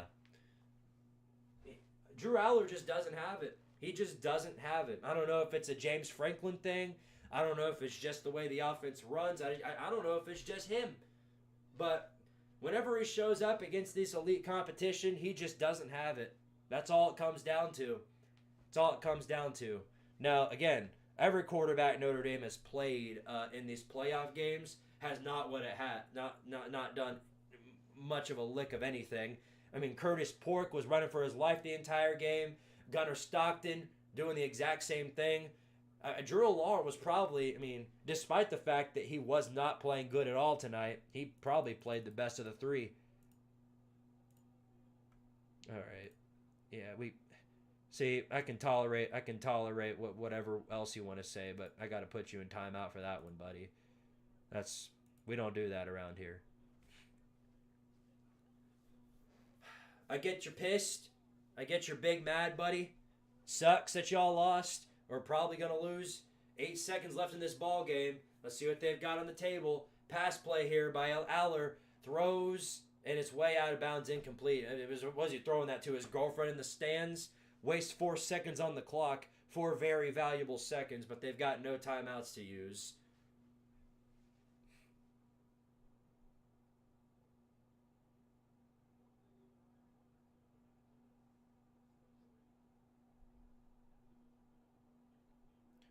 Four seconds on the clock. Here we go. Final play. Aller throws.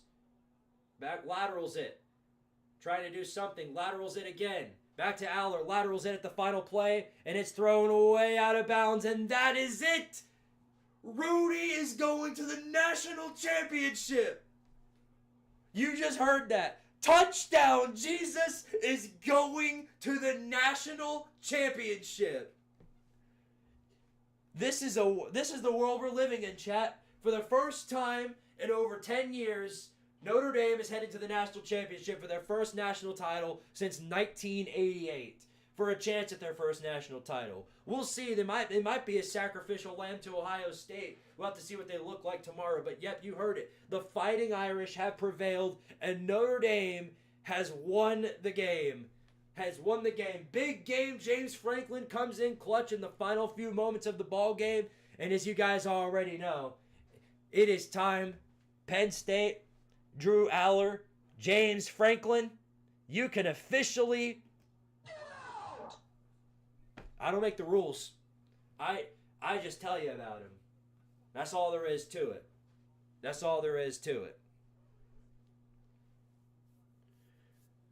Here's Marcus Freeman. Of course, he looks like Marcus Freeman. He doesn't really have any emotion. He's got a subpar smile on his face, but he doesn't look like he's jumping around celebrating. If I were coach right now and I were going to the national championship, I'd be screaming my ass off right now. You know who's really winning tonight? Above all else, you know who's really winning tonight? Northern Illinois. Northern Illinois is winning more than anybody else tonight because right now, they are the only team to knock off right now what right now is the only national champion runner-up. They're the only team to do it. Everyone else has fallen short. This is a terrible day for everybody else, but for Northern Illinois, this is the best day ever. This is a great day. No wonder they sent him to the Mountain West. Had to keep him away. They're too dangerous. in the MAC. That's something. I guess Northern Illinois at this point, Northern Illinois might own all of America. Not Northern Illinois might be America's team. Northern Illinois might be literally the best team in all of college right now. Ain't that a something? Ain't that a something? Wow. Big game James, huh?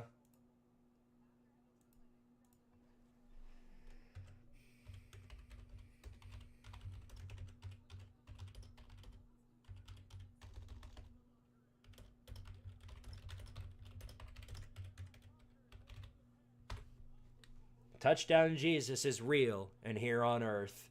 That's all there is to it.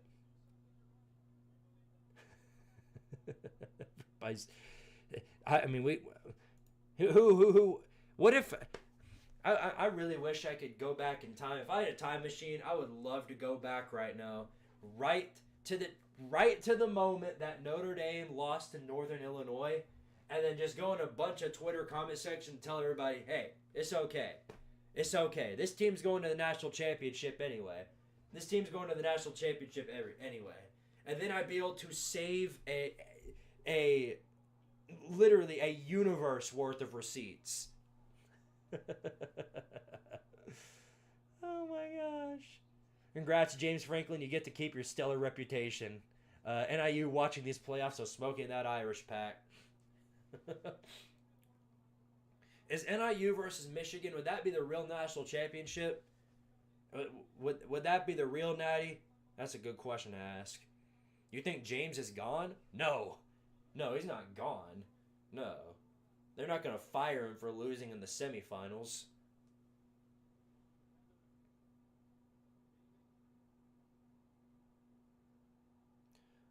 Go Irish. If they win the natty, at least Georgia lost to the eventual national champs. Yeah, I can say the same about Ohio State. If they end up winning the whole thing, at least Tennessee lost to the national champs.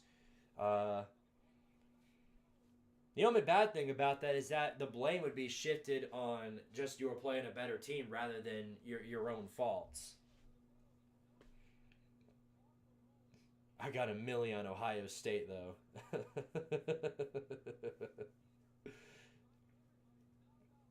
If Notre Dame played a game in Ireland, NIU would own America and Ireland. Might as well, hell, they might as well just own the universe. Northern Illinois owns all of America now. Well, ain't that a something?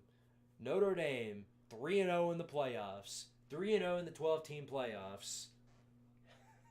Does that mean Notre Dame has been in the playoffs they have a winning record now?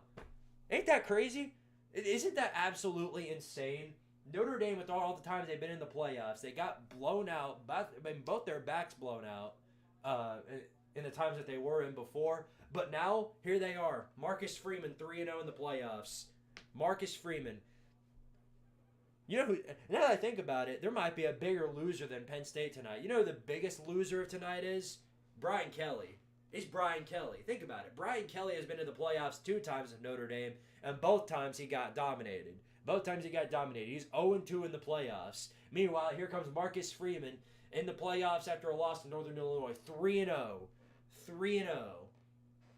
I mean, like, come on. He's 3-0. He beats, he wins the first round, beats the SEC champion, and then wins a game in the semifinals. Now he's on to the national championship. Brian. Yeah, at BK, I guess you don't have it your way. You really don't.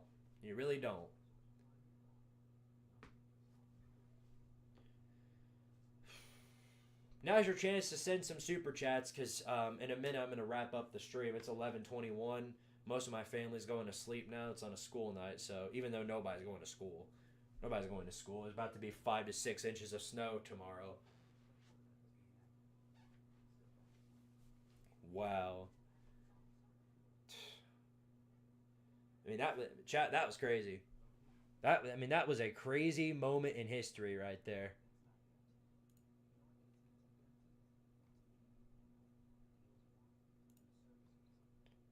The Fighting Irish have done it. They'll be going to Atlanta to play in the national championship against the eventual winner of tomorrow's game between Texas and Ohio State. And then it's for all the marbles. And you know what the craziest part about this is? Above all else, I mean, you can talk about, haha, James Franklin, haha, they suck, haha, Brian Kelly. You get the idea.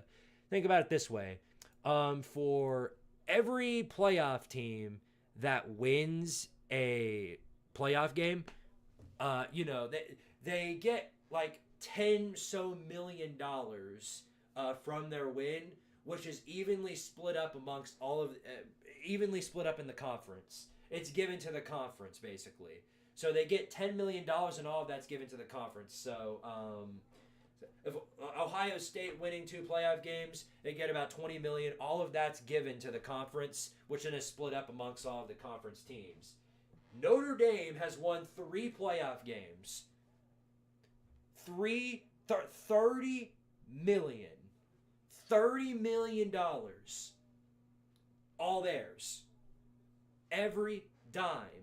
They don't have. That's why they're not in a conference, because they get to keep every dime of all the money they've got.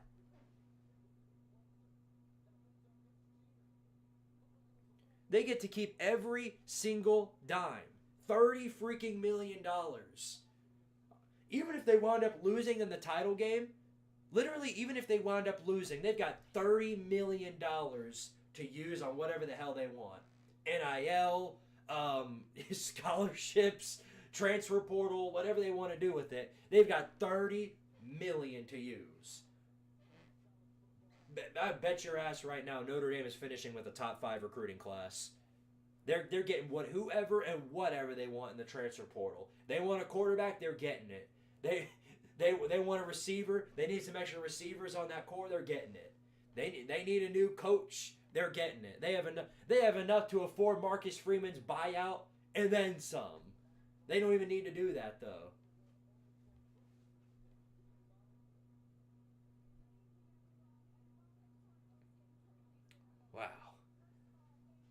Wow, ain't that a something? Well, I guess it's official. There's no way Notre Dame's joining the conference. No, there's no way. Never in a million years. Never in a million years is that happening. Holy crap, man. Fighting Irish. Good grief. I guess Marcus Freeman is now the savior of Notre Dame football. Hallelujah.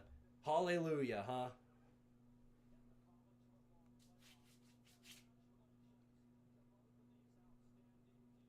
Penn State find ways to lose to a top 5 team. That's true. That's true. Penn State still can't beat top 5 teams. Now, they did better. Penn State did better this year than any other year they've had under James Franklin, but just it's not enough. It's not enough. That decision there at the end of that game to let Drew Allar sling it, bad idea. I know I said midway through that I thought they should have if they were going to try. But that was only if they were going to try and win the ball game. Obviously, they were going to have to let him sling it, but no, they didn't. From the start, it looked like they were just going to try and take it to OT, and that would have been a way better idea. That way, you could have used your running backs, but all you did was ended up giving the ball straight to Notre Dame.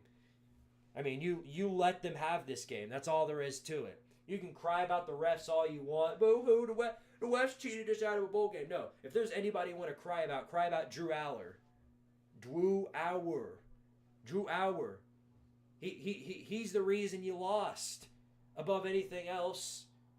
James Franklin can take some of the blame. Sure. But you can't sit there and say, oh, the refs screwed us. It's all the refs' fault. It's the refs' fault. It's the refs' fault. The refs' fault. If Drew Allar didn't throw a pick, then Penn State would have won. So, yeah, Notre Dame did earn it. There's no guarantee, but it would have just been in overtime. It would have been an overtime game, and then in which case, it would have been won there. What if Notre Dame wins the title game, then NIU owns America? There's your answer. What calls screwed over Penn State? The same amount of calls that screwed over Notre Dame. The same amount of calls that screwed over the Fighting Irish. What about that interception at the start of the game? On one of Penn State's earliest drives, Drew Allar throws a pick in the end zone. They call it what would they call it? Pass interference. Barely even touched the guy. I guess Notre Dame. Notre Dame was handed the ball game there, right? Young Ben Connor, thank you for the $2 super chat. He says, "Big game James, strike again like I predicted." Yep. Big game James, baby. Big game James. Oh man, boy, Penn State down horrendous right now. This is alarming amount of coping mech.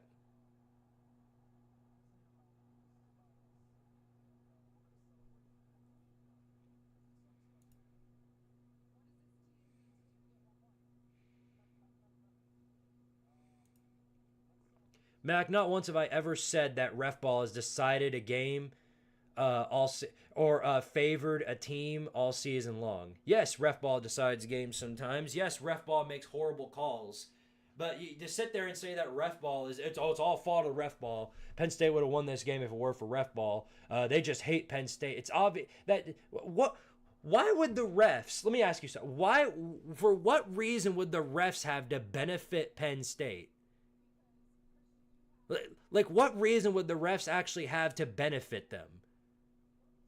What reason would the refs have to side with Notre Dame? What does Notre Dame bring to the table that makes the refs want to immediately side with them? There's no value in that. They don't pick sides. They just suck in general. They just suck in general.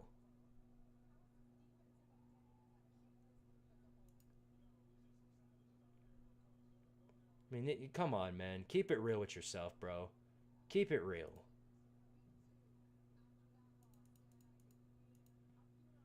You need to go take a nap. That's what you need to do.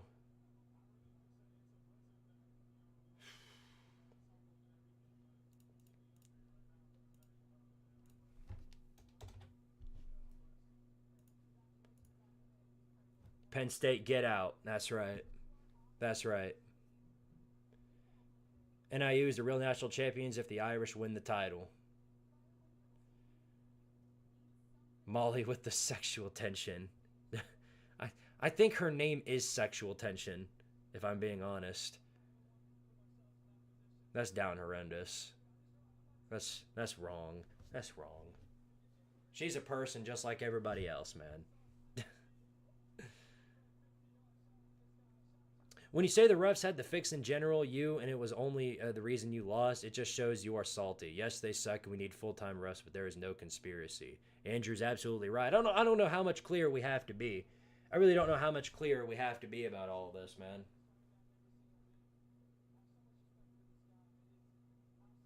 I mean, this is embarrassing.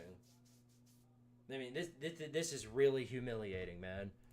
You're like every other fan I've ever known who lost a football game. Oh, it's all the refs' fault. Refs did it. Refs did it. Yeah. Think of it like this, man. If you had a better quarterback, you might have beat Notre Dame tonight. Think of it that way. If you had a better coach, you might have won tonight. Who knows? Hey, if you had just decided to take an overtime, who knows? You might have won the game there. I don't know. Hey, Carson Beck's in the portal.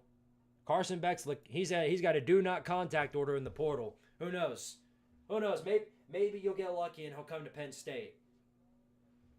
Who knows?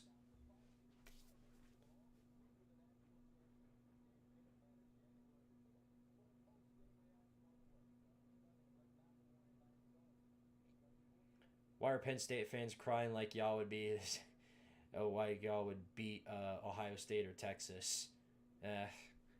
There's no guarantee they would or wouldn't, but I don't know the way they played tonight. If they couldn't run the ball in Notre Dame's defense, I'm not confident they'd do anything different with Ohio State or Texas's run defense. But of course, yeah, but that's all the rest though.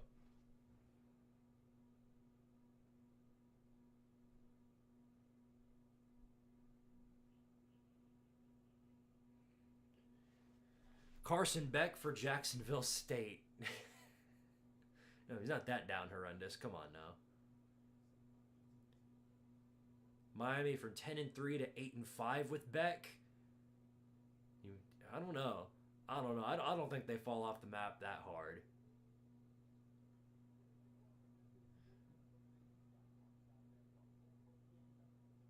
Penn State could lose to Texas in the third place matchup, aka the Cancun Bowl.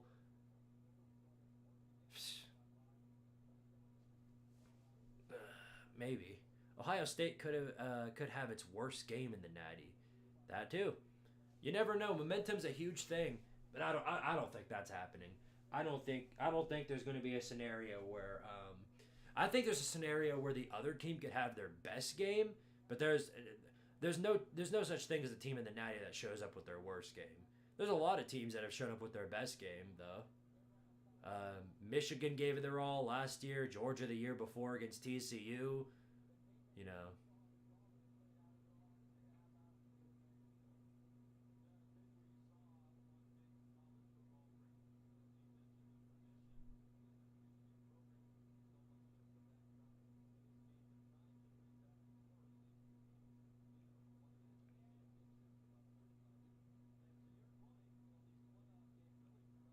Yeah, let's just forget all those calls they got against Notre Dame too.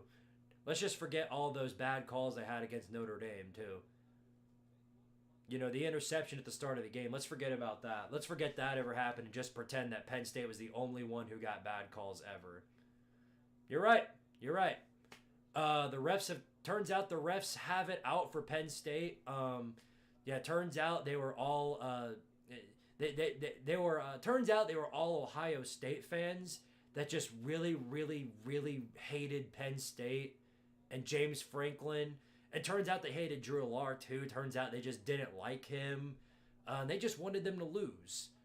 And so, yeah, they just called what looked to be a bad amount of calls against only Penn State. Yeah, that's intellect right there. That's supreme intellect.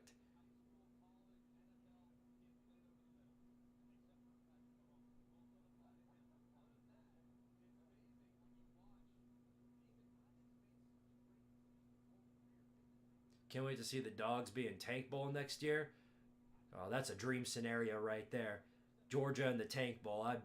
Come on, that's too euphoric. That ain't happening. That's way too euphoric. Yeah, I hope you're joking, Mac. I hope you're joking.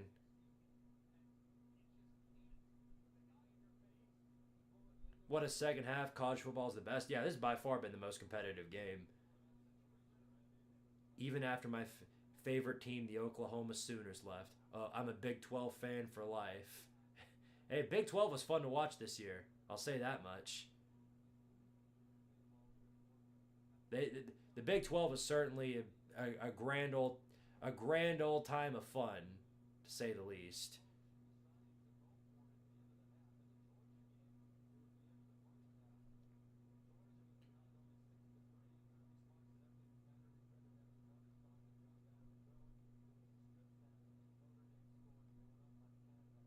'em.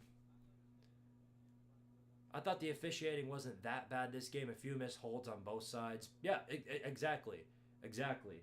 There have been some bad calls tonight, terrible calls even, but it's been on both sides. It's been like it is on every game. There's terrible calls in every single game. There's controversial calls in every single college football game on both sides. There has never been such a thing as a college football game where the refs are biased against one team or another. It doesn't exist. It doesn't exist. And to say that it does is a coping mechanism and nothing else.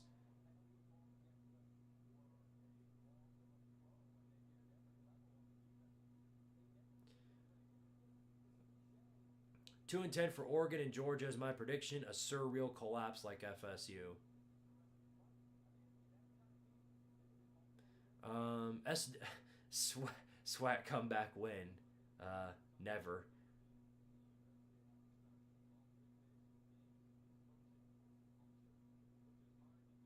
Drew Allar should have taken the sack. Yeah, absolutely.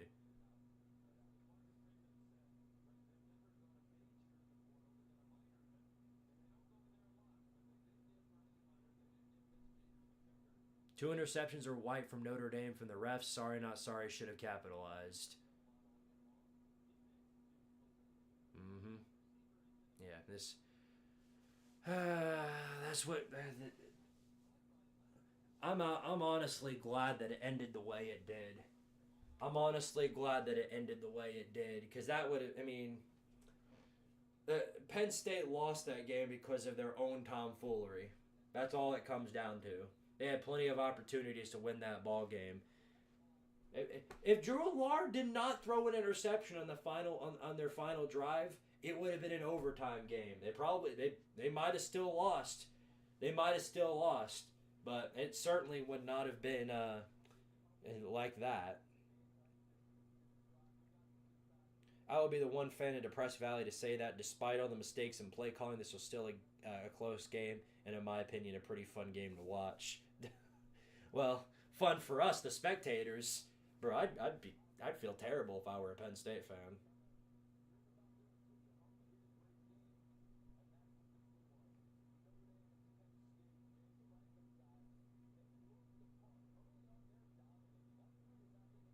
You can't be mad at football if you've never put a helmet on. Yeah, or if you've never graduated from the team either. Don't forget that. If you're not an alum of Penn State, you can't be mad about them losing. You can't be mad about Drew Lar either. In fact, if you've never graduated from Penn State, you're not a real fan. Don't forget that part too. Don't forget that part either. That's important.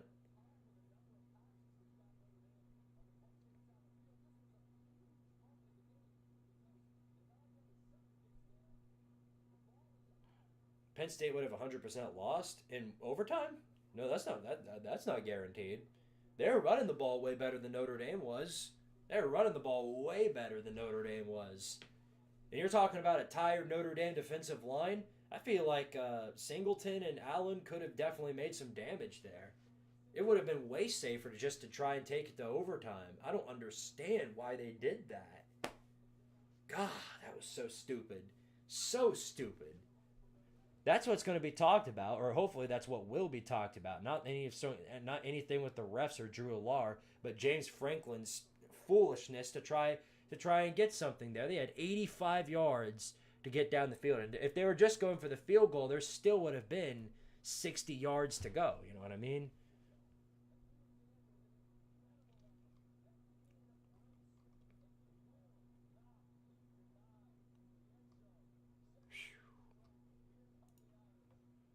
Um, Great game Penn State played. I don't know what to be there's there to be mad about. Aller kind of sold, but Penn State's defense played, and Abdul Carter showed he's the best defender in the draft. Even better than Travis Hunter. Yeah, I'd put money on that. I think he is. That's fair. That's fair. I think he's definitely top three best defenders in the draft. He's gonna be he's probably at this point because of how far they've gotten. He's probably going to be the highest drafted edge rusher. I think he'll get drafted higher than Pierce. I used to think I thought that Pierce was going to be without a doubt a first round draft pick, but I'm not so sure now. I'm not so sure.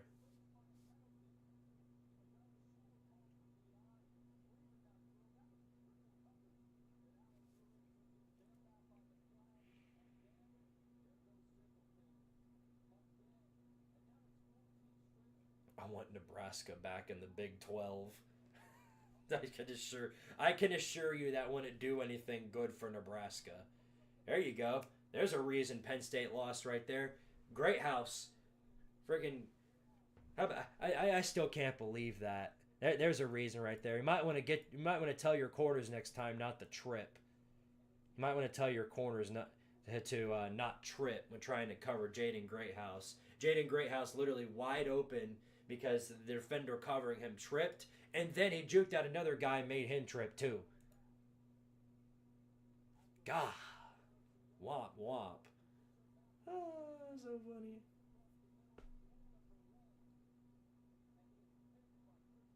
Well, here's what I do know. Obviously, both of these teams, not frauds. One had to win, all it came down to. You know what I mean? One of these teams had to win. They both belonged up to this point. Both Penn State and Notre Dame, two really good teams battling it out for the title. They're two of the best teams this season, and the fact of the matter is, one had to win. I don't know what to tell you. That's all it comes down to.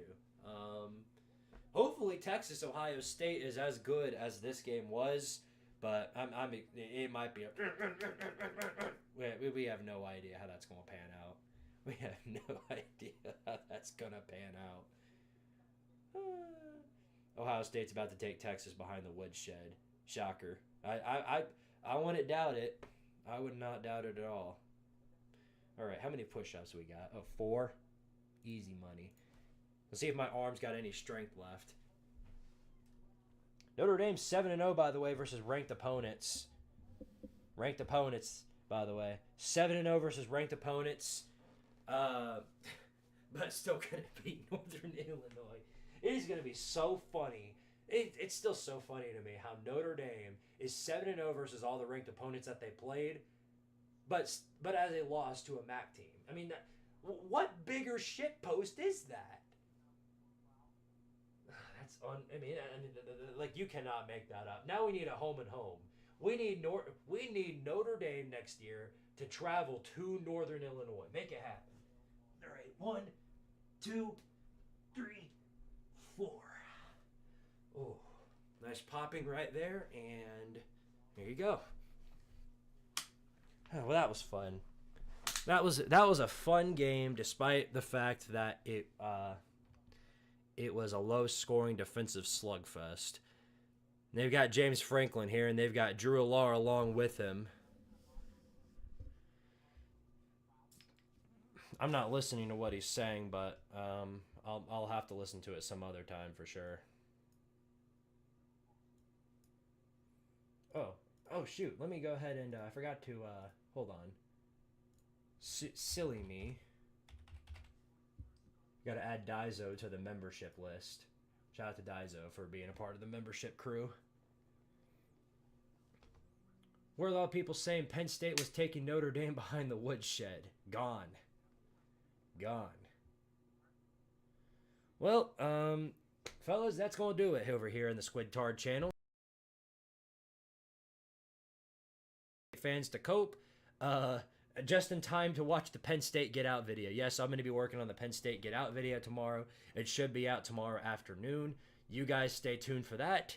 I'll have plenty of things to say for sure. But until then, I love each and every one of you guys. Y'all are great people.